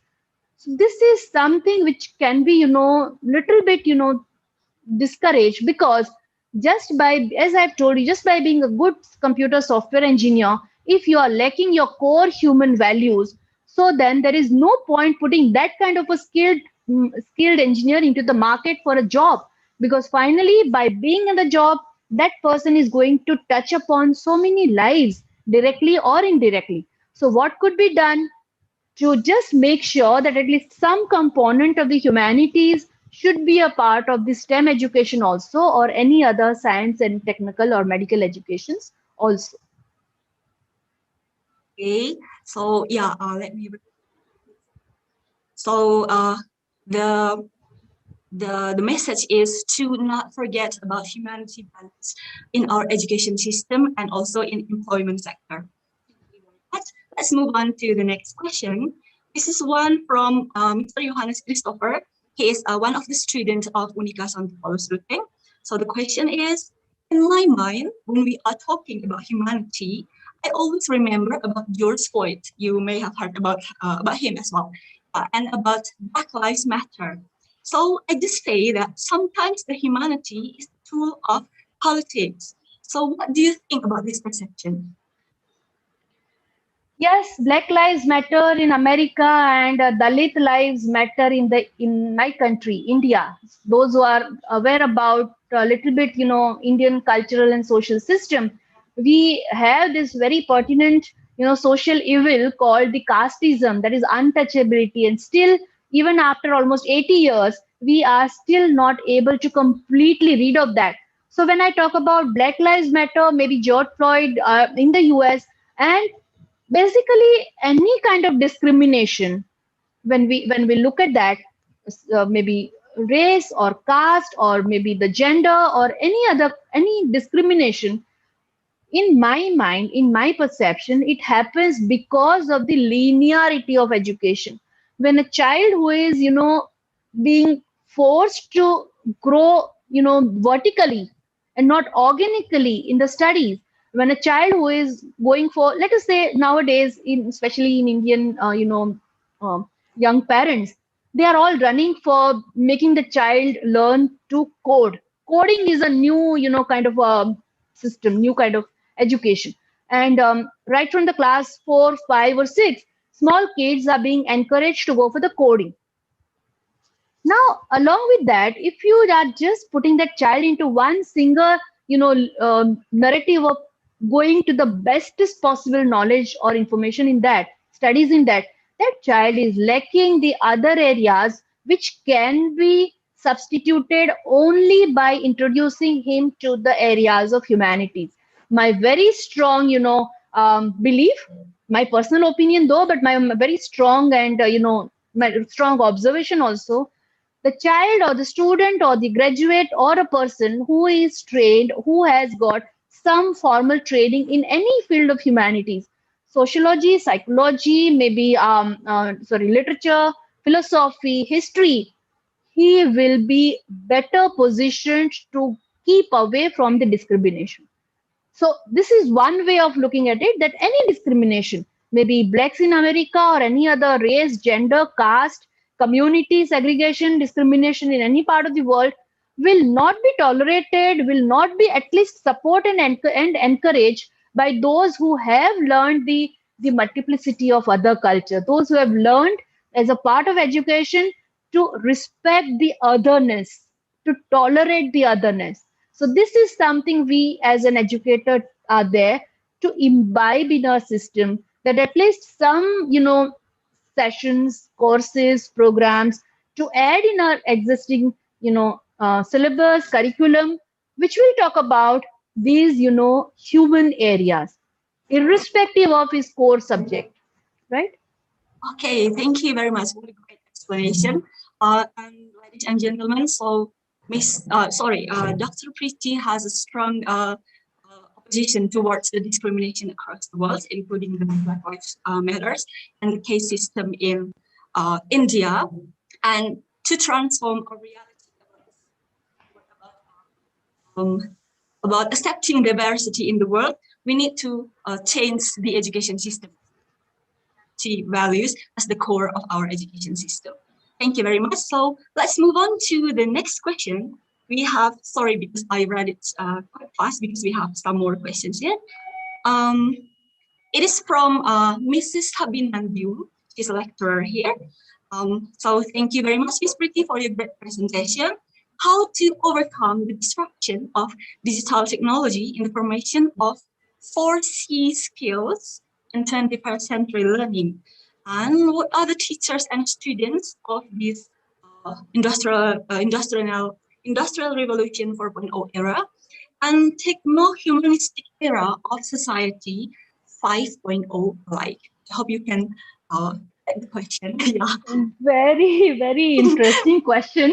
And I think the question in itself is like question has the potential to go for one full seminar or one full conference. Yeah. Yes, this is that kind of a very deep and profound question. I would like to answer it in my capacity. So what we talk about today, if I go back to the question, this is about how to overcome the disruption of digital technology in the formation of 4C skills in the 21st century learning. Uh, I would like to first, put something here very clearly that when we talk about the digital technology and the way we are consuming this digital technology since last almost 1.5 years in the post-COVID era or maybe the during COVID era, I don't call it a very, very, very kind of a mainstreaming of the digital technology. We are going to go back to a normal physical duration, physical classroom lectures. But how to remove this digital dependence? So as we all know that the madam has also put something like we are the teachers of the students of Industrial Revolution 4.0. So I would like to divide these two kinds here as digital natives, right? We have that concept of digital natives and digital citizens. So when we talk about people like middle-aged people, 30s and 40s and 50s, more or less, we have acquired our digital competence. But the students, millennials today, they have learned the digital. They have consumed the digital experience as a part of their growing up. So when we talk about these two differences, somewhere down the line, we also see the challenges being faced. So when we talk about the teachers and the students of the Industrial Revolution era, they would like to retain their touch with the physical aspects. That means reading a physical book, meeting a friend in person, writing a letter, going through actual, visiting the actual places, which are unfortunately being completely replaced by the digital experiences. So digital reading, digital visits, digital chatting, digital meeting. So this is the difference in my kind of understanding that this is something which is not going to merge because the kind of generations which are now coming. So it is our duty as a teacher, as a policymaker in education to just make sure that they do not completely get removed from their physical experiences. And this is the only way to keep them attached to the humanities. And New Humanities 2.0 is maybe one way to look at the newer challenges, provide newer solutions. Okay, thank you very much. So precisely, maybe the essence of the message of Dr. Pretty is that the society may have changed, but we will never forget core as a human being. Oh, thank you. The next, let's have a question from Mr. Ignatius Boda. So it's still talking about disruption era due to COVID-19. So we have genetic technology, IT and robotic work, and many other things that have changed our humanity, our relation to other human beings and other species. So how is your thought regarding all this matter? Yes, in this particular 1.5 years time, genetic technology, IT, robotic world has become a part and parcel of our own worlds, anywhere in the world, any part of the world. But at the same time, I would like to remind you that we also have been connected through empathy, reaching out to people, NGOs, treatments, donations, hospitals, doctors. So this is not only we are talking about technology. In fact, I can see very big rising in the human touch when we deal with these problems. So maybe this is also, I see it as a godsend phase to all of us to just unite together, revive our own humanities, and just see that this is not only going to be solved by machines and genes and laboratories and all. We have to be there together for each other, holding hands together. So maybe this, I look at this phase as a God's way of giving us a message that be united, be human, because machine is not going to replace you anytime. Okay, thank you very much for the answer and collaboration. And yeah, because I'm so sorry, unfortunately, we are constrained by time. Pretty, ladies and gentlemen, thank you very much for answering and addressing all the questions from the participants. And now, ladies and gentlemen, Dr. Pretty, I do not dare as well to make a conclusion about this session, but may I end up this with a quote from Nelson Mandela.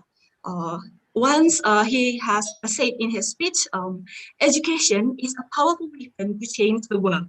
And as Dr. Pretty has campaigned so far, we hope that by connecting the study of humanities with today's education system, we could look deeper into ourselves as human with culture and develop as a better civilization. So on behalf of Unika Santu Paulus Ruteng, I would like to express our deep gratitude to Dr. Pretty for sharing this valuable knowledge here with all of us today. Thank you very much. Hope we could meet again someday in the future events. And I also would like Thank you and namaste. Yeah. And thank you also to all the participants who have stayed with us until the end of the session. Please stay until, because we still have another session after this. So thank you very much and see you again. Bye-bye. Thank you, Dr. Pretty. Mrs. Faye, I would like to return this to you. Okay, I would like to deliver my gratitude for both speaker and also moderator who have taken us into this very challenging session. Ladies and gentlemen, it was the excellent presentation from Dr. Oza, and she shared us issues about interconnectedness of education and humanities. Well, thank you also for the moderator of this presentation, Ibu Hilde. And without further ado, we will move to the last but not least presentation of our adorable keynote speaker from Universitas Katolik Indonesia Santu Paulus Ruteng, His Excellency Dr. Maximus Regus, S.Phil MSE, with the topic Digital Literacy Challenges in Indonesia. To rule this session, I give the next change to Mrs. Josefina Helenora Jem, MPD, as the moderator of this session. Mrs. Josefina, time is yours. Thank you so much, Mrs. Faye. Thank you for giving me a chance to handle the session. I'm Josefina Helenora Jem from Universitas Katolik Indonesia Santu Paulus Ruteng. Well, ladies and gentlemen, nowadays to be successful in living, learning, and working, women needs to have digital literacy skill. This fact is the new reality of life in the 21st century and is reflected in growing concerns by governments that many citizens lack basic digital skills. Thus, there is an increasing expectation and demands for learners, teachers, academicians, and so on to be able to deal with digital literacy in every single activity. Samuel Abrijani 2021 reports that Indonesia is a unique country. We are the highest internet users in the world, but the digital literacy is a relative low. Why does it happen? What are the challenges in implementing digital literacy in Indonesia? It would be discussed in detail by our speaker, His Excellency Dr. Maximus Regus, S.Phil MSE, under the topic Digital Literacy Challenges in Indonesia. Well, ladies and gentlemen, Dr. Maximus Regus, S.Phil MSE, was born in Todo, September 23, 1973. He passed his undergraduate level at St. Paul of Philosophy, Ledalero Maumere. In 2009, he got his master's degree in sociology from Social and Political Sciences Faculty, Universitas Indonesia. He has his doctorate in 2017 from Graduate School of Humanities, University of Tilburg, Netherlands. Now he is the lecturer and the dean of the Faculty of Teacher Training and Education Sciences at Unica St. Paul, Ruteng. He has numbers of outstanding works which have been published in numbers of reputed international journals. Well, ladies and gentlemen, this session will be held in an hour. Our excellent speaker will have 40 minutes for presenting the material. The next 20 minutes will be the discussion session. The participant who wants to raise question can use the chat room for raising your questions. Now, I proudly give chance to Dr. Maximus Regus as Phil MSE to present the material. The floor is yours. Thank you very much, Josephina Helena Rajem, for moderating this session. Good afternoon, everybody. I'm delighted to say thank you for attending my virtual presentation today, and to all respected committee members of this very important international conference. I want to show my appreciation for giving me the special space in this academic forum and allowing me to present my paper. And to all fellow presenters and attendants, lecturers, students, and wider audience, I also want to say thank you. And I really hope that we still have energy to enjoy the rest of this international conference. I'm now share my screen.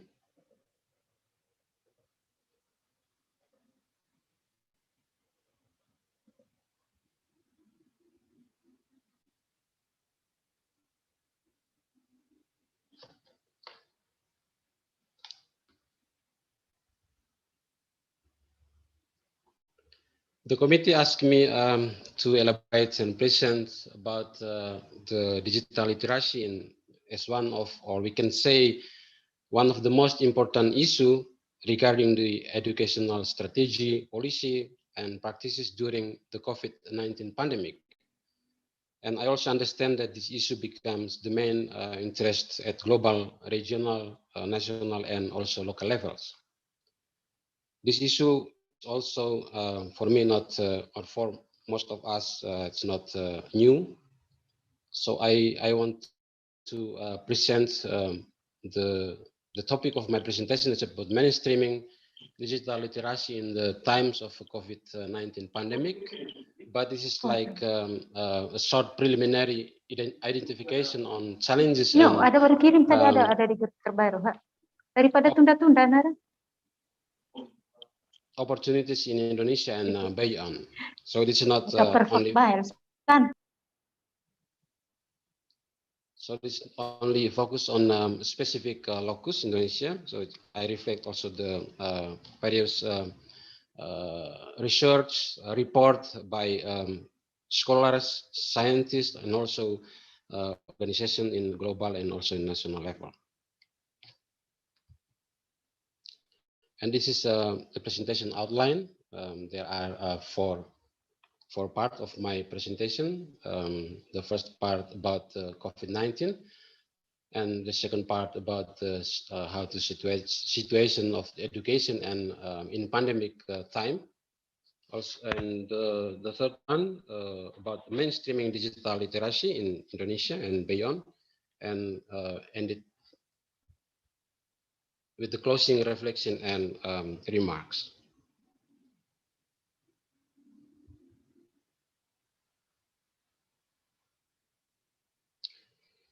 At the first part of my presentation, I make a short comment on the COVID-19 pandemic.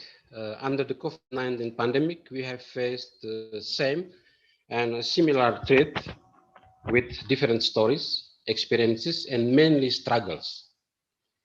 In the past, for many reasons, based on economic, political, and also religious reasons, people have divided each other, and the pandemic destroys our social connectivity. So it's like a very difficult time for us. And tragically, the COVID-19 pandemic shows that this condition is becoming worse. This is like the flow of pandemic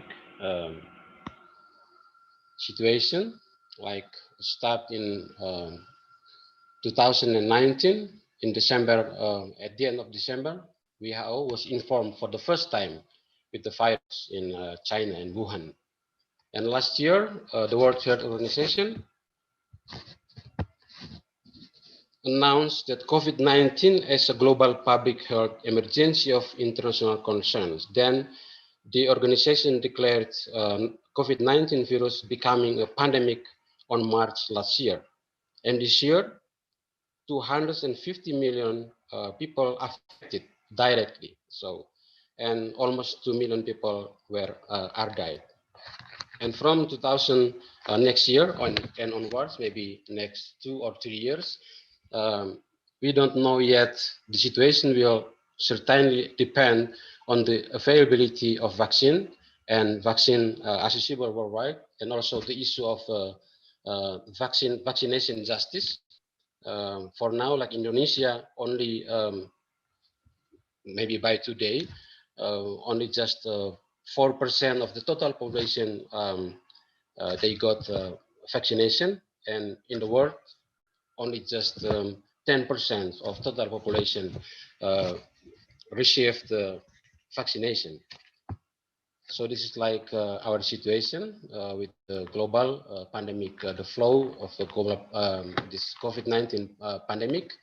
So we still have faced very difficult situation under the pandemic, the spread of the pandemic COVID-19.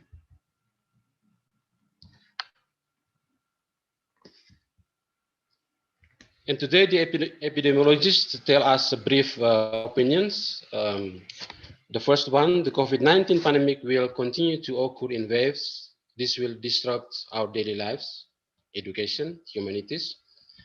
The situation have not yet changed too much until today. And the second one, this pandemic affects our life in short term, middle term, and the long-term phases. So there will be a long way to go in these difficult times. And also this opinion can create fear in our heart. The third one, the pandemic that brings uncertainties into our daily lives also presents a series of opportunities for the near future. And this pandemic shows us two sides of one fact. First, the loss of connection between people on the one hand, and the second one, the need for transforming the meaning of the social relationship on the other hand. So, and in this point, for me, the COVID pandemic is also understood as a momentum for the meaning making of the human being fundamental aspects. Like as a teacher, as a student, this is time for us to transform the meaning of our existence, of our life. So this is like the situation of education and maybe also humanities. We all know that apart from health workers, the world sees how our activities in the education and humanities sector face crucial challenges under the threat of the COVID-19 pandemic. Like in many other aspects of our everyday life, the COVID-19 pandemic severely impacts students, teachers, researchers, and educational organizations worldwide. On April last year, UNESCO reported that there were almost 1.6 billion students at all levels affected, like the total students enrolled in 190 countries, so at all levels of learning. This pandemic has caused schools, colleges, and universities around the world to close their campuses. And particularly in Indonesia, over 530,000 schools have closed amid the coronavirus outbreak, affecting almost 70 million students from primary through tertiary levels. The COVID-19 pandemic has had a significant impact on education we must recognize that the COVID-19 pandemic has caused change in the practice of digital pedagogy and research at an unprecedented rate. The most apparent impact of this change is the rapid shift from conventional education to virtual learning and research. This pandemic is accelerating the sudden shift from conventional teaching and learning in physical classroom to online forms. This shift also presents a reality where teachers or educators have to book their virtual classroom with students. The use of information and communication technology to provide education holds considerable promise in improving learning outcomes and making the need for effective education. This situation is forcing a very fast and broad increase in the country's use of what we call education technology.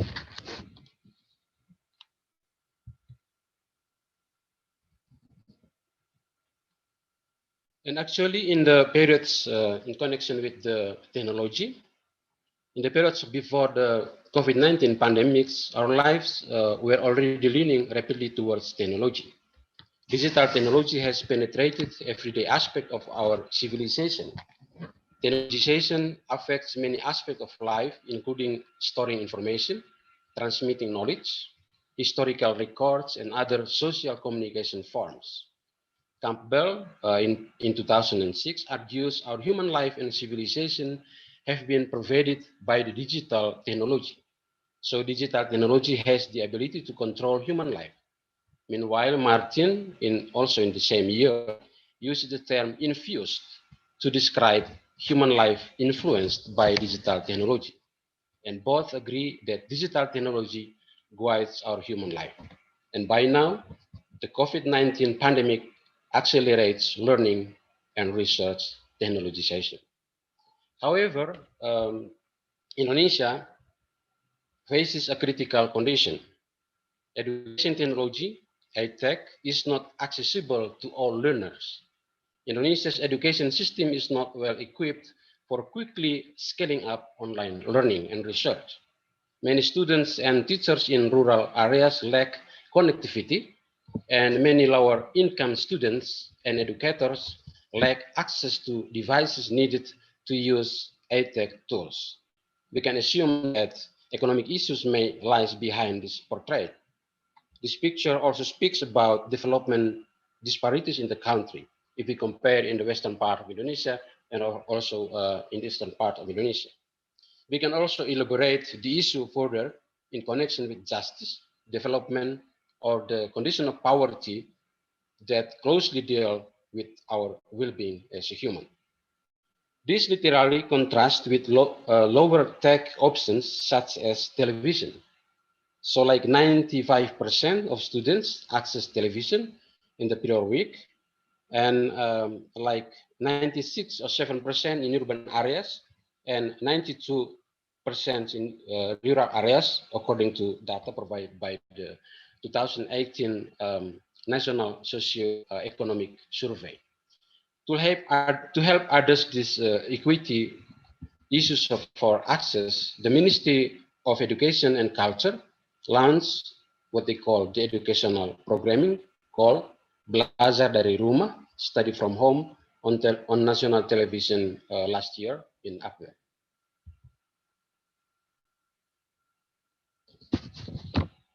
Based on the situation, critically, some researchers and analysts consider and reflect the situation as a learning crisis. This crisis identifies the rapid shifting in practices of education humanities in learning and research, and the technological gap, a learning problem, psychological impact, and models of social and teaching communication. And much research is being done to study the impact of the pandemic on education humanities. And the study targets crucial issues such as the technical aspects of e-learning, the psychological impact of the pandemic for the student and also for the educators, for the teachers, lecturer, and also the point of view of scholarly communication under the COVID-19 pandemic. So based on this our condition, some scholar, researcher, analysts argue that the situation can be mentioned as a learning crisis. In challenging this trend, we can mention what's so-called the need for educational crisis response. The response to the crisis adopted and adapted. So it's not only adopted, but also adapted by educational institutions, or like universities, both schools, still limited and only deals with the aspects of the media delivery without paying attention to like the theory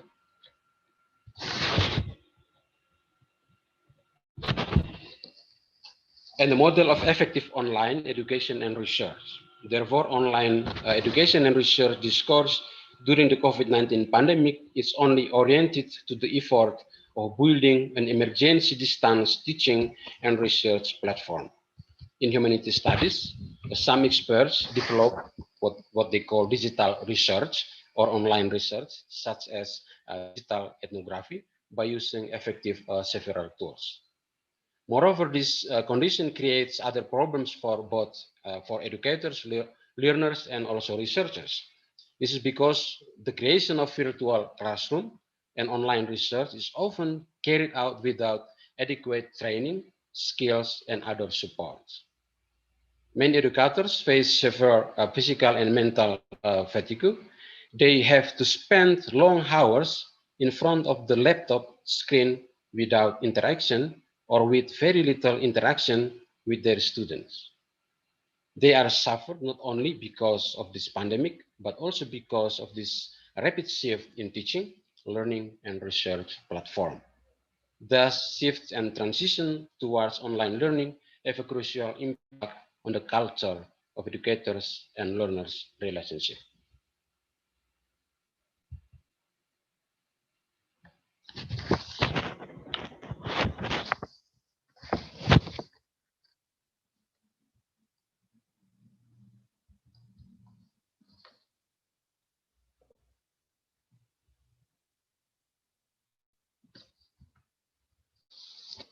Based on the situation, like in Indonesia, some people or our government, like today in the morning session, our Ministry of Communication told us about the importance of mainstreaming digital literacy in Indonesia. Our awareness on crisis in many aspects of our educational field brings deep interest on digital literacy. Thus, the issue of mainstreaming digital literacy comes from this landscape and environment. Related to digital literacy, there are many conceptual foundations. In line with Paris Tornero's holistic approach, digital literacy is defined as a concept encompassing all aspects and competencies related to several essential elements, including media and technology. Digital literacy is identified as the acquisition of technical competencies and also technological skills to use information and communication technology as a broad understanding to purchase of essential practical and intellectual capacities for individuals to develop themselves in fully information society. Some researchers argue that literacy is related to technology and human aspects that use the media. Digital literacy can be understood as a set of technological skill and competency required for various purposes, from access to information. We know that although education and research has long demanded many of us to be digitally literate, the frequency, ability, the skills, and make effective use of digital equipment has never been more critical than it is today. However, the success and effectiveness of applying these digital skills requires such a balance between digital information technology and human being elements. We are oriented to digital equipment and the human dimension involved in the digital world. Until now, starting a few weeks after the emergence of the COVID-19 pandemic in the first half of last year, with increasing intensity for working and learning remotely under social distancing scheme, people should quickly and effectively adopt a new way of living and communicating through virtual means. The COVID-19 pandemic has revealed one crucial issue that is a sign of the need for accurate information links that enable us to make decisions in the midst of this emergency situation.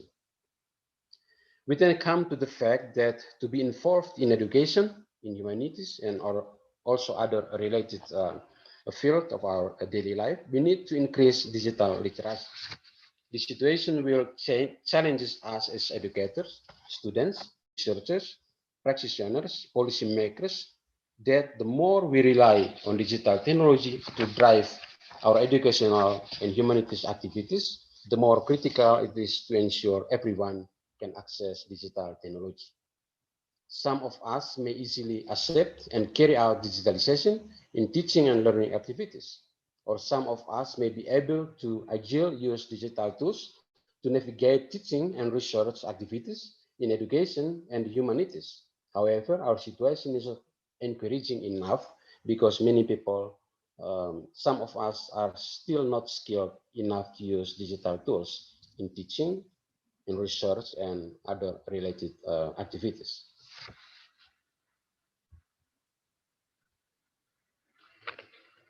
So there are also digital literacy challenges at this moment. Conventional activities in education and humanities and also other activities cannot be fully implemented at present time based on COVID-19 pandemic. Many people from education and humanities side question the teaching and research practices they have taken for granted over the years as they face the massive and shift under the COVID-19 pandemic. We all know that online learning and research are the only activities that can be carried out during the COVID-19 pandemic. They are under the inevitable consequences of this attack and the spread of the COVID-19. Thus, digitalization is not only process recognized to be active and effective. So it's not only active, but we hope also the use of digitalization of education also can be effective during the COVID-19 pandemic. Currently, the literacy and digital technology have changed teaching and research in many ways. The basic form of this transformation that we have experienced in the aftermath of the COVID-19 outbreak is electronic discussion websites used to complement traditional discussion in the classroom. For example, like in our campus here, we are using the Moodle application. This application allows teachers and also students to communicate and respond to each other in lecture activities during the pandemic outbreak. For the first time, we find ourselves forced to tackle these technological needs due to the spread of the COVID-19 virus.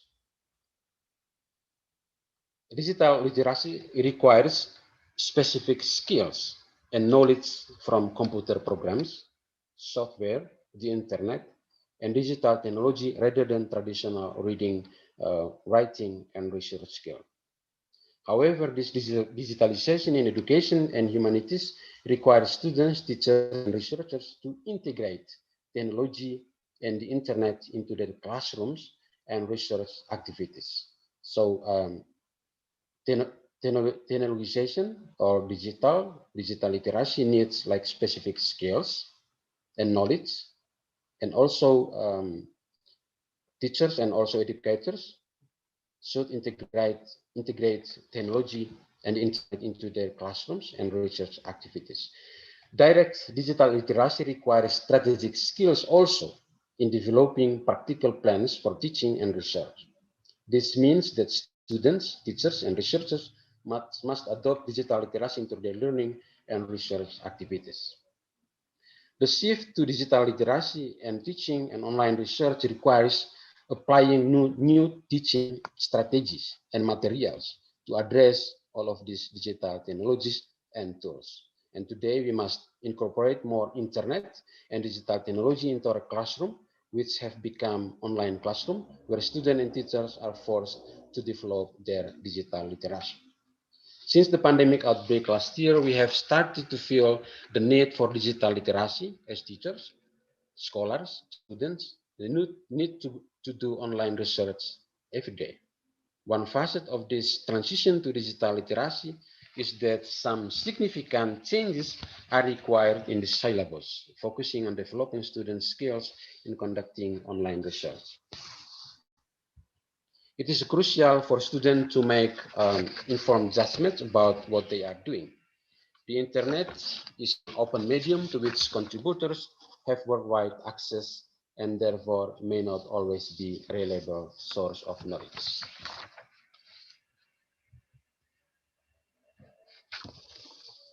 So the need for the importance of the digital literacy during a pandemic directly presents crucial challenges for education and humanities. Educational actors can avoid this great flow of change. At least there are some challenges from digital literacy for educational fields during this pandemic. And all these challenges relate to various stakeholders, public and private sectors and institutions. So this is like a transformation requirement under the digital literacy. First one, digital literacy is primarily related to the question about the availability of digital tools. The availability of digital technology will determine the successful adjustment of the education sector to significant change during this pandemic. This aspect also relates to the availability and ability of access to digital technology. The second, digital literacy, is related to the competency issues of digital technology users needed to facilitate teaching and research work. This aspect is essential when considering the generation gap between educators and their students. We must acknowledge that not all teachers, lecturers, researchers have competencies that match the standards of the demands and challenges of this digital literacy. They are asked to improve their digital skills and abilities. Of course, this matter is very complicated. Educational teachers and researchers must devote more time to training themselves amidst limited access to digital technology on the one hand and personal interest on the other hand. We may have personal experiences as educators and researchers regarding this issue. The third, apart from the above two above issues that we are familiar with, changing the identity of educational actors is an important issue under the challenge of digital literacy. The shift from the conventional model to the virtual model of teaching, learning, research impacts the image of identity, especially teachers, lecturers, and researchers. They must be able to transform themselves without changing their identity as teachers and researchers. Fourth, digital literacy will influence the culture of learning and research. Virtual classes inevitably affect the intensity of interpersonal interaction between teachers and their students. Online research will also reduce physical encounters between researchers and also their research person or informants. Teachers and researchers must begin to adjust the new culture and ecosystem of learning and research.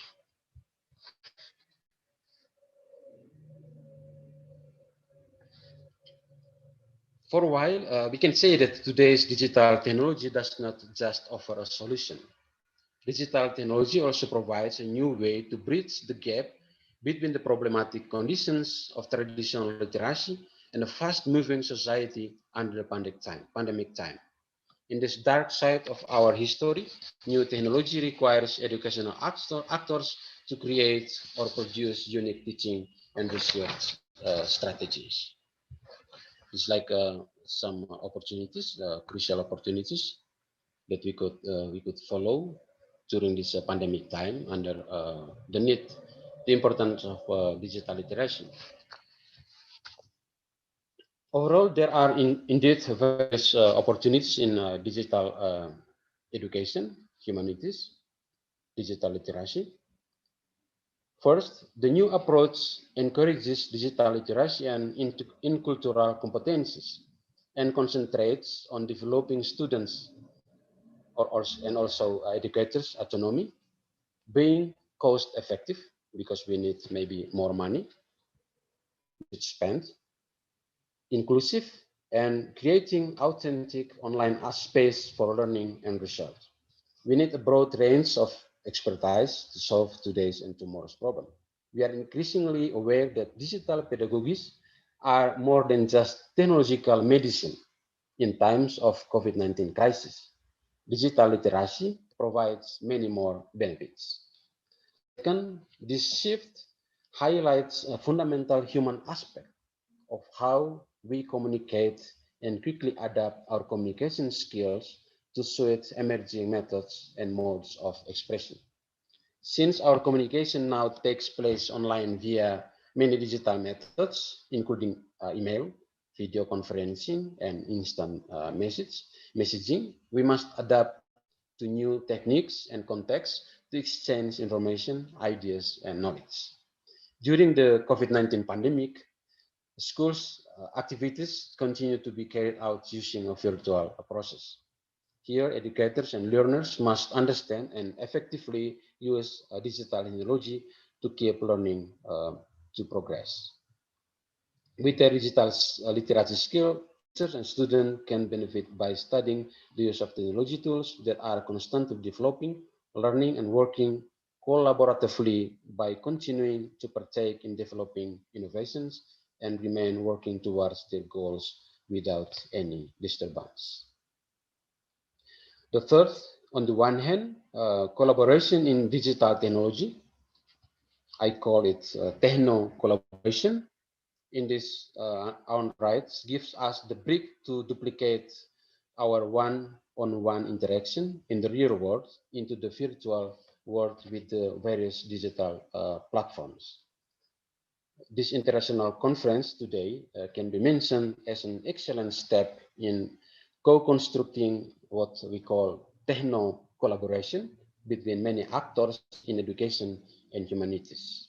There is also a need to develop strategies, norms, and also virtual collaborative work procedures to ensure that all participants have the means and opportunities to contribute usefully to group discussion.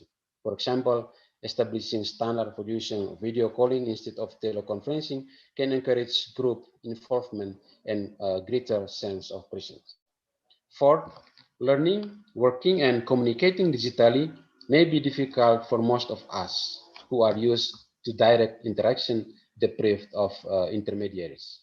While digital information literacy skills are essential to get through the situation, the humanistic side, including the sense of empathy that digital machines do not have, of course, still must be maintained in our learning, teaching, and research processes.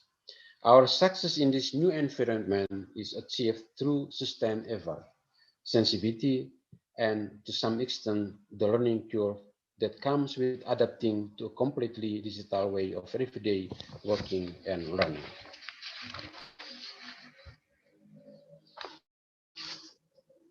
So this is like the portrait of digitalization and digital literacy in Indonesia. The number of internet users in Indonesia has increased significantly in recent years. Between 2015 and 2019, internet users increased by 22%. And in 2 years ago, 44% of the total population in Indonesia had access to the internet, based on the statistic of Indonesia, while the greatest increase comes from people living in urban areas, where the number of users increased by 53%, and rural areas have also experienced the steady rise, increasing by 31%. Then young people have also enjoyed increasing access to the internet.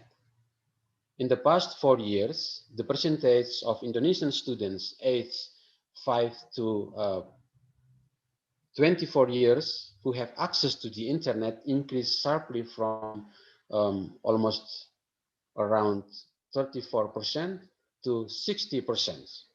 Slightly more than a quarter of internet users are children and adolescents. Digital activity has also soared. A survey conducted by Hotsuite and We Are Social this year reveals that Indonesian respondents aged from 16 to 64 years old spend an average around 8 hours on the internet every day. This is higher than the global average of almost 6 hours per day. Indonesia ranks 8th out of 42 surveyed countries in terms of most time spent on the internet, higher than Singapore and Vietnam, and lower than the Philippines and Malaysia. But according to the Economics Intelligence Unit last year, Indonesia ranked at 61 out of 100 countries for its level of education and preparedness to use the internet. Indonesia's position is lower than neighboring countries such as Singapore and Malaysia, which rank 22 and 33 respectively. And the low level of digital literacy in Indonesia, especially in rural areas, limits what internet users can meaningfully do when they are online and may exacerbate the digital divide. So this is like the status or the situation of digital literacy in Indonesia. This is the portrait of internet access and digital literacy in Indonesia. The information provided by the statistic of Indonesia 2 years ago. So this is like the internet access per household by province Indonesia. So it's like the big gap if you compare with DKI Jakarta, with Papua, Nusa Tenggara province. So it's like half of percentage between Jakarta and Nusa Tenggara, Maluku Utara, Maluku, and Papua. So we are on the second place from the bottom of the list of all provinces in Indonesia.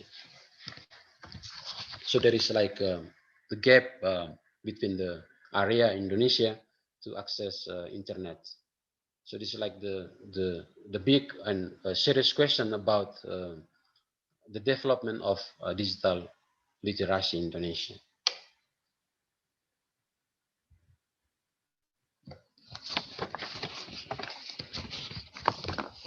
However, although we face a crucial fact concerning the limited internet access in many areas in Indonesia, the promotion of digital literacy should be part of our interest from different actors and institutions. For Indonesia's case, we can refer to the global and national guidelines.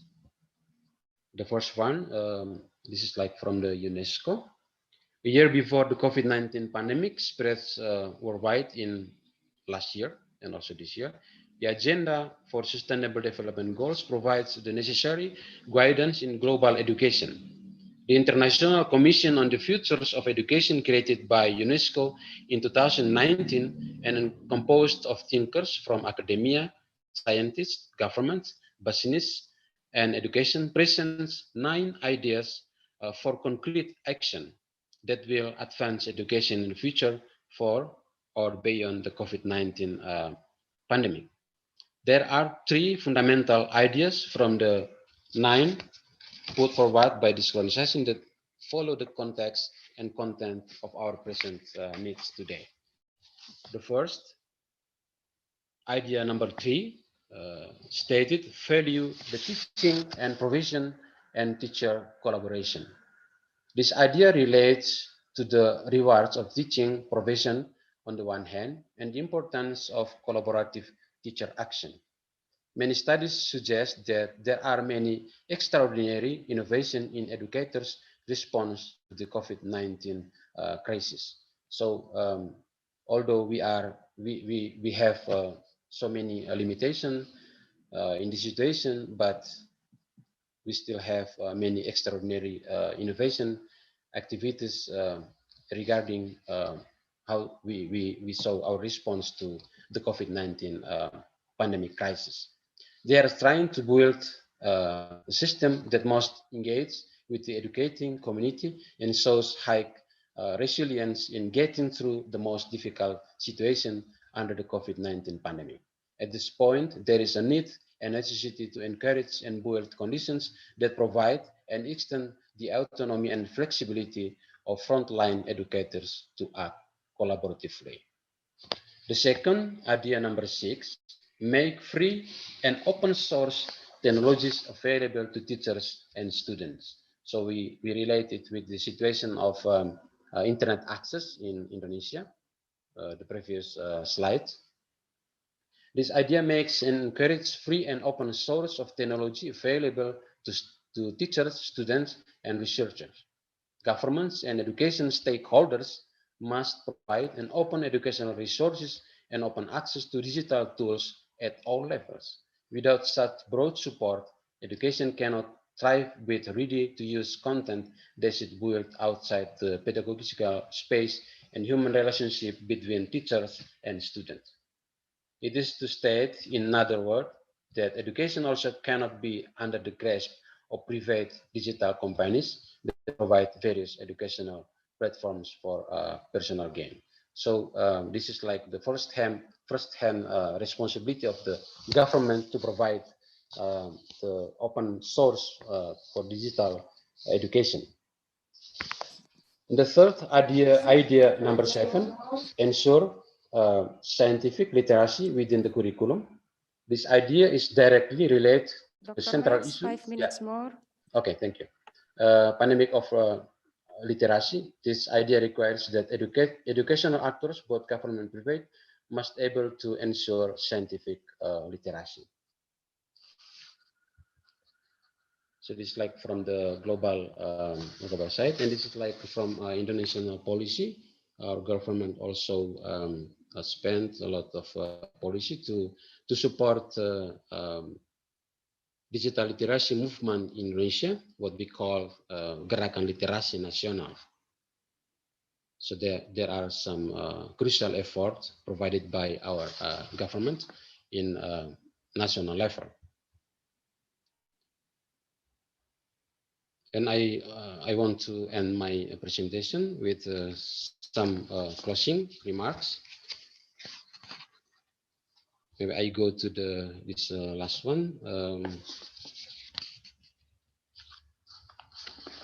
Technology seems like a new ideology in our life. We now rapidly put the fate of our progress and achievement in the future in the hand of digital technology. But also we should go back to the critics of Herbert Marcuse, maybe 5 decades ago, with his opinion about technological rationality or technical rationality. In his book titled One-Dimensional Man. Instrumental rationality, according to Marcuse, has reduced humans to one-dimensional humans, one-dimensional men, where all aspects of human life, arts, religion, science, and language reduce to the importance of technical control. We should consider now to have both techno-touch and human touch dimensions in all our digital education and research activities. Finally, although there are already a number of teaching aid machines obtainable in schools and colleges, no matter how digitally sophisticated they are, the role of the teachers as human cannot be replaced as well. Teachers, students, researchers, and most of us are real humans with values who inculcate a sense of belonging and ensure that wisdom is passed down from one generation to another. We all have access to a lot of knowledge together with their technological change, but wisdom is the most difficult to obtain. George Couros, the author of The Innovator's Mindset and the Innovate Inside the Box, once said, technology will not replace great teachers, but in the hands of great teachers, technology can be transformational. So this is my presentation. Again, thank you very much for attending and give your interest to my presentation today. Thank you very much. Okay, thank you very much for your group presentation. Well, actually, our participants are so curious in your topic. That is why we have some questions here. And let us start from Mr. Sebastian's question. He has two questions here. The first one is that what are extremely challenges and ICT infrastructure in Indonesia in field of education? And the second one, how does digital literacy impact on education process during COVID-19 outbreak in Indonesia? Okay, please, Dr. Maximus. Can you please again? Okay, from Pak Sebastian, there are two questions. The first one, what are extremely challenges and ICT infrastructure in Indonesia in field of education?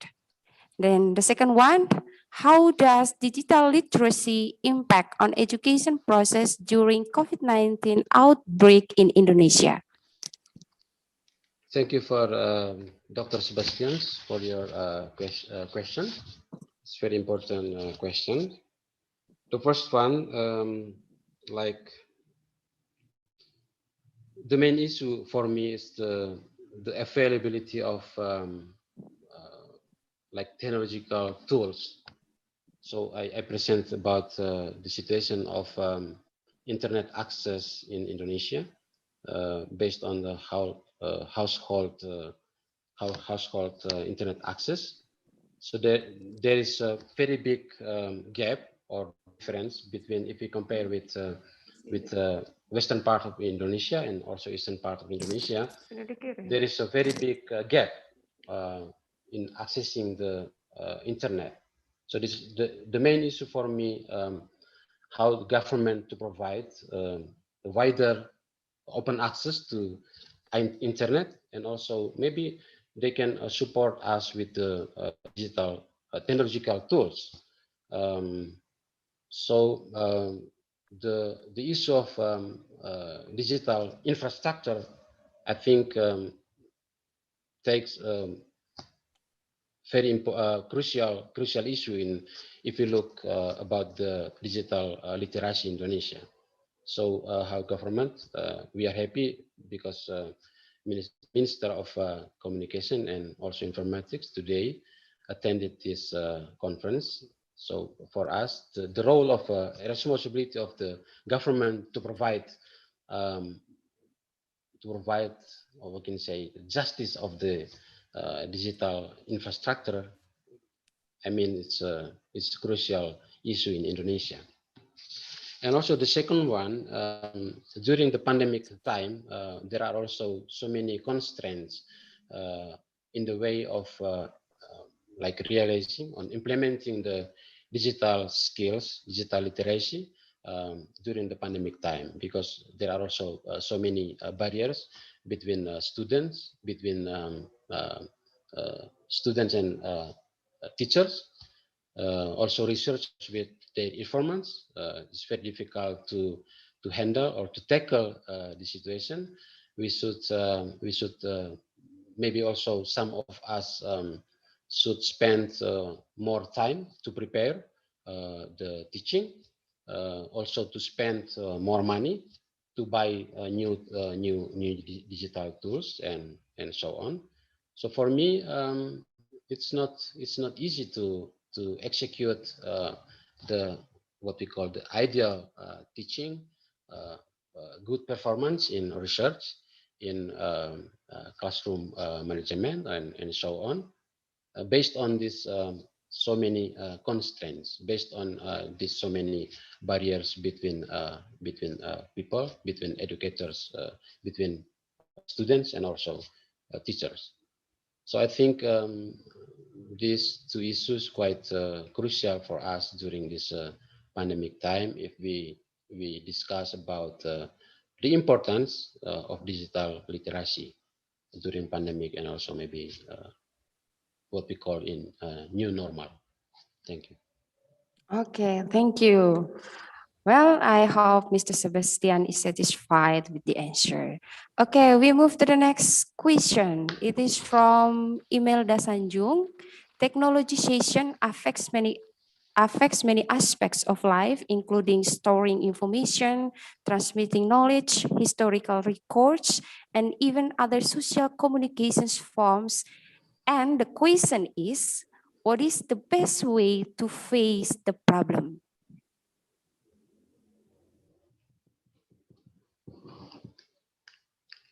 Okay, thank you. Thank you, Sister Imelda Sanjung, for your question. You want to know the best way. For me, there is no one the best. We call it the best way. But in this situation, every people, each of us can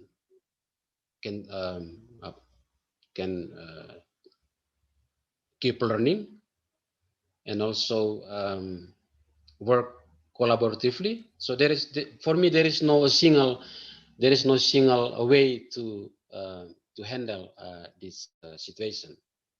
Technologization affects all aspects of our daily life.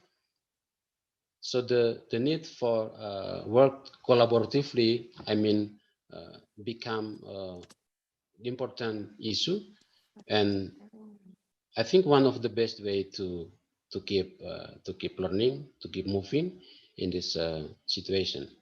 So for me, there is no best way to handle or to tackle all this trend. But technologization also the opportunity for us to get information, knowledge, not only to get but also to share the knowledge we have to other people in the schools, university, and so on. Thank you.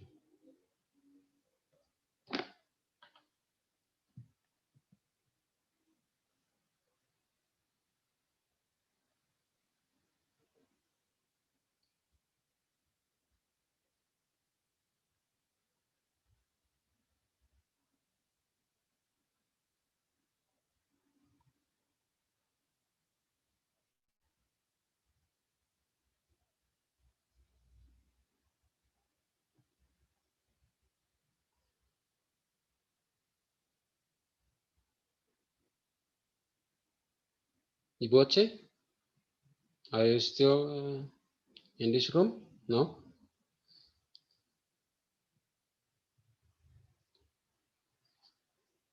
Maybe we go to the question from Irma. Hello? Hello. Can you hear me? Yes, I can hear you. Oh, okay. The next question, sorry, from Angelina. Yeah. Okay, the use of technology media among Indonesian students is still a lot of complaints from teachers or parents. Okay, where the benefits of technology are not used optimally to access knowledge information. Okay, the question is that how do regulations in the education system deal with this? Thank you. We have old old regulation of education almost 2 decades ago. So we don't have new regulation on education, but there are so many policies provided by the government, our government. But I think this is not only based on regulation. This is based on how people work together, how people share their interests, share their maybe their hopes between families, and also I think like schools and families should work together to handle all these issues, to help and to support their children to pass this difficult time. So for me, regulation is important, but it's not only to put the problem on the regulation. But the responsibility of the other actors, like the family members and also the schools, universities, teachers, and also students itself, is very important for me in this crucial moment. So for me, it's important to think about the regulation, how to regulate like specific needs, specific situation, but it's not enough. Like when we come and work together, it's important than the regulation itself. Thank you. Okay. Okay, thank you.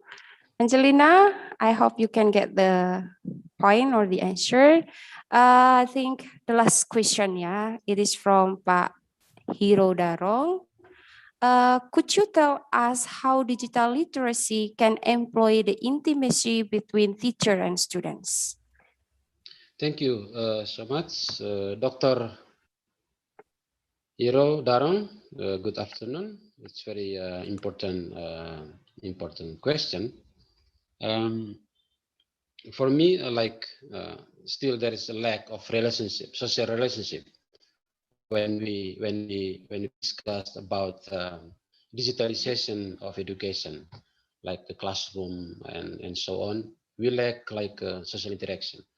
So what we can do is transform the meaning of social relationship without losing of our integrity. And also I mentioned in my presentation about the identity of ourselves as educators and also as students. Although we do all like learning, teaching via or through classroom, online classroom, but we should keep our identity. We should transform. And in the beginning of my presentation, I also thought about that COVID-19 also momentum for us to this is like the momentum for the meaning making of our life, ourselves, our responsibility, our role as a teacher, as a student. So yeah, classroom maybe online classroom maybe divide us as a student and lecturer, but transforming the meaning of social interaction between student and also lecturer, teacher in this moment, I think this is also the crucial point for us. But yeah, we should follow all this trajectory as we can do. Thank you. Okay, well, thank you. Well, ladies and gentlemen, because we are limited by the time, so I think once again I would like to say thank you for Dr. Maximus.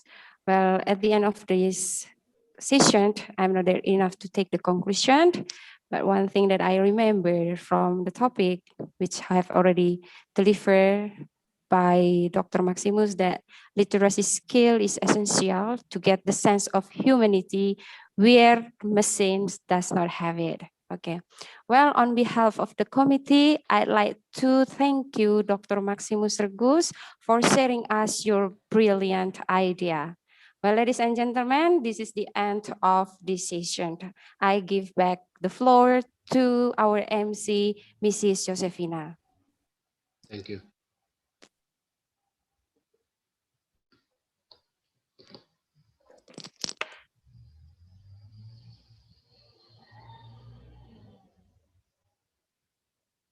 Okay. Well, thank you very much for Dr. Max Regus for sharing us such challenging issues. It was a brilliant presentation, sir.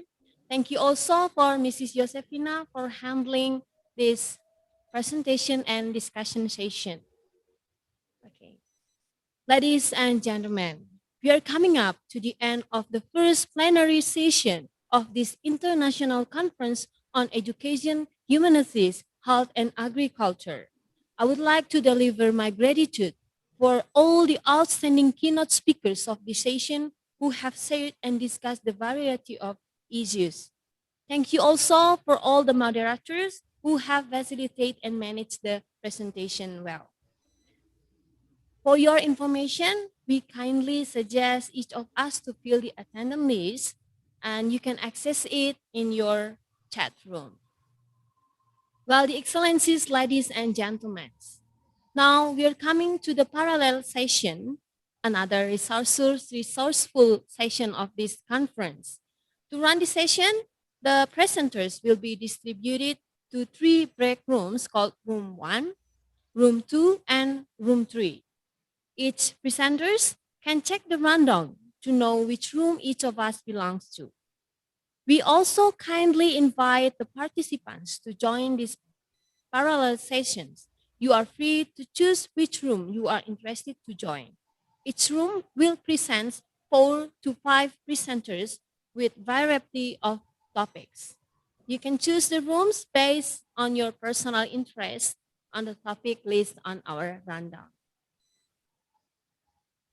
For your information, to join the parallel session, you can click on the menu Break Room available in your screen. There will be room alternatives and you can choose one of the break rooms to join with. For each presenter, make sure you join the correct break room as listed in your rundown. You will have a moderator who will lead and rule the presentation in each break room. Well, excellencies, ladies and gentlemen, this conference is held for 2 days, and tomorrow we will have 3 other outstanding keynote speakers who will share us issues on health and agriculture.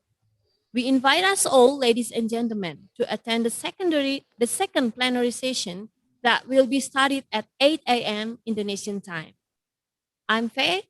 Thank you very much and have an inspiring learning session.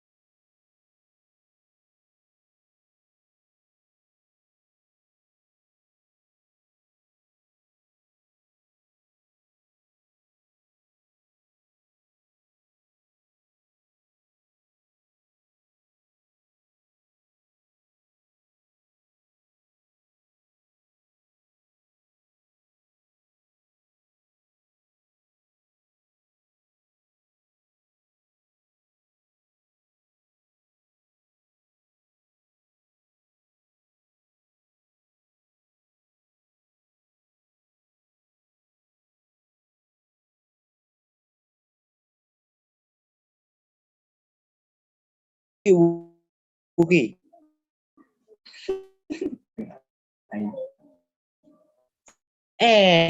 Kalau singnya kan, cô đã cô đấy. Hah? Jangan satu. Iya, banyak ya.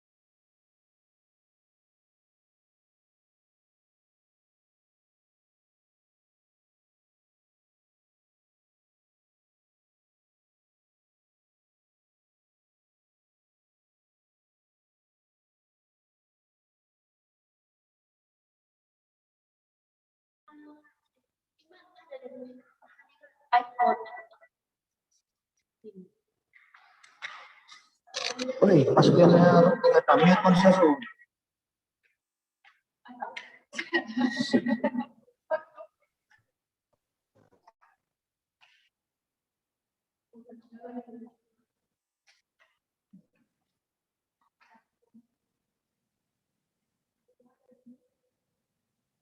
Oleh, wah gila.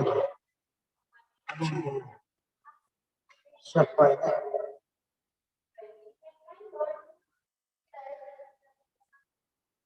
Bisa.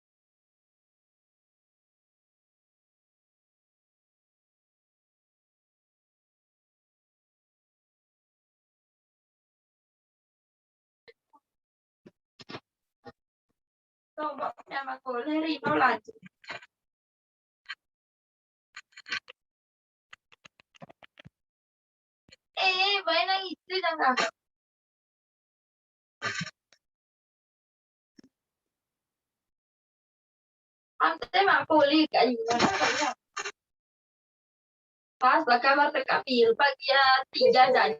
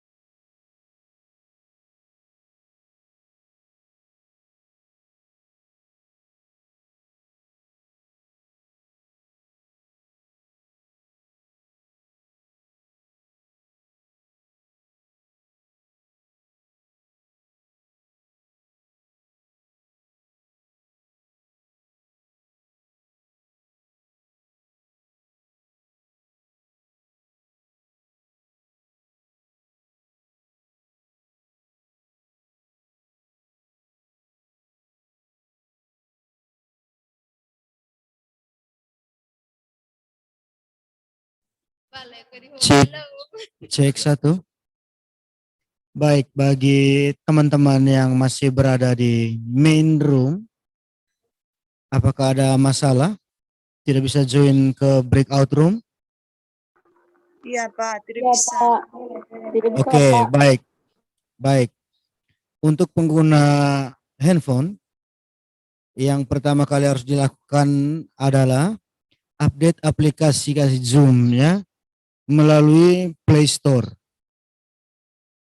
Sekali lagi, untuk peserta yang tidak bisa join ke breakout room, langkah awal yang harus dilakukan adalah update aplikasi Zoom di Google Play Store.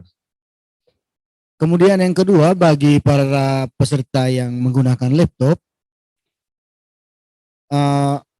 kami minta untuk segera melakukan update aplikasi Zoom juga melalui aplikasi Zoom pada masing-masing laptop.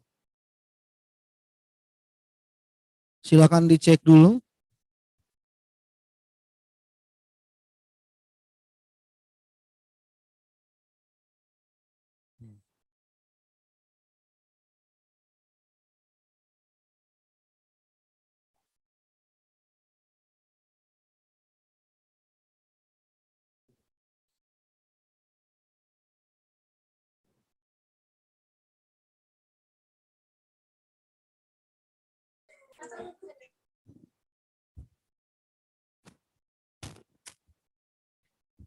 Bagaimana para peserta di main room? Apakah sudah melakukan apa yang sudah dipandu tadi?